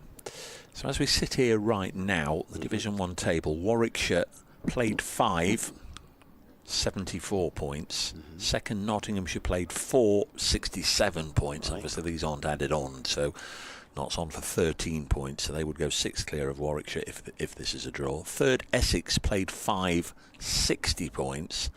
Fourth, Surrey played 4, 59 points. So throw 13 onto Surrey, they go to 62.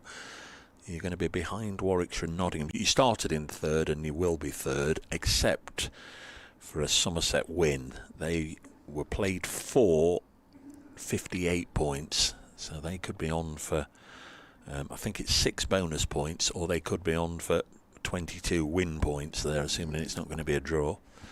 Then Glamorgan played 450, Yorkshire played 548, Sussex played 446. As Lawrence bowls to Ducket, very nearly chops on there, doesn't get a run. Obviously Sussex and Leicestershire still playing. Sussex played 4 at the moment, 46. Leicester played 4, 36. But Hampshire, bottom of the pile, they've now completed their 5th game, 29 points. So they're going to be a long way adrift. Drawn 1 and lost 4 of their first 5, Hampshire. Got triple Nelson on the board. Who got that? Gooch in a test match? What did Gale get? Did he get a 3-3-3 as well? It's chopped into the offside, no run. Gooch's one was at Lords against India. Yeah. Didn't Gale get one? Yeah, he did. Yep. Universe boss. Yes. Ducket needs 1 for 150. It's pushed into the offside. Well, Gale did, because he used to stroll out in T20s with his squad number was 333, wasn't it? Yeah. We had Andre Russell one blast period here. I can't remember his number, but his name was Dre Russ on the back. Oh, yes. Back of his outlaw shirt. And there's Duckett's 150th run. It's fair to say Surrey didn't do an awful lot to stop him. All the field was out in the deep. And it's come from 252 deliveries. Been at the crease for over 5 hours now, Ben Ducket. 252 balls, 17 fours and 1 6. That's a great effort from the England man. Lawrence round the wicket to bowl to Haynes, pushes it back to the bowler. So 3-3-4 for 3. The lead is 330. Ducket 140 not out. Haynes 47 not out. The partnership 97. Slater out for 50. Clark out for 59. It's been one of those days really for the batting side. It's been one of those matches for the batting side as Worrell dives to the ground. He's almost knocked over by the force of the ball, but ends up on the grass and says, "I'll stay here." We've had over 12, 4, 8, 11. We've had over 1,200 runs in this match, and we've had 23 wickets. It was funny, I was reminiscing about the Gooch 3-3-3 test match because it was an unbelievable test as well. Now, Gooch was dropped, I think he was in the 40s, by Kieran Moray of Manoj Prabhakar. Okay. Regulation catch for the keeper, and he put it down.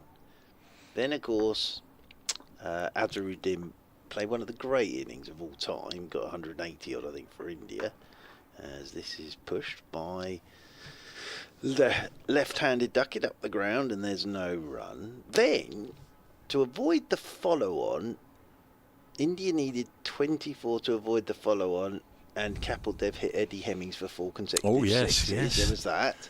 Yes. Then Tendulkar took the most unbelievable catch running around in front of the Lord's Pavilion to get rid of Alan Lamb. As forward goes Ducket, and there's no run. Gooch made 100 in the second innings as well, and then finished the entire game with a run out. It was a test match that had a bit of everything. Name, Mark Church, your specialist subject. England test matches at Lord's. Well, 1980s and 90s. Yeah, those are the ones I remember really well. As this is short from Thomas, and he'll just help himself here. We'll duck it to another boundary, just helps it down to the fine leg boundary rope for 4. That's the 100 partnership as well between Messrs Ducket and Haynes. So well played, Messrs Haynes and Ducket. 100 partnership. Done it very well. But understandably, as we said probably about an hour ago, 45 minutes ago, a bit of the intensity in this has come out now. But that's what I like about this from Ducket. What's he faced now? 255 balls for this 154. Not throwing it away, is he? Nope. Proper knock, this. 1 or 2 slight false shots, you'd say, but he's still there. What's happening in Glamorgan? No change. Still 262 for 7. I think there's been about 3 maidens since I last mentioned it. The tension. Still 21 required. In around the wicket goes Thomas, driven firmly by Ducket up the ground, and there's no run. All those people having a nice walk along the River Taff with their dogs won't know what's going on as they walk past the ground. Jordan Clark and Reece Topley bowling the ball to each other. Thomas around the wicket to Ducket. He's pulling this off the front foot this time. This will be 4 more, will it? No, Sibley's getting around the long legs of Sibley. Getting around there very quickly. And Ducket will get back for 2 more. He's on to 156. The lead's 306 now. 340 for 3. Adam Thomas into, what's this, his 7th over now. Around the wicket again he goes, and this is off the front foot, pulled by Ducket. He'll get a boundary here. He's split the 2 men out there on the leg side boundary rope. The hover cover does a good job because it hits the hover cover and bounces straight back to Sibley. And Ducket moves on to 160. 344 for 3.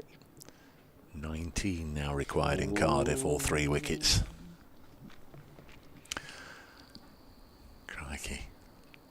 Evening viewing there. Get on that.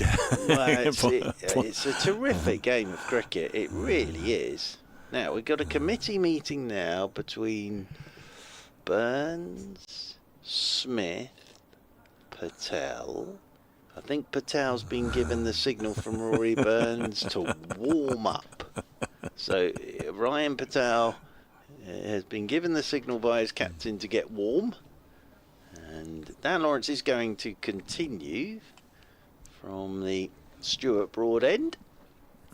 Haynes 3 away from 50 here. Lawrence and Ducket are just laughing about something at the moment.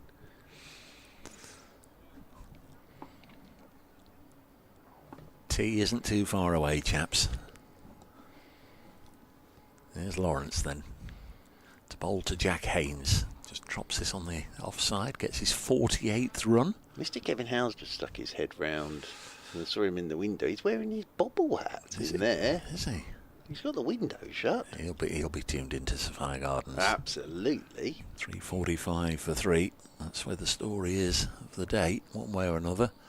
Somerset need 3 wickets to finish the evening top of the table. If they don't, it's looking like Notts at the moment. So we get one of those post-match stewards' inquiries and dot points for some reason or other. 3-4 don't happen so much these days, do they? There's certainly nothing wrong with this pitch in terms of. Well, now you lose all your points, don't you? 3:46 for 3. Yeah. You lose all your points. You don't keep bonus points or anything. No. You lose all the points. It was very good from Nick Friend. It was him that spotted that in the rules and regs. Nick spent an entire evening, poor lad, well, it was his decision, forensically going through everything and spotted that one. Yes, it had to be the Nottinghamshire scorer, Roger Marshall, who went through the over rate thing, the 8 hours now. Before I was aware of that. I wasn't aware of that until you mentioned it earlier. Both sides showing us +4 in the over rate. Dan Lawrence taking an absolute eternity before delivering the next ball. Ground bathed in sunshine at the moment. Pulled away by Haynes onto the leg side. Now then, no, he's only going to get a single. Moves to 49, not out, Jack Haynes. Yes, I think, am I right in saying if your pitch is marked below average, you lose all your points from the game? So you may have won it and picked up maximum points, and then you can say cheerio to 24 points.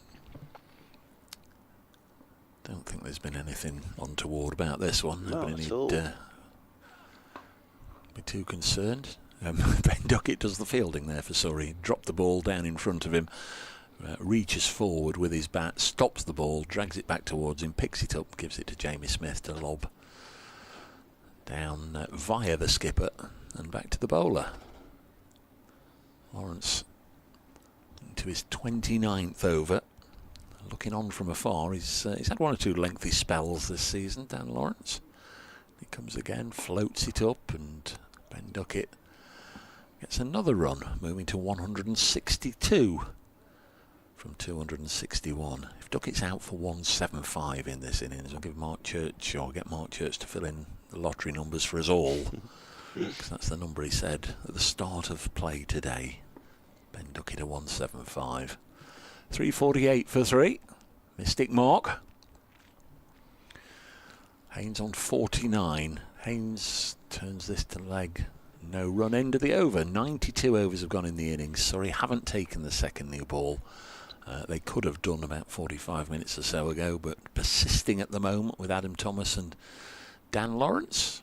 Clock says 15:32, but if you were with us, the clock that we're looking at that says 15:32, we started this session at 13:36, so I'm not sure what's going to happen. What are you pointing at, sir? Sibley's coming on. Tom Sibley's going to have a bowl. That is the walk of a purpose from Sibley to bowl his leggies. Tom Sibley looks about as stiff and as interested in bowling right now as I am. Yeah, he owes us all 96 wickets before stumps tonight. Is she still with us? I don't think Mystic Meg is she? Oh, I don't know. She used to always be in the Mail on Sunday, yeah, and then do the lottery, didn't she? I don't know. I always found her a bit scary, I must be honest. Sibley's going to bowl in his sunglasses. Oh, no. That's a bit village. It's probably the highlight of this.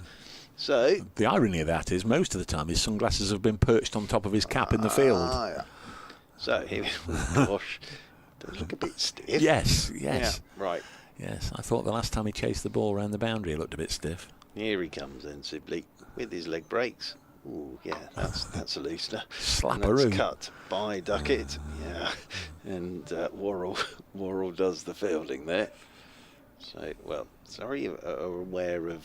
Don't do anything silly here, everybody. We saw what happened with Ben Folkes. In around the. Oh, Lord. I think he's tried to bowl a bouncer here, or it's just his arm wouldn't go over. So that's a single for Ducket. He'll move on to 162. Change of action, umpire. I do get slightly worried about things like this, though, after what happened with Ben Folkes, you see. Yeah, he's The pulled. last thing you need is because He's pulled an armpit. Oh dear. Well, at least Jordan Clark's not keeping wicket. That wasn't the greatest. Is that what happened? Oh yeah. And he stood back, still with the helmet on. He was about 15, 20 yards away. This one's a bit better. And Haynes will get a single here. Out there to the sweeper on the cover boundary rope. That'll take Haynes on to 50. 350 for 3 now. So Haynes has twin 50s in the game. Well played, sir. 95 deliveries that was. Here's Sibley. Oh, he's given this one a bit of loop. And it's nicely played by Ducket. Just waits for it and lets it hit the bat, and it will roll away down towards the man, and they'll get a single. I'm here for this after tea. Please, let's have a little period, 50 minutes of Dom Sibley bowling these. Surrey are very aware that this can all look great, and everyone can have a giggle, and then you get in and you think, oh no. Here is Sibley, and this is punched off the back foot by Haynes, and they'll get a single. Yeah, Jordan Clark's wicket keeping was interesting. I'd say that because he short sleeves shirt, and he just kept the helmet on whoever was bowling. So he just stood back in helmet. Oh, it didn't look great. Sibley around the wicket he goes. That's nicely bowled. Oh, he's done Ducket here. Ducket was looking to turn that one into the leg side, and he's got a bit of an edge on that, and that's run down to the third man boundary rope for a single, which he's walked very slowly. So one more to the total, and that will be tea, because there you are, you see, because we came out 5 minutes early. We're going into tea 5 minutes. Jordan Clark's over the moon. He's off like a rat up a drain pipe. Well, there we are. We came out 5 minutes early, and we're going in 5 minutes early, and thank goodness for that. But well played, Ben Ducket. Terrific knock this. 165 not out. Sibley and Ducket in deep conversation about that delivery. He just bowled him. And Jack Haynes is 51 not out. And at tea, Nottinghamshire 353 for 3. Yeah, I tend to believe in life you get what you deserve. We deserve a cup of tea. And you do too. And you do too for sharing the afternoon with us. When the players return, so will the commentary.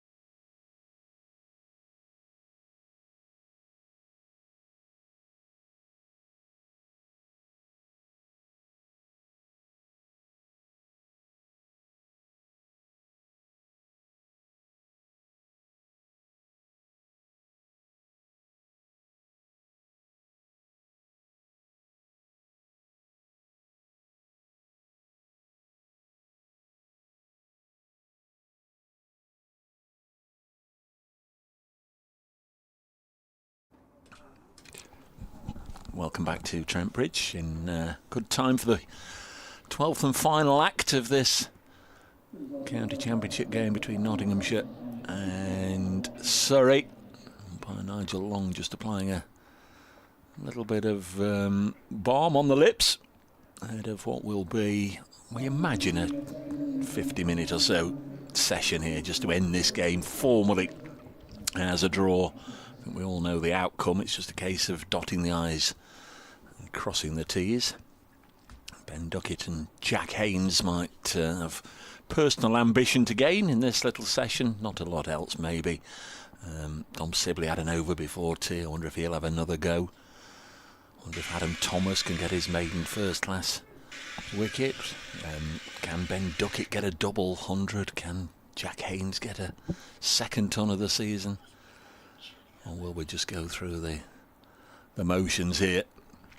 Everybody just waiting until the time that they can formally end this one. Dave Bracegirdle and Mark Church, as we have been since 11 o'clock this morning, here, attentive, ready for your thoughts. It's going to be Dan Lawrence to get us underway, so no change there. Long old spell this for Dan Lawrence before tea, or through the bulk of the afternoon, to be fair, and he's going to be bowling to Ben Ducket on 165. Welcome back, Mr. Church. Thank you very much. I was thinking probably Duckett's got enough time here, hasn't he, for a double 100? Really? 35 away. Yeah. And we'll be out there for what, 50 minutes? So yeah, he's got a good opportunity here. As Duckett's played very, very well today. Ben Ducket. Do want to see more of Dom Sibley. Yeah, I'm not sure I do. Dan Lawrence comes around the wicket with the first ball after the tea break, and Ducket throws the bottom hand into this, and that'll roll all the way down to long on, and they'll stroll a single.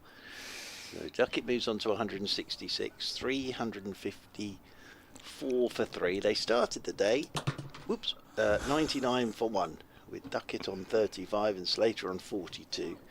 So they've done it very well. Haynes. Nottinghamshire are batting in the final day of their county championship match against Surrey. Dave Bracegirdle is at Trent Bridge. Yes, we just started after tea. This will finish around about 10 to 5 with the captains formally shaking hands on a draw. Meanwhile, Notts pile on the runs. 355 for 3. Half centuries today for Slater, Clark and Haynes. But Ben Ducket, 166 not out. This will be a draw. Round about 10 to 5. Here's Lawrence, and forward goes Ducket and turns this one into the leg side. Oh, there's big news headline here. Mr. Tibbs, who has been doing something a cat in the Nottingham area, is retired from his role, whatever it was. So well done to Mr. Tibbs. As 355 for 3. As Lawrence comes around the wicket once more. Oop, and Ducket slams this one straight down the ground. He'll get a couple here. Sean Abbott gets round and puts a hand down, and Ducket will come back for 2. Ducket moves on to 168, 357 for 3. So, yeah, the intensity went out of this about an hour ago, which is understandable, really, but it has been a terrific game of cricket. It really has. But it will be 13 points apiece, as here's Ducket slamming one off the back foot from Lawrence down towards long off, and they will stroll another single, one more to the total. down at Glamorgan, they went off for tea. Yeah. With what was it, 20 needed or something like that? Well, it's 14 now. 14 required. 3 wickets for Somerset, 14 runs for Glamorgan. Yeah, now that will be tense down there. As around the wicket goes Lawrence to Haynes, and Haynes is forward and will stroll a single, and as that rolls down towards Ryan Patel, and Rory Burns uses his boot to do the footing. It won't be Sibley. Oh, please be Sibley. No, Where's Dom? He's out just sweeping Where's out Dom? on the cover boundary. Come on, Dom. The thing is, Mr. Bracegirdle, Ben Folks pulled something when he was bowling, and he's currently out of the side. So I don't think they'll go down that route. And actually, I have to say, Sibley didn't look exactly the most warmed up bowler you're ever going to see in his 1 over before tea. So Adam Thomas will bowl down below us from the Radcliffe Road end. It's all great at the time, and then yeah, if there is an injury or something, it doesn't feel quite as good. So I think this time they'll just go through the motions, really. Here is Adam Thomas then, 7 overs, none for 30 during the afternoon session. Balls, and they're both at the same end here. There's a chance of a run out. In comes the throw, and that could be the end, and it is the end.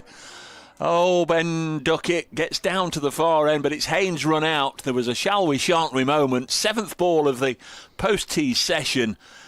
Thomas bowling to Haynes. He's cut it out to backward point, and there was more than a moment's hesitation. They were both in the middle. Ducket carried on, so Haynes had to come to this end and couldn't beat the throw from deep. And Jack Haynes is run out for 53. Won't have any material effect on the eventual outcome. 359 for 4.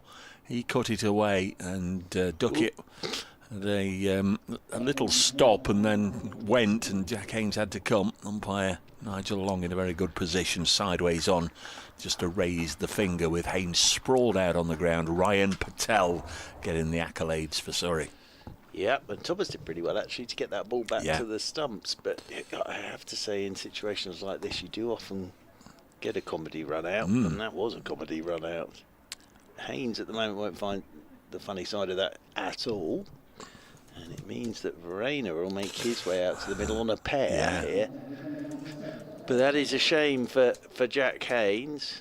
Well, Ducket and Burns are having a conversation now. But, yeah, they sort of ended up looking at each other, and then one stopped, the other one kept going. And then he did his best, did Haynes, to get back. But Thomas took the ball and flicked it back onto the stumps. And as you say, umpire Nigel Long was in a good position there to give the decision. So Surrey have a wicket straight away after tea in a slightly clumsy fashion all round, really. Ducket will feel terrible about that now. He's 169 not out. So Verena here on a pair, but he'll never have a better chance to get off the pair than this. He's at the non-striker's end, of course. When a wicket falls sort of by any other means, you go to that end, don't you, when you're on strike. But of course, the throw came into the non-striker's end, the end that Haynes was running to. So Ducket on 169 to face Adam Thomas for the first time since tea. Goes round the wicket to the left-hander, and it's pitched up and it's defended. Things sort of happened in reverse in the Glamorgan match with Ducket batting with Slater, and it was Ducket who was run out coming to this end. A direct hit from Sean Dixon, who's been in the news earlier today, battling 70-odd for Glamorgan in that match at Cardiff. Thomas bowls and Ducket defends. Yeah, you do get the miscommunication every now and again, and when that happens, one of the two is a casualty. Obviously, from here you can't hear the calls, but clearly there was hesitancy for both, wasn't there? Yeah. Weren't there? They both sort of stopped and went again. Ducket just pushed these three into the offside gently. Well, it was brilliant camera work on the replay as well, but it was a little bit like Strictly Come Dancing at one point. It's good work by Ryan Patel getting the throw in, and as you say, Thomas in a very good position to take the ball, sort of let his hands give as he received it. This next one's drilled up to mid-off, and there's no run.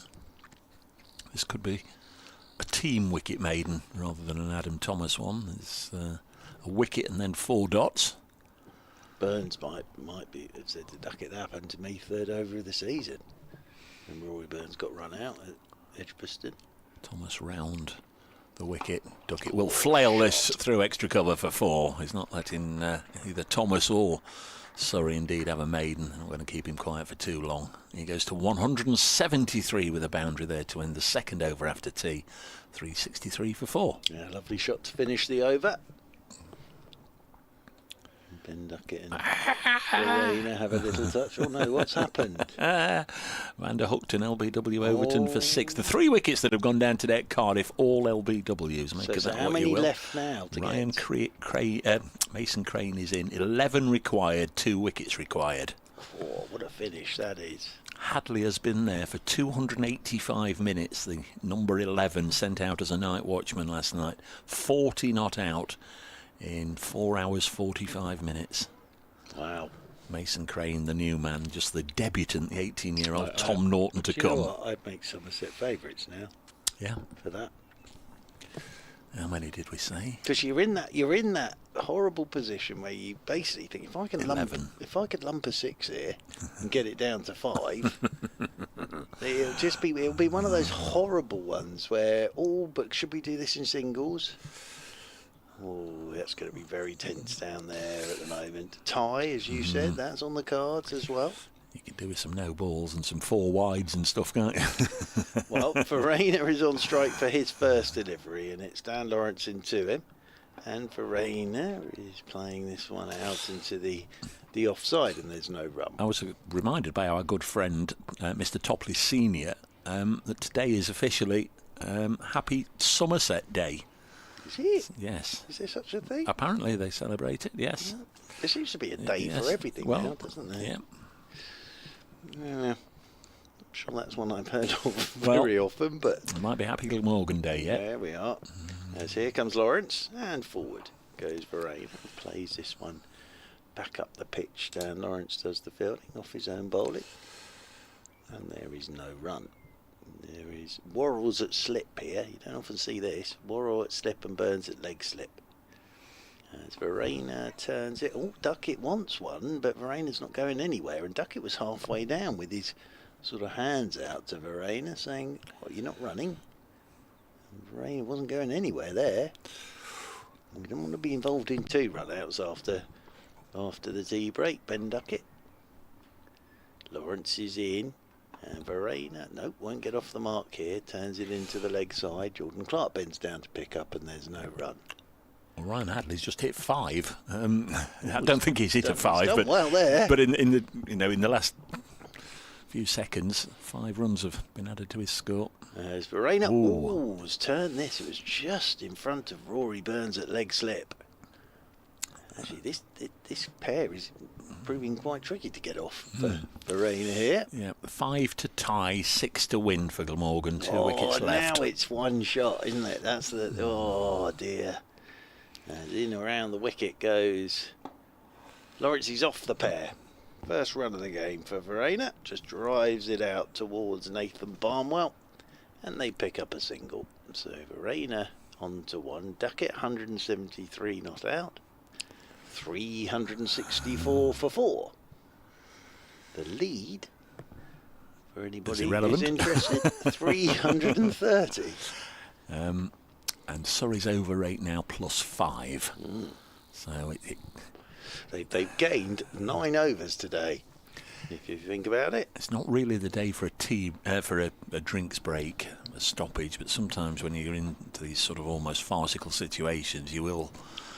On a warm day, see the umpires grant their fielding side a drinks break, and out they'll come and they'll all sit down on the ground. Well, they could have a cup of tea and a bit of cake. They could indeed. Got time to go back to the dressing room and have a cup of tea and a bit of cake. Adam Thomas into bowl to Kyle Verena. The South African keeper eases this into the covers to double his tally from 1 to 2. Verena always seems to me to have been a very good signing for Nottinghamshire. Yeah, tremendous player. They actually came back for a second. I was sort of peering around the monitor. I thought there was a fielder Sibley rather closer to the ball than he actually was. So they did easily get back. Yeah, very good acquisition. 366 for 4. Thomas to Verena. And this time I'm pretty sure he's hit it straight to Sibley. He has for a single. 367 for 4. Well, that brings Ducket back onto strike. And the double 100 is very much on here for Ben Ducket. Yeah, 27 required in just over half an hour or so. Thomas in, and this is pushed by Ducket back up the ground. Doesn't really time it that well. He's Topley does the fielding. Anything else on your scorecard there, Dave Bracegirdle? Not from Cardiff. No. I think it's still raining in Hove. We'll have a look at that one for you. As that's short from Thomas, that'll be pulled by Ducket out towards deep backward square. He'll stroll another single. Now it'll move him on to 174. Yeah, that'll be frustrating for Sussex. They're 42 for 1, needing 89 more to defeat Leicestershire, but being held up by the rain. Northampton's 7 down, hanging on to try and get a draw at Derby. Kent 185 for 4, needs 76 to beat Gloucestershire. That could be where the last hour drama lays.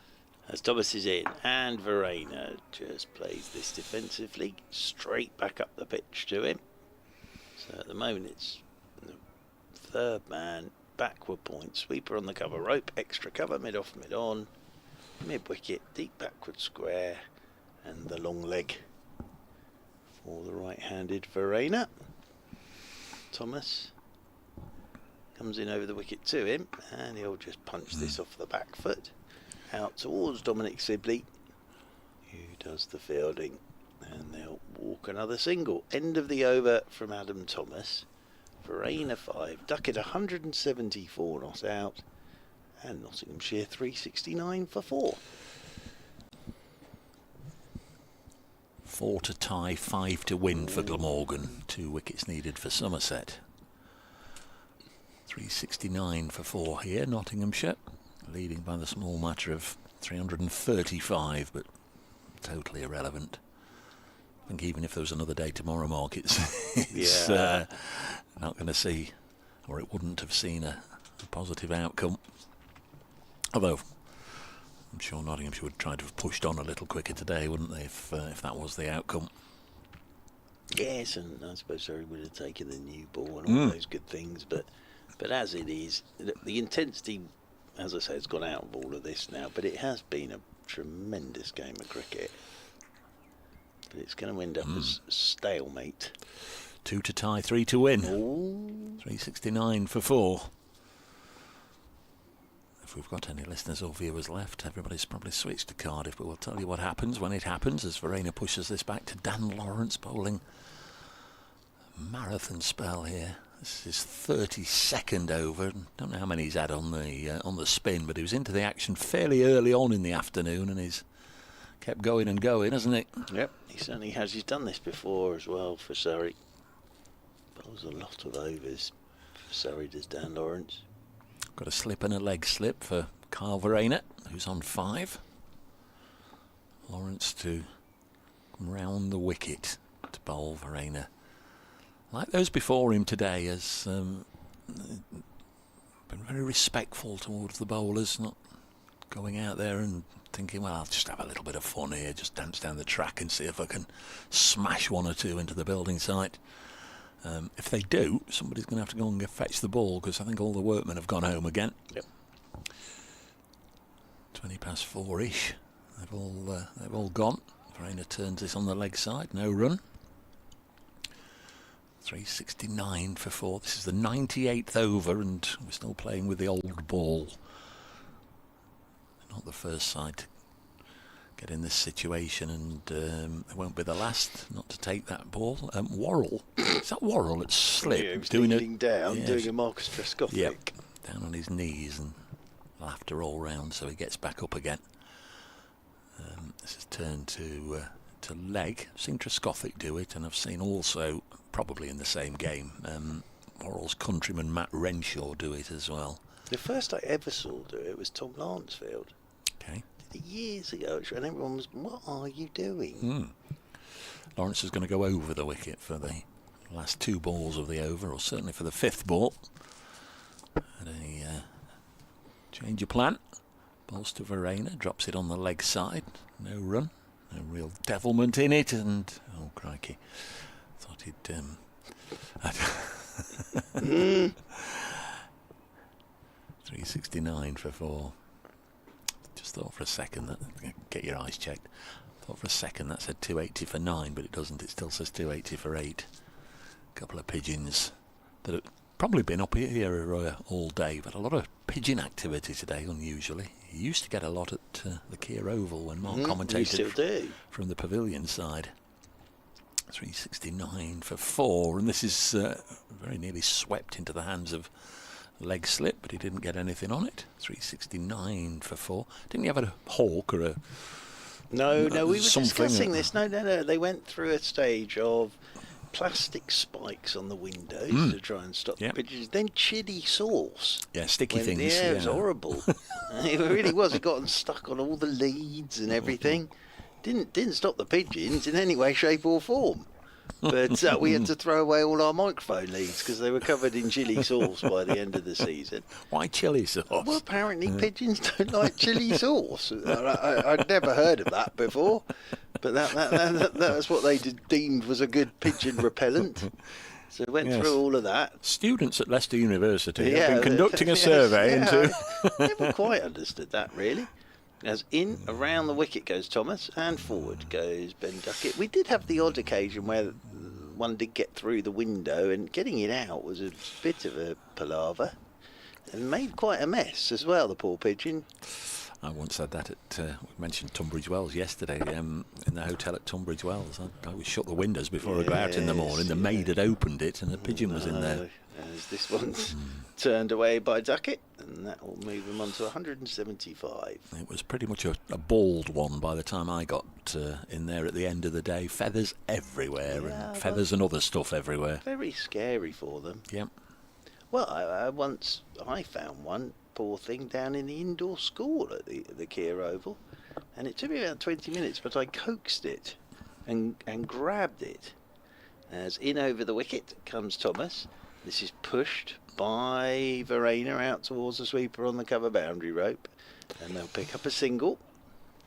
1 to tie, 2 to win for Glamorgan.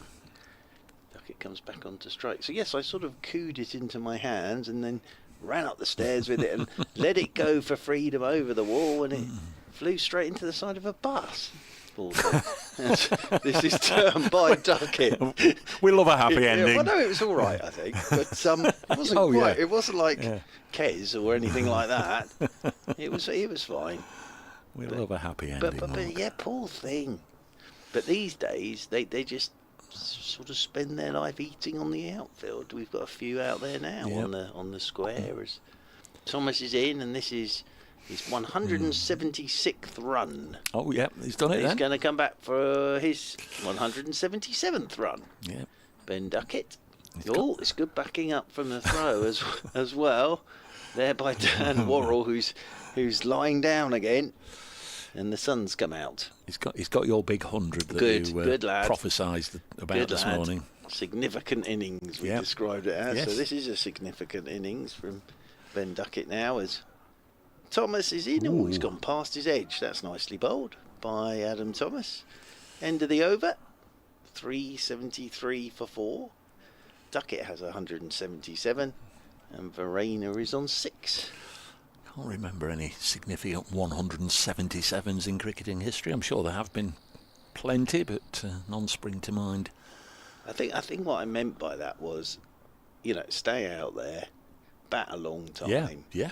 And he's done exactly that today. It's been very good, this from Ben Ducket today. Oh, crikey me. What's happened? Hymns and arias, land of our fathers. Oh, they've won, have they? My word. Oh, they'll be celebrating by the River Taff tonight. Celebrating down Barry Island. You won't be able to get in the cricketers' pub. What's occurring, Somerset? What's occurring? Glamorgan have beaten Somerset by 2 wickets. Wow, what an innings that is from the night watchman as well. Goodness gracious. And here's Ryan Patel into the attack. Ah, here we go. And the winning runs have taken Ryan Hadley to a half century, 50, as Verena chops this on the offside. 50, faced 231 balls, 6 fours and a 6, batted for 298 minutes, so that's 2 minutes shy of 5 hours. Dr. Andrew Hignall will be down there giving him freedom to the Museum of Wales in St Fagans. Take all sharp objects away from Anthony Gibson, the Somerset commentator, please. He'll be all right. This is pushed up to mid-glass of cider. He'll be all right. He'll be fine. 373 for 4 knots. He'll be fine. That's a remarkable win. That I may or may not comment on it a little later. Now I found the picture of Somerset Day. This is cut to backward point. Somerset Day? Why yes, would well, I don't know. What, was Somerset invented today or something, was it? How strange. But there is a day for everything. You've isn't looked up there all now? sorts today. Look up Happy Somerset, or look up Somerset Day, and See why it's Somerset you'll see Day. there's flags and all sorts of things being paraded. Okey-dokey. 373 for 4. This is turned to mid on. So earlier, Warwickshire defeated Yorkshire by 377. They're back on at Hove. Sussex 70 for 1 in the 8th over, requiring 60 more. And they're playing in Division 2 at Derby and Bristol still. Apart from that, we're done for this round of matches. 373 for 4. Next ball, Verena cuts it into the offside, no run. What have you got? Here we are. This is what we need. Right, so it's a poignant date for Somerset, as it marks the day Alfred the Great called together all the people of Somerset to raise arms against the Viking invasion. But it's now a day. There's Ryan Patel bowling, chopped away for 4 by Verena. Lovely shot to backward point in front of the William Clark stand. It goes 4 runs, 377 for 4. I'm surprised Anthony Gibson's actually in Glamorgan, because it's now a day when local people, businesses and communities come together to celebrate and share everything that the great Somerset has to offer, from cheese, cider and the Glastonbury Festival. My word. There you are. That's what Somerset Day is. Somerset is the home of cheddar cheese, being named after Cheddar Gorge, not Cheddar George, where cheese is still matured in the caves today. Cheddar Gorge is the site where the oldest complete human skeleton was found. The county is known as the cider capital of the UK. And it is said 10-pin bowling comes from a game of Somerset Skittles. My word. That's Somerset Day for you, everybody. Happy Somerset Day for those that celebrate. 377 for 4. Thomas is into Ducket, who turns this one into short mid-wicket. The only thing is, below this one, it says Somerset Day, the 9th of May, 2026. Oh, that's not today. No, I know, that's what I'm saying. But it also says Somerset Day, the 11th of May. So, who knows? This one's jumped at Ducket. Yeah. Hit that bottom hand again. He sort of punched that back. He doesn't want to injure himself here, Ducket. Wasn't Alfred the Great the one who burnt all the cakes or whatever? Oh, I don't know. Paul Hollywood of his day. Well, I haven't seen Paul Hollywood call the county of Somerset together for a Viking invasion, but you never know your luck. As in over the wicket comes Thomas, forward goes Ducket. Plays this solidly. Straight back up the pitch, and there's no run. I must admit, it's not one that I've had in the diary. Somerset Day. Is there a day for every county? Is there a Nottinghamshire Day or anything like that, do you think? As this one's turned into the leg side by Ducket, and there's no run. It's not turned out that well, has it, really, Somerset Day? No. No. They might change the date next year back to the 9th of May. They'll win it one year, you know. Oh, poor old Anthony's diary. As in over the wicket once again comes Thomas. Driven by Ducket. Still a long way to go, but that when you got to the ground this morning, you would not have expected Glamorgan to sort of get there, and that Hadley would finish 50 not out. Number 11, yep. Good for him. As I say, they'll be celebrating in the bars of Cardiff. As this one, there's plenty of them. As this one's turned out towards deep mid-wicket, and they'll pick up a single, and Ducket will keep the strike. He's on 178. Verena is 10 not out, and Nottinghamshire are 378 for 4. Yeah, only another about 20 minutes or so to go in this one. It means right now then Somerset played 5, 1-2, lost 2, drawn 1, 64 points. So they'll be behind Notts, Glamorgan and Warwickshire, whatever happens, and in fact they'll be behind Surrey. So Somerset are going to drop to 5th in the Division 1 table. 378 for 4. There's 2 wickets. Somerset could have been top if they got 2 more wickets. As it is, they're going to be 5th at the end of the day after 5 rounds. Ryan Patel round the wicket. Ducket eases this into the offside. Doesn't get a run for his troubles. So Warwickshire played 5.74. Glamorgan played 5.69. Notts are going to leapfrog both of those. They're going to be played 5.80. So Notts are going to lead the table by 6 runs after 5 matches. This is hit down the ground. And Surrey, 13.72. Surrey are going to be third. You'll be 2 points behind Warwickshire and 8 behind Notts. And of course, you'll be hosting Notts later in the season when the point situation will be absolutely critical, I'm sure. 378 for 4, but you've got your Indian leg spinner to... Yeah, she's turning up. So, an unbeaten start to the season for both of these sides, it'll be. Somebody's O didn't go. In boxing parlance, as Ducket gets his 179th run. Yeah, it's still a long way to go in the season, of course, but it's, you know, it's important that you're in a fairly good position at the block of the first 7, isn't it? Yeah. Well, look at it another way. There's only 9 matches to go after this one. Only got 4 more home games, Notts. This is run away to the diving Worrell. No one can fault Dan Worrell for his effort and enthusiasm in the field. And with the ball. He's top drawer, isn't he, absolutely, with the ball, stand out. Had a couple of mighty shots with the bat as well, didn't he, in his own way? You can see why Surrey wanted to get him fit, rush him back into the side. And he's delivered. Ducket drops this on the leg side. He's delivered today. 179 not out. I'd love to see him at Hampshire, but they might just say, well, right, he's had 4 games, he's scored good runs in the other 3, and now he's got a really big score. Probably no need to have another game, but that's all to come towards the end of the week. I'd love to see a squad based pretty much on the 11 here, plus Brett Hutton and Dylan Pennington, maybe Farhan Ahmed as well, going down to Southampton.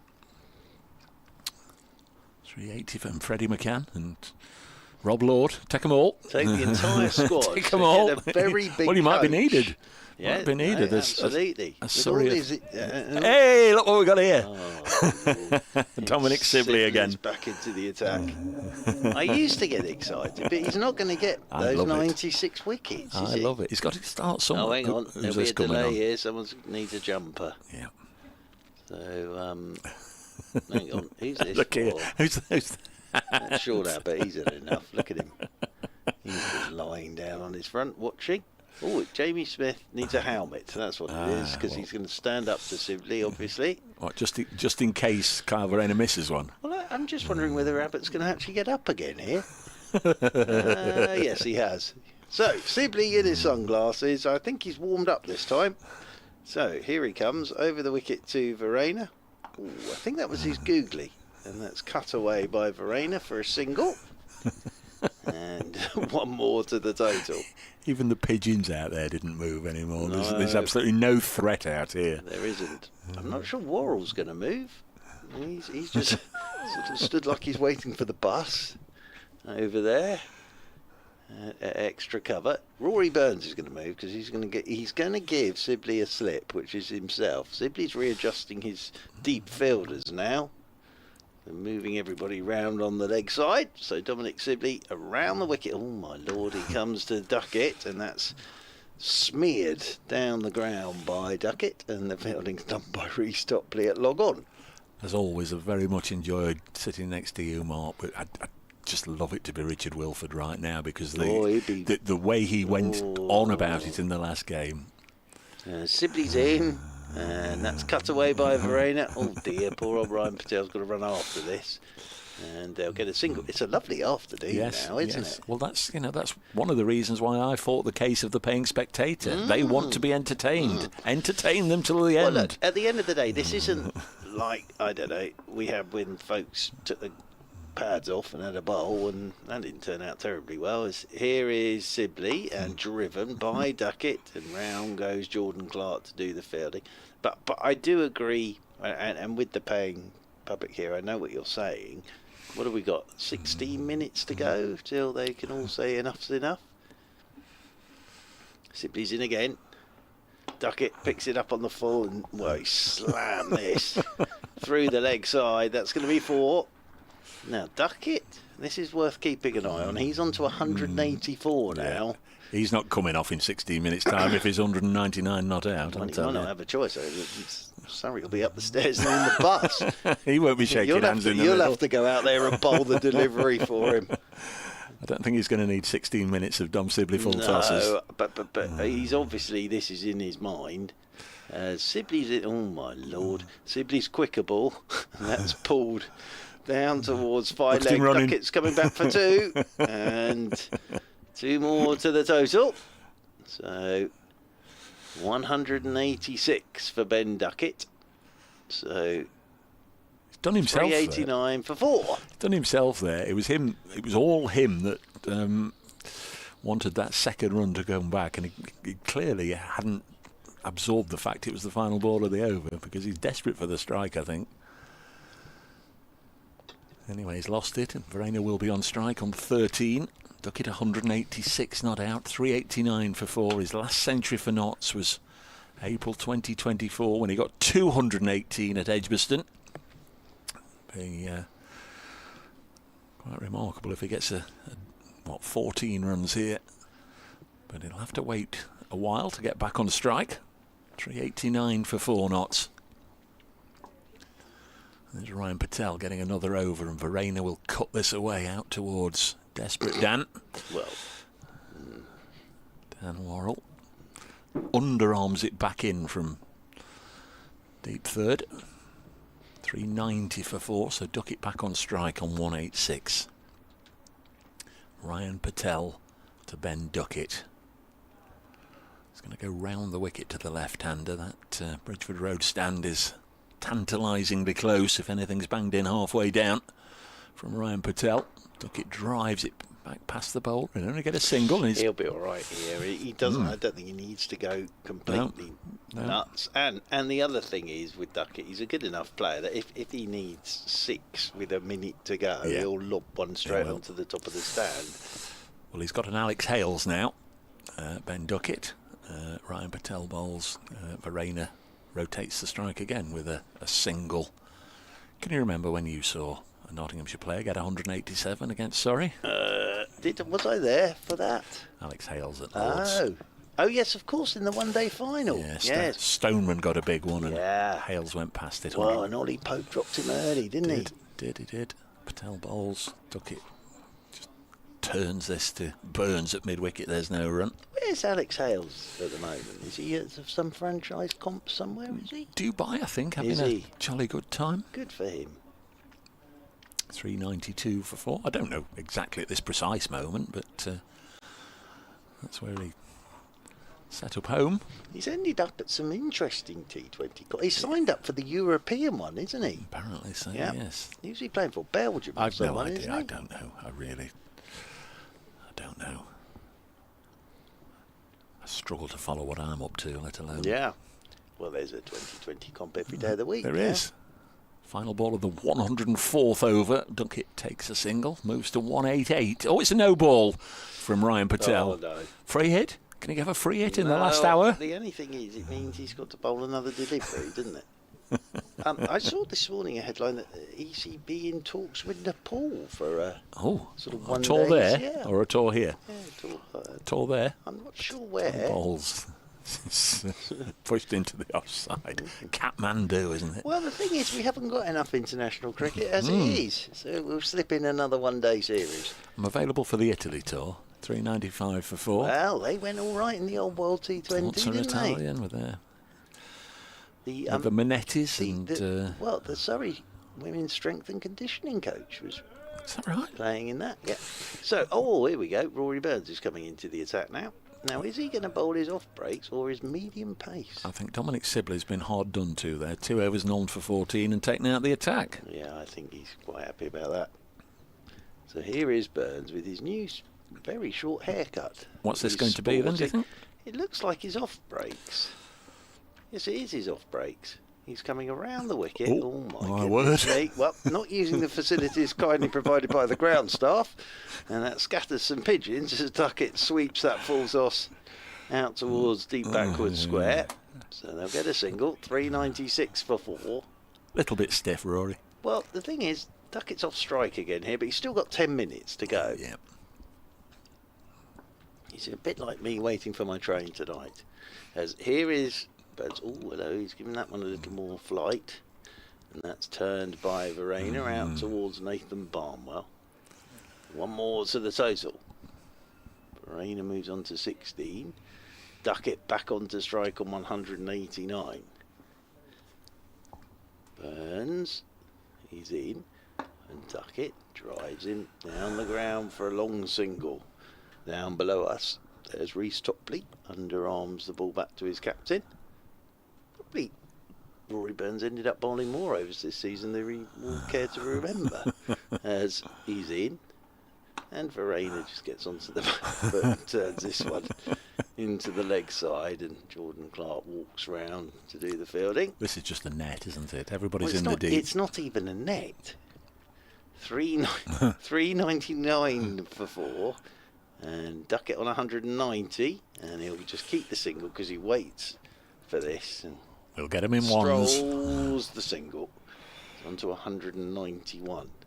What I like here is that Duckett's faced 303 deliveries as well. Yeah, the standing ovation for the 400 coming up. 400's up, everybody. As here is Burns, and Verena very respectfully, because Ducket needs to be on strike, plays this one back up the pitch. Ducket says something to Burns, and it's the end of the over. 400 for 4, 9 minutes to go. Ducket on 191. Just wonder when, and I'm really not going to waste any time in the next 2 or 3 days looking it up. Wonder when the last time was Nottinghamshire scored over 400 in each innings of a match. It can't happen too often, can it? No. And all 3 innings in this match over 400. 415, 449, and now 400 for 4. Oh, Jordan Clark's sort of setting the field here for Ben Ducket. He's sort of pointing towards the sand, saying, oh, I think that's a good area. Ryan Patel. They're not putting everybody on one side and telling Ryan Patel to bowl in some loopy full tossers just to hit a 6 and a 4 and get it done with. Here is Patel bowling, and he has pulled this one away for 4. Down to long leg, so he goes to 195. And let's go up to 404. Yes, that delivery will help get him to it a bit quicker. Yeah. I once saw Nick Knight get to 100 with Ali Brown bowling from the coil position. Didn't even run in. I saw Thorpe and Ward do that at Leicester for about an hour.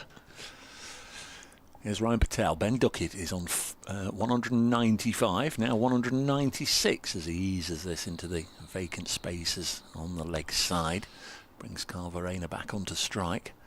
This pair have added 46 since Jack Haynes was run out second over after tea.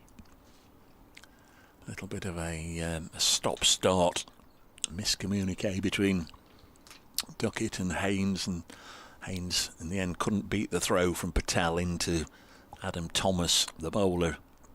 Did well to get back, gather the ball, whip a bail off, and Haynes had to go for 53. Verena's been made to wait a little bit here by Surrey. Ryan Patel bowls now, and Verena punches it all the way down the ground to long off for a single to the fielder on the ground. That's one of the greatest bits of fielding I've seen from Sean Abbott in a very long time. As Verena hit that, he knelt down on one knee and just waited for the ball to come to him, and then just rolled it back.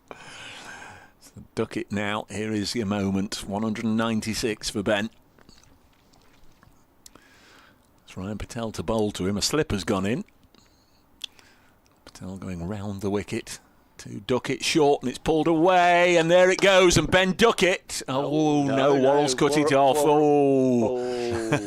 Either side of Dan Worrell, that would have been 4. Well, what did me was that Worrell never moved a muscle, No, a he little bit like Sean Abbott from the previous ball. Oh, look, Abbott is still nearly down. He's not even standing up to move in. But Worrell didn't move, so I thought initially he'd either not picked it up or it was so far away from him. Very good, this from Sean Abbott.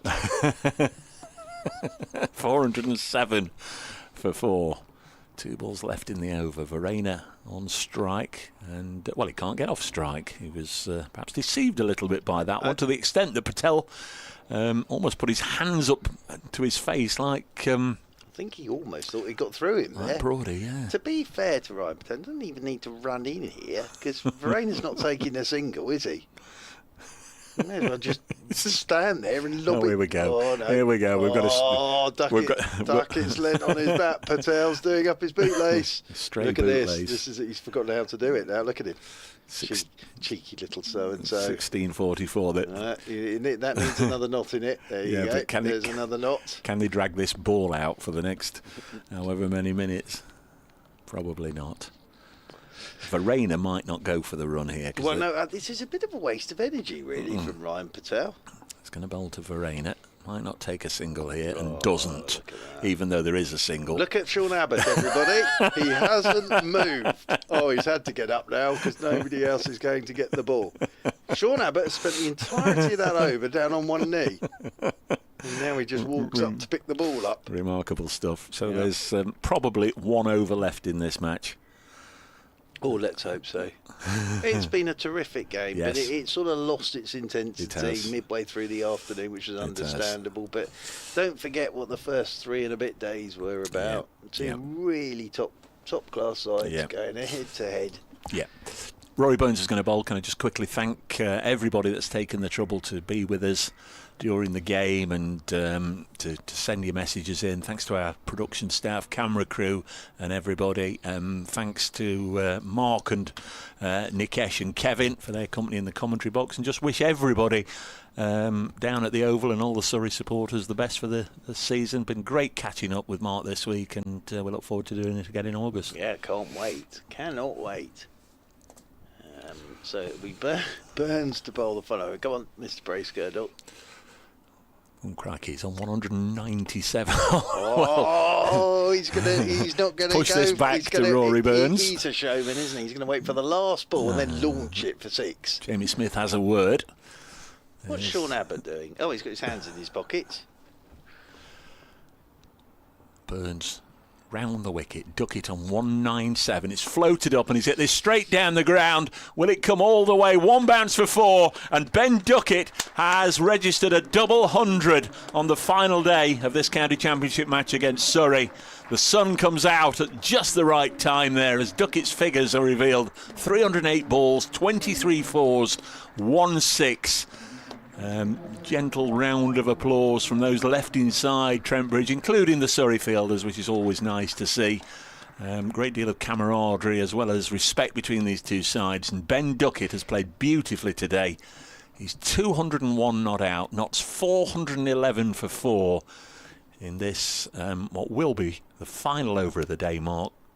Take us to the end. Well played, Ben Ducket. Significant innings. It's what we talked about this morning. We'll pat this one away for a single out there into the covers, but yeah, he really had to get his head down this morning against Worrell and Clark and last night when he came out. But yeah, deserves that. To play really well here, Ben Ducket, and it will do him the world of good. And that's what I sort of meant this morning. Really was, you know, he's going to be not out here with a double 100 to his name. He's faced 309 balls.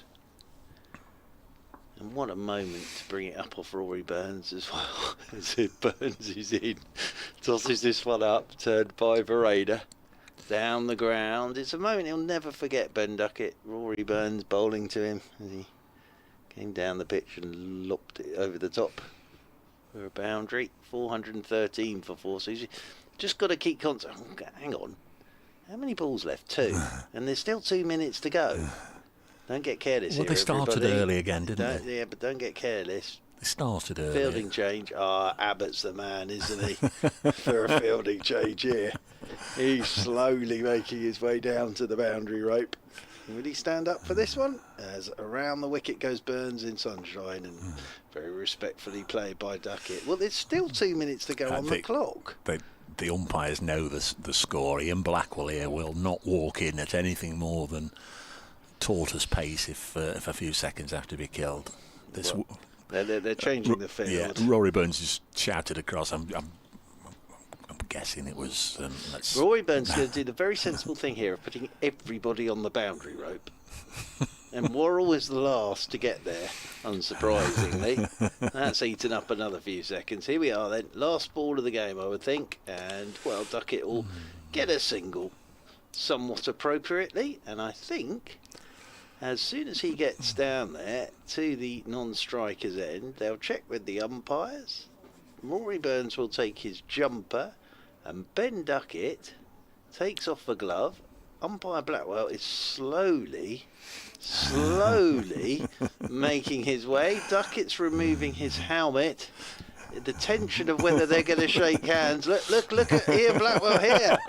He's going as slow as he can. Rory Burns is waiting for the signal, and there we are. A hug between Rory Burns and Ben Ducket, and Carl Verena and Dan Lawrence, and the hands are shaken. Then Ben Ducket will finish 203 not out. Carl Verena will finish 19 not out. And in the book, Nottinghamshire, that will be 414 for 4 declared. And it means that this game ends as a draw, 13 points apiece. But it has been, until it lost its intensity, midway through this afternoon, this has been a brilliant game of cricket for me. And this is two top quality sides. And this is a proper old rivalry now, but with a lot of respect between all the players. And Lawrence and Ducket have a hug as well. And yes, you can see the respect they all have for each other, because as I say, they really did go at it hammer and tong for 3 and a bit days. Well, literally hammer and Josh Tong. Yeah. And been a terrific game of cricket. I mean, across the two sides, there's nearly an England 11, isn't there, playing in this game? So there's a lot of familiarity from tours, from battles fought near and far.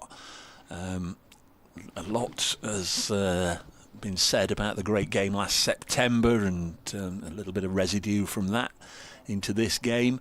And once again, the battle will be rejoined in August. Very much looking forward to it. Great knock from Ducket. Shame that it wasn't a full house to see it. It will still go in the book as 203 not out today, even though the last few runs just maybe weren't as challenging as the first few, because no bones about it, this could have gone to Surrey when the Nottinghamshire second innings started, had there been an almighty collapse after Asiba Mead had fallen early. But Nottinghamshire are now unbeaten at Trent Bridge in 2 years. They're unbeaten in county championship matches in 13 matches, and like Surrey this season, they're unbeaten in the first 5 matches of this campaign, and they've put themselves in what would be a decent position anyway, but with Somerset losing, they retain top spot after 5 rounds. I think we've just about thanked everybody. Sincere thanks, as I say, to everybody that's taken the trouble to get in touch. If we didn't read it out, sincere apologies. There's nothing meant by that. We've had periods where we've had a lot of messages, and we've tried to get through as many as we can. But I hope you've enjoyed the coverage. We've gone off topic now and again, but you know that's the score when Mark and myself get together. Safe travels, mate. Thank you, my friend. It's been an absolute pleasure. It really has, as always. And you're next in action? Personally, tomorrow, because I've got Surrey women against Essex women tomorrow at the Keir Oval, and then we hot-foot it to Headingley to start against the mighty Yorkshire on Friday.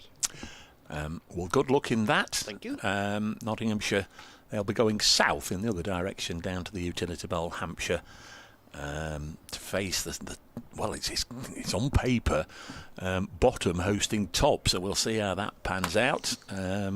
I'll be down there, God willing, on Friday morning with good friend Kevin James and the team down there, and obviously that one gets underway 11 o'clock on Friday morning. Great if you could join myself, Notts fans. Great if Surrey followers will be able to listen to Mark at Headingley, up there with Jonathan Doidge and his team up there. That's it from Trent Bridge. Both sides take 13 points from this fixture.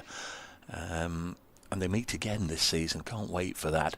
Nottinghamshire 415 and 414 for 4 declared. Surrey 449. Both sides 13 points. Match drawn. From the entire team at Trent Bridge, including the excellent production staff and Kevin Howells, it's a good night from us all.